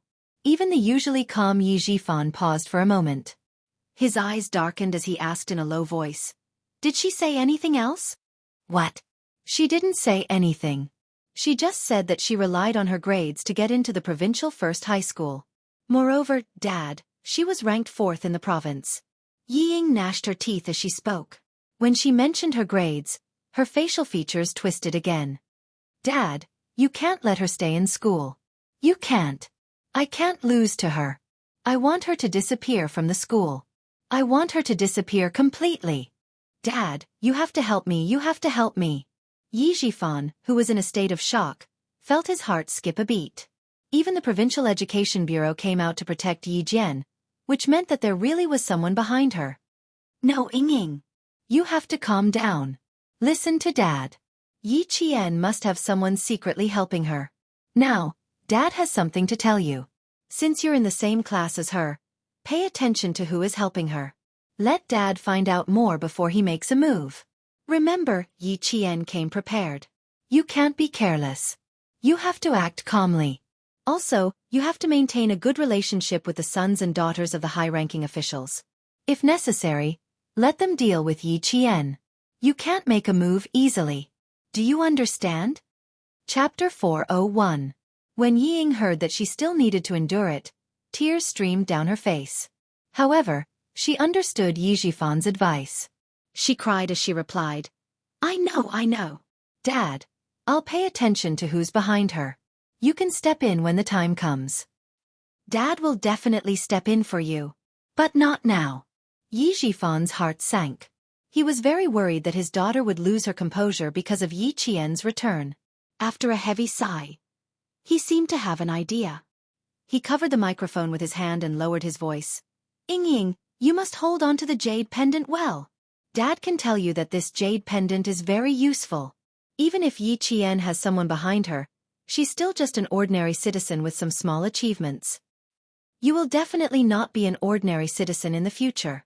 Trust Dad. Bear with it for a while and calm the waves. Take a step back and the world will be wide open. It won't be too late to settle the score with her after we find out the truth. Yi Ying was stunned. Why did he mention the jade pendant again? It sounded like it wasn't just a little important. Could it be that there was a secret on the jade pendant?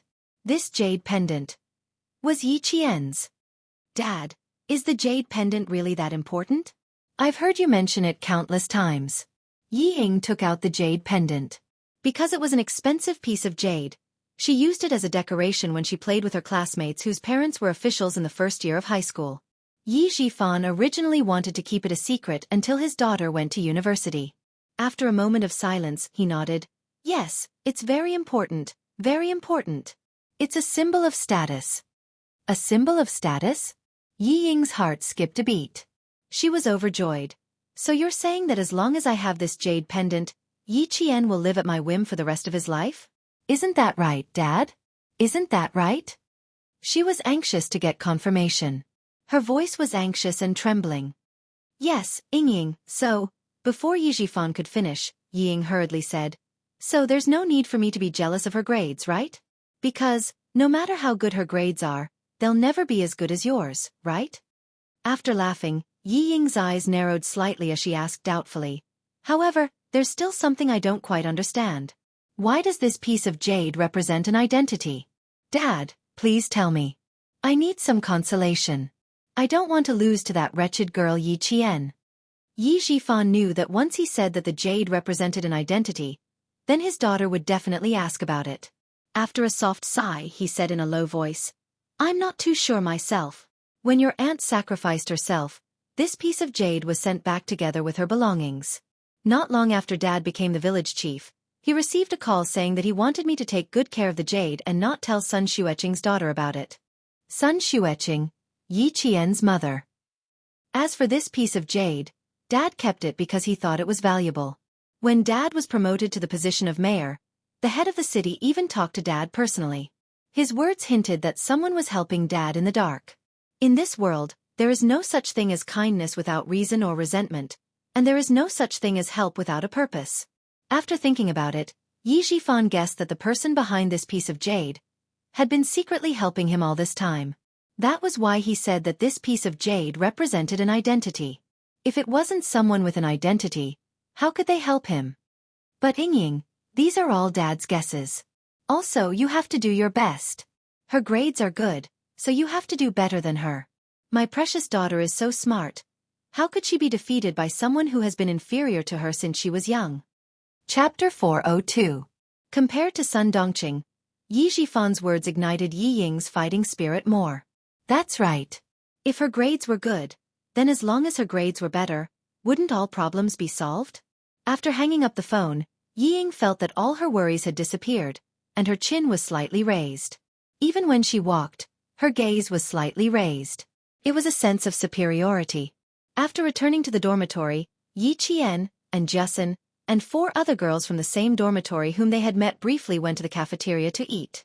Just as they were about to reach the cafeteria, they bumped into Yi Ying, who had just returned from a phone call. Their gazes met, and the air seemed to freeze. Seeing this, Yi Ying glanced at the girls. Her eyes were filled with disdain. At first glance, she could tell that they were all from ordinary families. Birds of a feather flocked together. People of different backgrounds would associate with the same people. Sister, call home when you're free. My dad is very worried about you. Yi Ying, who spoke, unconsciously touched the pendant on her chest. She smiled and said, I just called my dad to tell him that you're back. Yi Qian did not want to involve her classmates in the dispute between her and Yi Ying. She smiled at Justin and said, Justin, go to the cafeteria with Xiaoyi and the rest first. Help me get food too. Thank you. But and Justin was worried. However, when she met Yi Qian's slightly heavy gaze, she immediately nodded. She pulled the girls from the same dormitory and said softly, "Let's go first." Once the students left, Yi Ying's ugly face was completely revealed. With a gloomy gaze, she laughed softly and said, "Stupid girl, don't think that you can surpass me just because you're back at number 1 middle school. Like people live like that. As for you, don't even think about surpassing me. Who's going to compete with you?" "Yi Ying, it looks like you're the one who's competing with me." Yi Qian smiled. The afternoon sun was shining brightly, but she did not seem to be sweating at all. She was refreshed, and her eyes were as beautiful as water. "I stopped because I wanted to tell you that getting into number 1 middle school is not a big deal. It's hard for you to get into number 1 middle school, but for me, it's extremely easy." His words pierced Yi Ying's heart. Her expression changed and she said fiercely, "So what? I'll let you be proud today, but just you wait and see. With your status, you don't deserve to be compared to me." When it came to bickering, Yi Ying had always lost every battle. After she lost, she would leave in a huff. But before she left, her gloomy eyes that clearly had other intentions made Yi Qian frown slightly. After talking to Yi Zhifan on the phone, it seemed like he had received some advice. In that case, he had to be more careful. The episode ended as quickly as it started. When Yi Qian went to the cafeteria, and Justin had already ordered the food. Not only was there a girl from the same dormitory sitting next to her, but there were also other students from her class. In the cafeteria, Zhang Bin from class 4 was carrying a plate and looking for Yi Qian. He wanted to come over after the math test, but he was caught by the PE teacher to move the sports equipment. Now that it was noon, he rushed to the cafeteria to look for Yi Qian. Because there was still a week of military training in the first year of high school, the cafeteria was slightly empty and not too crowded. Soon, he heard in Justin's voice. Following the direction of the voice, he saw Yi Qian. Not only were the two of them sitting together, but there were also a few other students sitting nearby. They were chatting and laughing with Yi Qian. They seemed to have a good relationship, and a few of them were students with excellent grades in the first year of high school. It could be seen that Yi Qian got along well with his classmates on the first day of school. Chapter 403. Zhang Bin looked at Yi Qian, who was surrounded by his classmates, and then looked at Justin. He thought about it and decided to look for them after school. A boy patted Zhang Bin's shoulder and laughed. "Hey, Zhang Bin, you're looking at Justin again. If you really like her, why don't you write her a love letter? It's good to let her know. But you have to be careful. Don't let the teacher find out. Their homeroom teacher, Miss Tong, is quite nice, but she can be quite scary when she's strict." "What are you talking about?" "The transfer student from class 1, Yi Qian, is also my junior high school classmate." The voices gradually faded away. Yi Qian looked at Zhang Bin, who had walked far away, and whispered to Justin, "Let's go look for Zhang Bin after class?" "Why should we look for him? He doesn't have time in the afternoon. He's a sports student, so he has to train every afternoon after school. Also, he doesn't live on campus. He lives at his grandmother's house." Zhang Bin's father was from Fujian town, but his mother was from the provincial capital. And Justin, who had always been carefree, was more attentive this time. She whispered, "Zhang Bin's father doesn't have much contact with his grandmother's family. I heard that his mother fell out with her family because she wanted to marry into the countryside. In the future, when you see Zhang Bin, don't ask him where he lives. He doesn't want to talk about it." Hearing this, Yi Qian looked at Justin with a smile in his eyes. He purposely dragged out his words and said, "Not bad, you know how to care about people." "Who? Care about who?" The girls who didn't hear everything came closer. Soon, they were all laughing together again. Under the sunlight, the second-year students who hadn't entered the countdown to the college entrance exam were still smiling. Yi Ying, who had lost to Yi Qian again, was slapping the tree leaves fiercely and cursing. "Yi Ying, over here. Everyone is looking for you." A girl blocked Yi Ying's path and pulled her towards Swan Lake without any explanation. "It's an emergency. We didn't do our summer homework. Hurry up and help us." The us the girl was referring to was the classmates that Yi Zhifan had told Yi Ying to build a good relationship with. They were not from powerful families, but they were rich. When Yi Ying saw the girl, her eyes flickered. She smiled and said, "Sure, but don't blame me if I do something wrong. She came at the right time. She was just thinking about how to deal with Yi Qian. TSK, you're the one with the best grades among us. Even if you're wrong, you're more correct than us. Let's go. The girl pushed Yi Ying's shoulders with both hands and said with a smile, "It's an emergency. We have to finish it by noon." If necessary, they could use the sons and daughters of officials to deal with Yi Qian. Yi Jifan's ruthless voice kept ringing in Yi Ying's ears. Great. Isn't this an opportunity? Yi Qian, let's see how you'll survive in school after offending my friends. After lunch, Yi Qian went back to the dormitory to tidy up her bed. Just as Teacher Tong had said, the strong were respected by others. After lunch, the 6 people in the dormitory had a certain understanding of each other. The other 4 girls were even happier to be in the same dormitory as Yi Qian.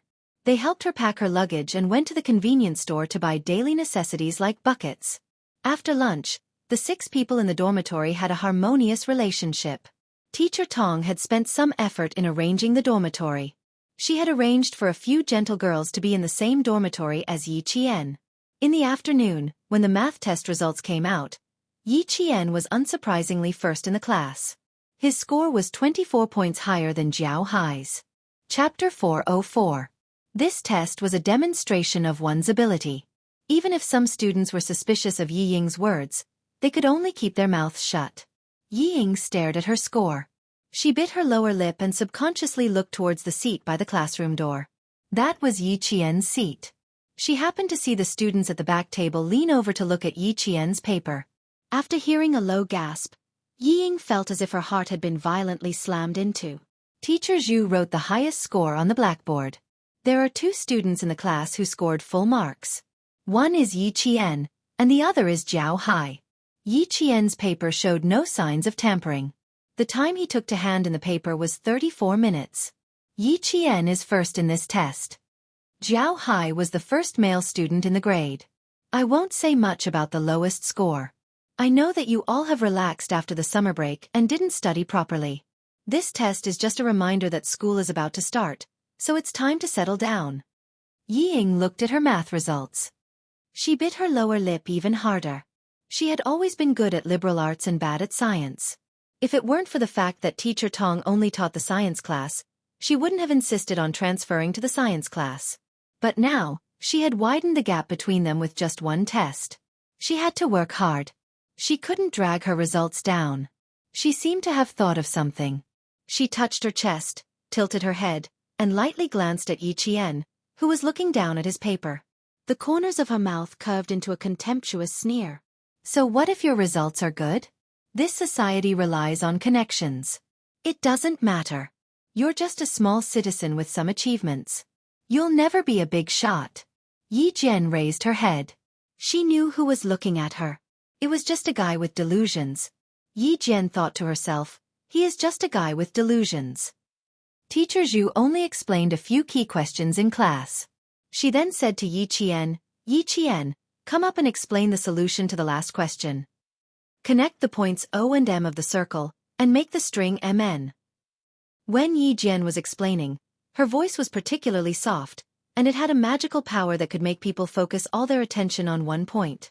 Cicadas were chirping outside the window, and there was only the sound of the leaf fan hanging on the ceiling rotating in the classroom. All the students in the class were listening to her explanation carefully, and there was no extra sound. Only when the value of point N is taken on a semicircular arc that does not include point M. Our answer is obvious. Yi Jian wrote down her analysis step by step on the blackboard as she explained the questions. Some white chalk foam fell on her black hair. As she turned around, the ends of her hair swayed slightly, and the white powder fell off. The math class passed by quietly. Yi Qian's analysis process was written on the blackboard. Some students were still copying the answers on the blackboard step by step. There were also students who took their test papers to answer Yi Qian.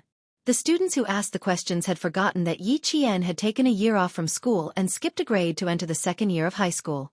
It had only been a day, but they all had the feeling that they had been in the same class as her all along. It was as if they had known each other for years. Just as Teacher Tong said, Yi Qian never rejected her classmates' questions. However, she had a good grasp of her limits. She didn't know how to solve everyone's questions. She imperceptibly told her classmates her principles. She couldn't help them all the time. In the end, they still had to rely on themselves. Class 1 was a class that didn't relax even after class. They listened attentively in class and discussed enthusiastically after class. They only returned to their seats after the bell rang for language class. Chapter 405. Ms. Tong was also holding the test papers from the morning. She handed them in groups and then distributed them to the class. At the age of 52, she stood on the podium and scanned the class with a serious look. After a summer vacation, I believe that all of you have a better understanding of your results. The winner of this test is Yi Jian, who won first place in mathematics and literature. I won't criticize or praise anyone. It won't be too late to talk about it after the test at the end of the month. Yi Qian's ability in this test is obvious to all of you. I don't want to hear any bad rumors in class in the future. Do you hear me? Other than Yi Ying, the rest of the students raised their voices and replied, "Yes, we heard it." Okay, let's arrange the seats according to height. The taller ones can stand at the back. Ms. Tong only said a few words about the test and used the rest of the time to arrange the seats. Even though she didn't say anything, all the students understood that the difference of 1 point could be as big as the difference between heaven and earth. 1 point higher could get them admitted to a key university. 1 point lower could mean they would fail. Yi Ying lowered her head, not because of her score, but because of Ms. Tong's words. The corners of her eyes turned red as she lowered her head. Her hands gripped the edge of her skirt tightly. Her lowered gaze was like the tip of a needle. It was so cold that it sent chills down one's spine. The first day of school passed in a tense atmosphere. When the school gates opened, the sun was already setting. Half of the sky was covered in a gorgeous glow. The students who didn't have boarding houses left the school in groups of 3 or 5. After a while, the boys rode their bicycles and brushed past the girls, leaving behind their whistles and screams. Xia Jinyuan looked at the group of youthful high school students walking out of the school and couldn't help but smile. Not bad, little Fox is also in her second year of high school. The tall and slender man stood elegantly at the school gates with his hands in his pockets. His reserved and elegant temperament had already attracted the attention of countless students. When they saw his face clearly, several high school girls covered their mouths and deliberately walked past him with blushing faces. Yi Qian rubbed his forehead helplessly. Didn't he know to find a less crowded place to wait for him? Do I have to stand at the school gate and wait for wave after wave of students? It was too eye-catching to go over like this. Yi Jian was still thinking about going over later when she saw Yi Ying, who had gone out with the other students, standing in front of Xia Jinyuan. He was surprised that Yi Ying knew him too. How could Yi Ying know him? However, she had laughed and said that she thought he looked familiar, so the girls started to tease her. Then it must be fate. He looks like he's waiting for someone. I wonder whose brother he is. Go and ask him. Then, he was shoved in front of Xia Jinyuan, which was what Yi Qian saw. The little girl was fooling around in front of him. Not only was her eyes wanton, but they were also flickering. Major Xia's expression remained unchanged as he took a step to the side, patiently waiting for his little fox to come over. If Yi Ying hadn't wanted to come over herself, she wouldn't have pushed it over so easily. But when the somewhat familiar man in front of him acted as if he didn't see him, he was embarrassed and angry at the same time. Chapter 406. You. Yi Ying didn't want to be ignored, so she took the initiative to speak up. Soon, something even more embarrassing happened. The man who was standing by her side just walked away. Xia Jinyuan didn't look at the girl standing in front of him, not even glancing at her from the corner of his eye. All his attention was focused on the school, so he didn't recognize Yi Ying, who had shoulder-length hair and a small bow on her temples. He never liked girls who took the initiative. When he heard their self-righteous whispers, a trace of disgust flashed across his eyes. Out of gentlemanly behavior, he just walked a little further away to wait. 20 minutes ago, he asked the school guards to look for her in class. Now that the guards had all returned, she was the only one who hadn't appeared. TSK. She probably saw him standing at the school gate where students were coming and going and didn't want to come over. It couldn't be helped. The girl was thin-skinned and didn't want to be close to him. She didn't come out not because she didn't come out, but because she wanted to wait until there were fewer people. Therefore, Major Xia did know Yi Qian well. Ying, you help me find out. The girl who had always been close to Yi Ying was someone Yi Ying wanted to befriend, and whose parents worked in the government, urged Yi Ying to step forward. Ask him who he's looking for, so we can find out more about him in the future. When a 16 or 17-year-old girl became bold, it was really hard for people to take it. Yi Ying didn't want to embarrass herself, but she didn't want to reject the girl's request either. She smiled gently and said, "We can ask the school guards and see if they know who he's looking for. Isn't that better? It won't seem like we're taking the initiative, and they'll know what we want." "Oh, Yi Ying, why are you so smart? Let's go ask." The girl seemed to be overjoyed when she heard this. She grabbed Yi Ying's wrist and walked towards the gate guards. Yi Ying, who was about to go over, suddenly realized that if she really went with the girl to ask the school guards, wouldn't she be laughed at by the school guards who saw students every day? She hurriedly grabbed the girl and said to the other two girls, Dan, Lemay, you two quickly stop this crazy person. If we really go to the school guard and ask, the four of us will definitely be found out by the teacher. Instead of studying properly, you actually have the audacity to ask about a strange man. Yi Ying did not say that she was embarrassing herself and rejected them with the excuse that she was doing it for the good of everyone. It had to be said that Yi Ying had her own way of getting along with these classmates who were from well-off families. Just like Yi Jifan, he was talented in such matters. Hearing her words, the two girls who were watching the show hurriedly reached out their hands. The girl who looked like she really wanted to ask the security guard said in unison, "It's done, Yao Jing. Yi Ying is most afraid of teachers, and you're still causing trouble for her. She helped us solve our summer homework this afternoon. You can't go back on your word and let her be criticized by the teacher." "What a coward. Cheng, don't ask anymore. I saw that man. He didn't react at all when he saw Yi Ying standing in front of him. He's probably a difficult person to get along with." Yao Jing's parents both worked in the government, and she had been pampered since she was young. After glancing at Yi Ying, she raised her eyebrows and laughed. "Look at how scared you guys are. Do you think I'll really ask? Silly. It's the first day of school and I'm already walking into the muzzle of a gun." Hearing this, Yi Ying's heart skipped a beat. None of these students who came from rich and powerful families were stupid. Although their grades were bad, they were all smart people. Chapter 407. If she hadn't stopped Yao Jing in time, she wouldn't have been able to get into their circle starting tomorrow. Yi Qian saw everything clearly and was amused by Xia Jinyuan's behavior. She pursed her lips and giggled. After watching him walk towards the green belt on the right, Yi Qian came out of her hiding place and walked towards the school gate. After walking less than a meter, she heard the new class monitor's voice behind her. "Mom, I finally found you. Vice Class Monitor Yi Qian.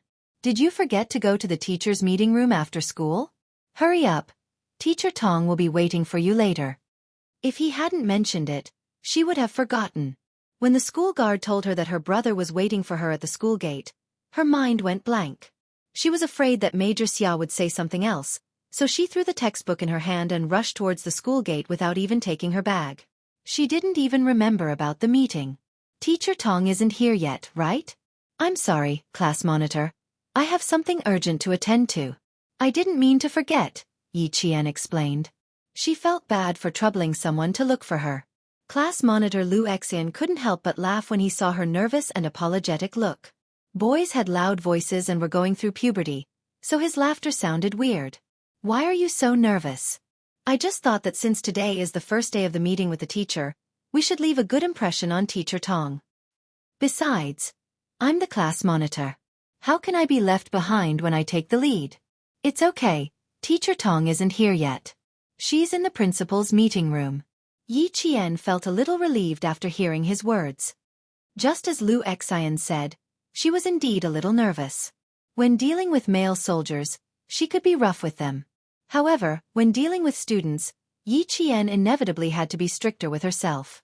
She had never been to high school, so she was unfamiliar with this environment. Although she acted calm in front of the whole class, she was just trying her luck.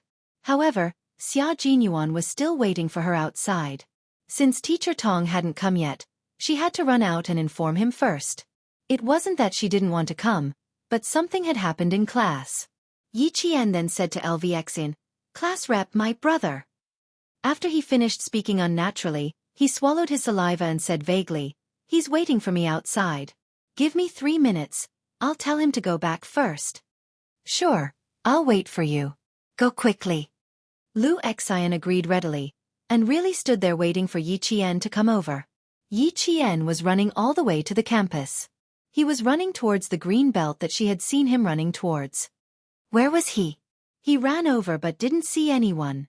Yi Qian didn't have much time to look around, but he didn't see anyone he was familiar with. Did he leave? Why did she come out after she left? Looking for me?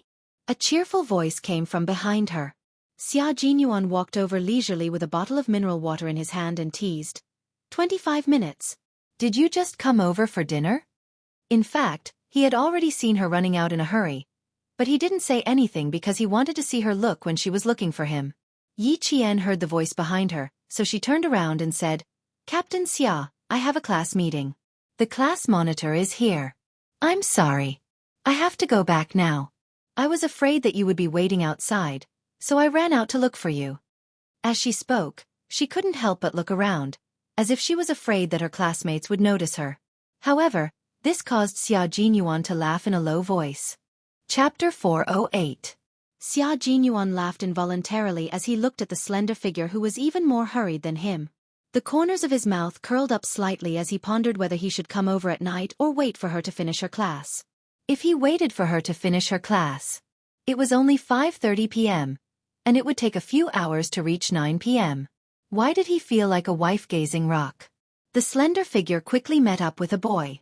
Then, the two of them hurriedly walked side by side into the school grounds. Xia Jinyuan, who had been watching the whole time, narrowed his eyes dangerously. They were getting a little too close. Should he mention it at night? The boy was immature, but the little fox he had his eyes on was immature as well. They were both still young and inexperienced. If they accidentally fell in love, he wouldn't even have a chance to cry. He didn't even dare to taste the little girl he had raised for more than 2 years. If another boy not only tasted her freshness, but also plucked the forbidden fruit that was not yet ripe, he would vomit blood. Thinking back to his high school life, the young masters in the capital all matured early. There were a few who had some money at home, and as soon as the fertility function was put to use, they would immediately find a clean and pretty lady and play with her happily. The boys nowadays were much more daring than before. They weren't even fully grown yet, they already had the bad habit of getting physical. No, he had to remind the little fox to set her sights higher. She couldn't be blinded by a little boy who was still wet behind the ears. In the school grounds, Lu Xian saw a camphor leaf fall into Yi Qian's shoulder-length black hair. He raised his hand to remove it, but Yi Qian moved sideways faster than he could raise his hand. He dodged to the side and laughed. There's a leaf in my hair? Camphor leaves. Our school has a lot of camphor leaves, and leaves often fall into the hair of girls. Lu Xian, who was able to become the class monitor despite not having the best grades, immediately thought of something and explained, Us boys often help girls remove leaves from their hair because of this. You don't mind. Yi Qian smiled and said naturally, I thought it was a bug and got a fright. This was how she interacted with her students. She couldn't directly say that she didn't like anyone to be close to her or have any intimate contact with her. There are insects too, but it's spring now. In the future. LV Xian didn't take it to heart. Everyone was getting to know each other, and he was indeed a little rash just now. Moreover, a beautiful girl like Yi Qian with good grades would more or less have her own principles. Xia Jinyuan saw this scene and his sexy thin lips curled up into a smile. His little fox was quite principled. At the very least, she was still not used to having even the slightest bit of intimate contact with other boys under normal circumstances. Xia Jinyuan glanced at the school gate, where his little fox was nowhere to be seen. He was about to wait outside the school when he received a call from Xia Yiwei. He continued to stand under the shade of the tree and answered the call with a smile. Do you have any orders for me again? In the principal's meeting room, Principal Chao gestured for the teachers to circulate the photocopied documents in his hand. There were many teachers' meetings during the start of the school year, and this time, the teachers attending the meeting were the form teachers of the 2nd and 3rd years. Social practice activities will be fully implemented this year. Our province's #1 middle school has taken the lead. 7 of the first year's classes have already gathered together for military training. This document is the fax I just received. The Provincial Education Bureau has decided that there will be a social practice activity for the 2nd and 3rd years of high school this year, and it will be included as a compulsory course. The results will be recorded in the student records as one of the conditions for students to graduate. Chapter 409. Principal Chow sat at the head of the meeting and said seriously, "This is a practical activity to improve the students' ideological and political awareness, stimulate their patriotism, and strengthen their national defense and national security awareness. Therefore, our school must follow the arrangements closely and complete all the social practice activities for the second and third year classes in the second half of this year. In the meantime, the school will set up a student military training leadership group. Under the leadership group, the military training team will be responsible for the implementation of the students' military training and actively cooperate with the military training team to complete the arrangements and meetings for the second and third year classes." All the form teachers took the documents and read them. When they saw the military training schedule, they were all relieved. Fortunately, it did not take up the class time. The holidays were fine. They would definitely support it. Also, it was fine to let the delicate students get rid of their squeamishness. Principal Chow, who ended the meeting in less than 10 minutes, did not return to his office. Instead, he rushed to the school gate. After the meeting, Ms. Tong summarized Principal Chow's words and told the class committee. Yi Qian thought that she could not go back to the village to accompany Grandpa Jen on October 1st. She did not think that she could not have fun during the holidays. She only wanted to go back to the village during the holidays. "My dad said he would take me to Mount Huangshan during the 7-day break. Now it's over."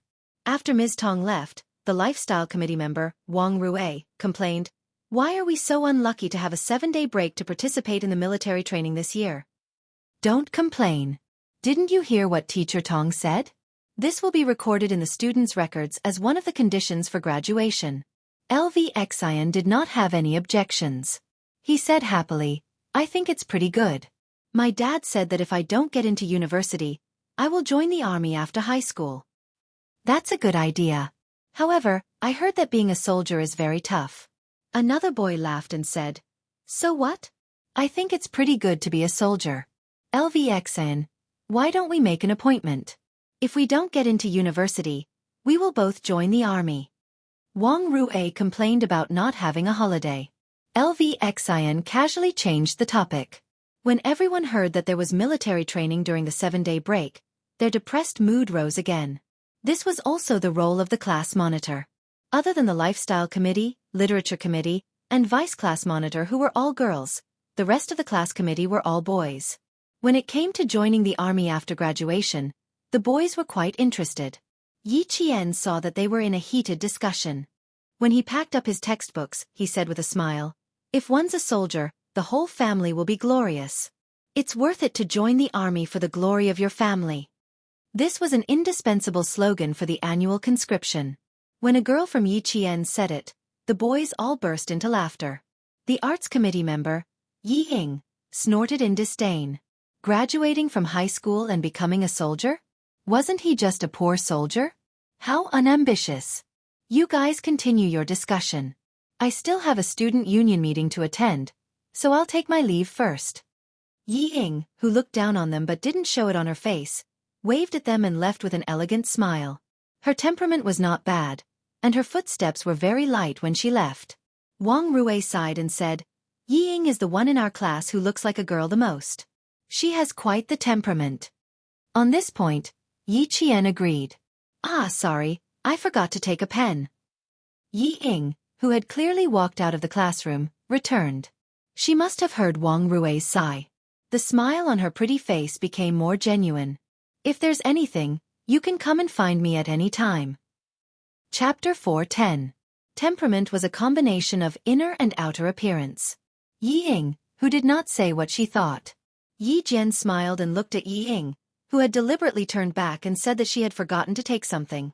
Yi Jian had clearly seen through Yi Ying's thoughts. She was afraid that he would say something bad about her, so she turned back. Wang Rui sighed. No wonder she was so proud. Yi Ying thought too highly of herself. She had always been wary of Yi Zhifan, who had personally sent her daughter to become the wife of a high school official. This person was the one she was most wary of. She looked at the time. The small meeting had taken half an hour. Xia Jinyuan shouldn't be waiting outside. Yi Qian wasn't sure if he was waiting. After thinking for a few seconds, she finally ran to the school gate. After the last rays of the sun disappeared, the sky was gray. Standing at the school gate, Yi Qian grabbed the railing with both hands and looked around. After confirming that there was no familiar figure, she returned to the dormitory. She left easily. Before leaving, Mr. Xia started the car and looked at the school through the rearview mirror. When he saw the gate slowly closing, he stepped on the gas and left. He returned to the hotel and parked his car. Just as he was about to enter the hotel lobby, he heard the sound of a car horn. After 2 beeps, Xia Jinyuan realized that it was him. He turned to look. I thought my eyes were playing tricks on me. So it really is Major Xia. Principal Chow got out of a black car that was about to drive out of the hotel. The car door opened but didn't close immediately.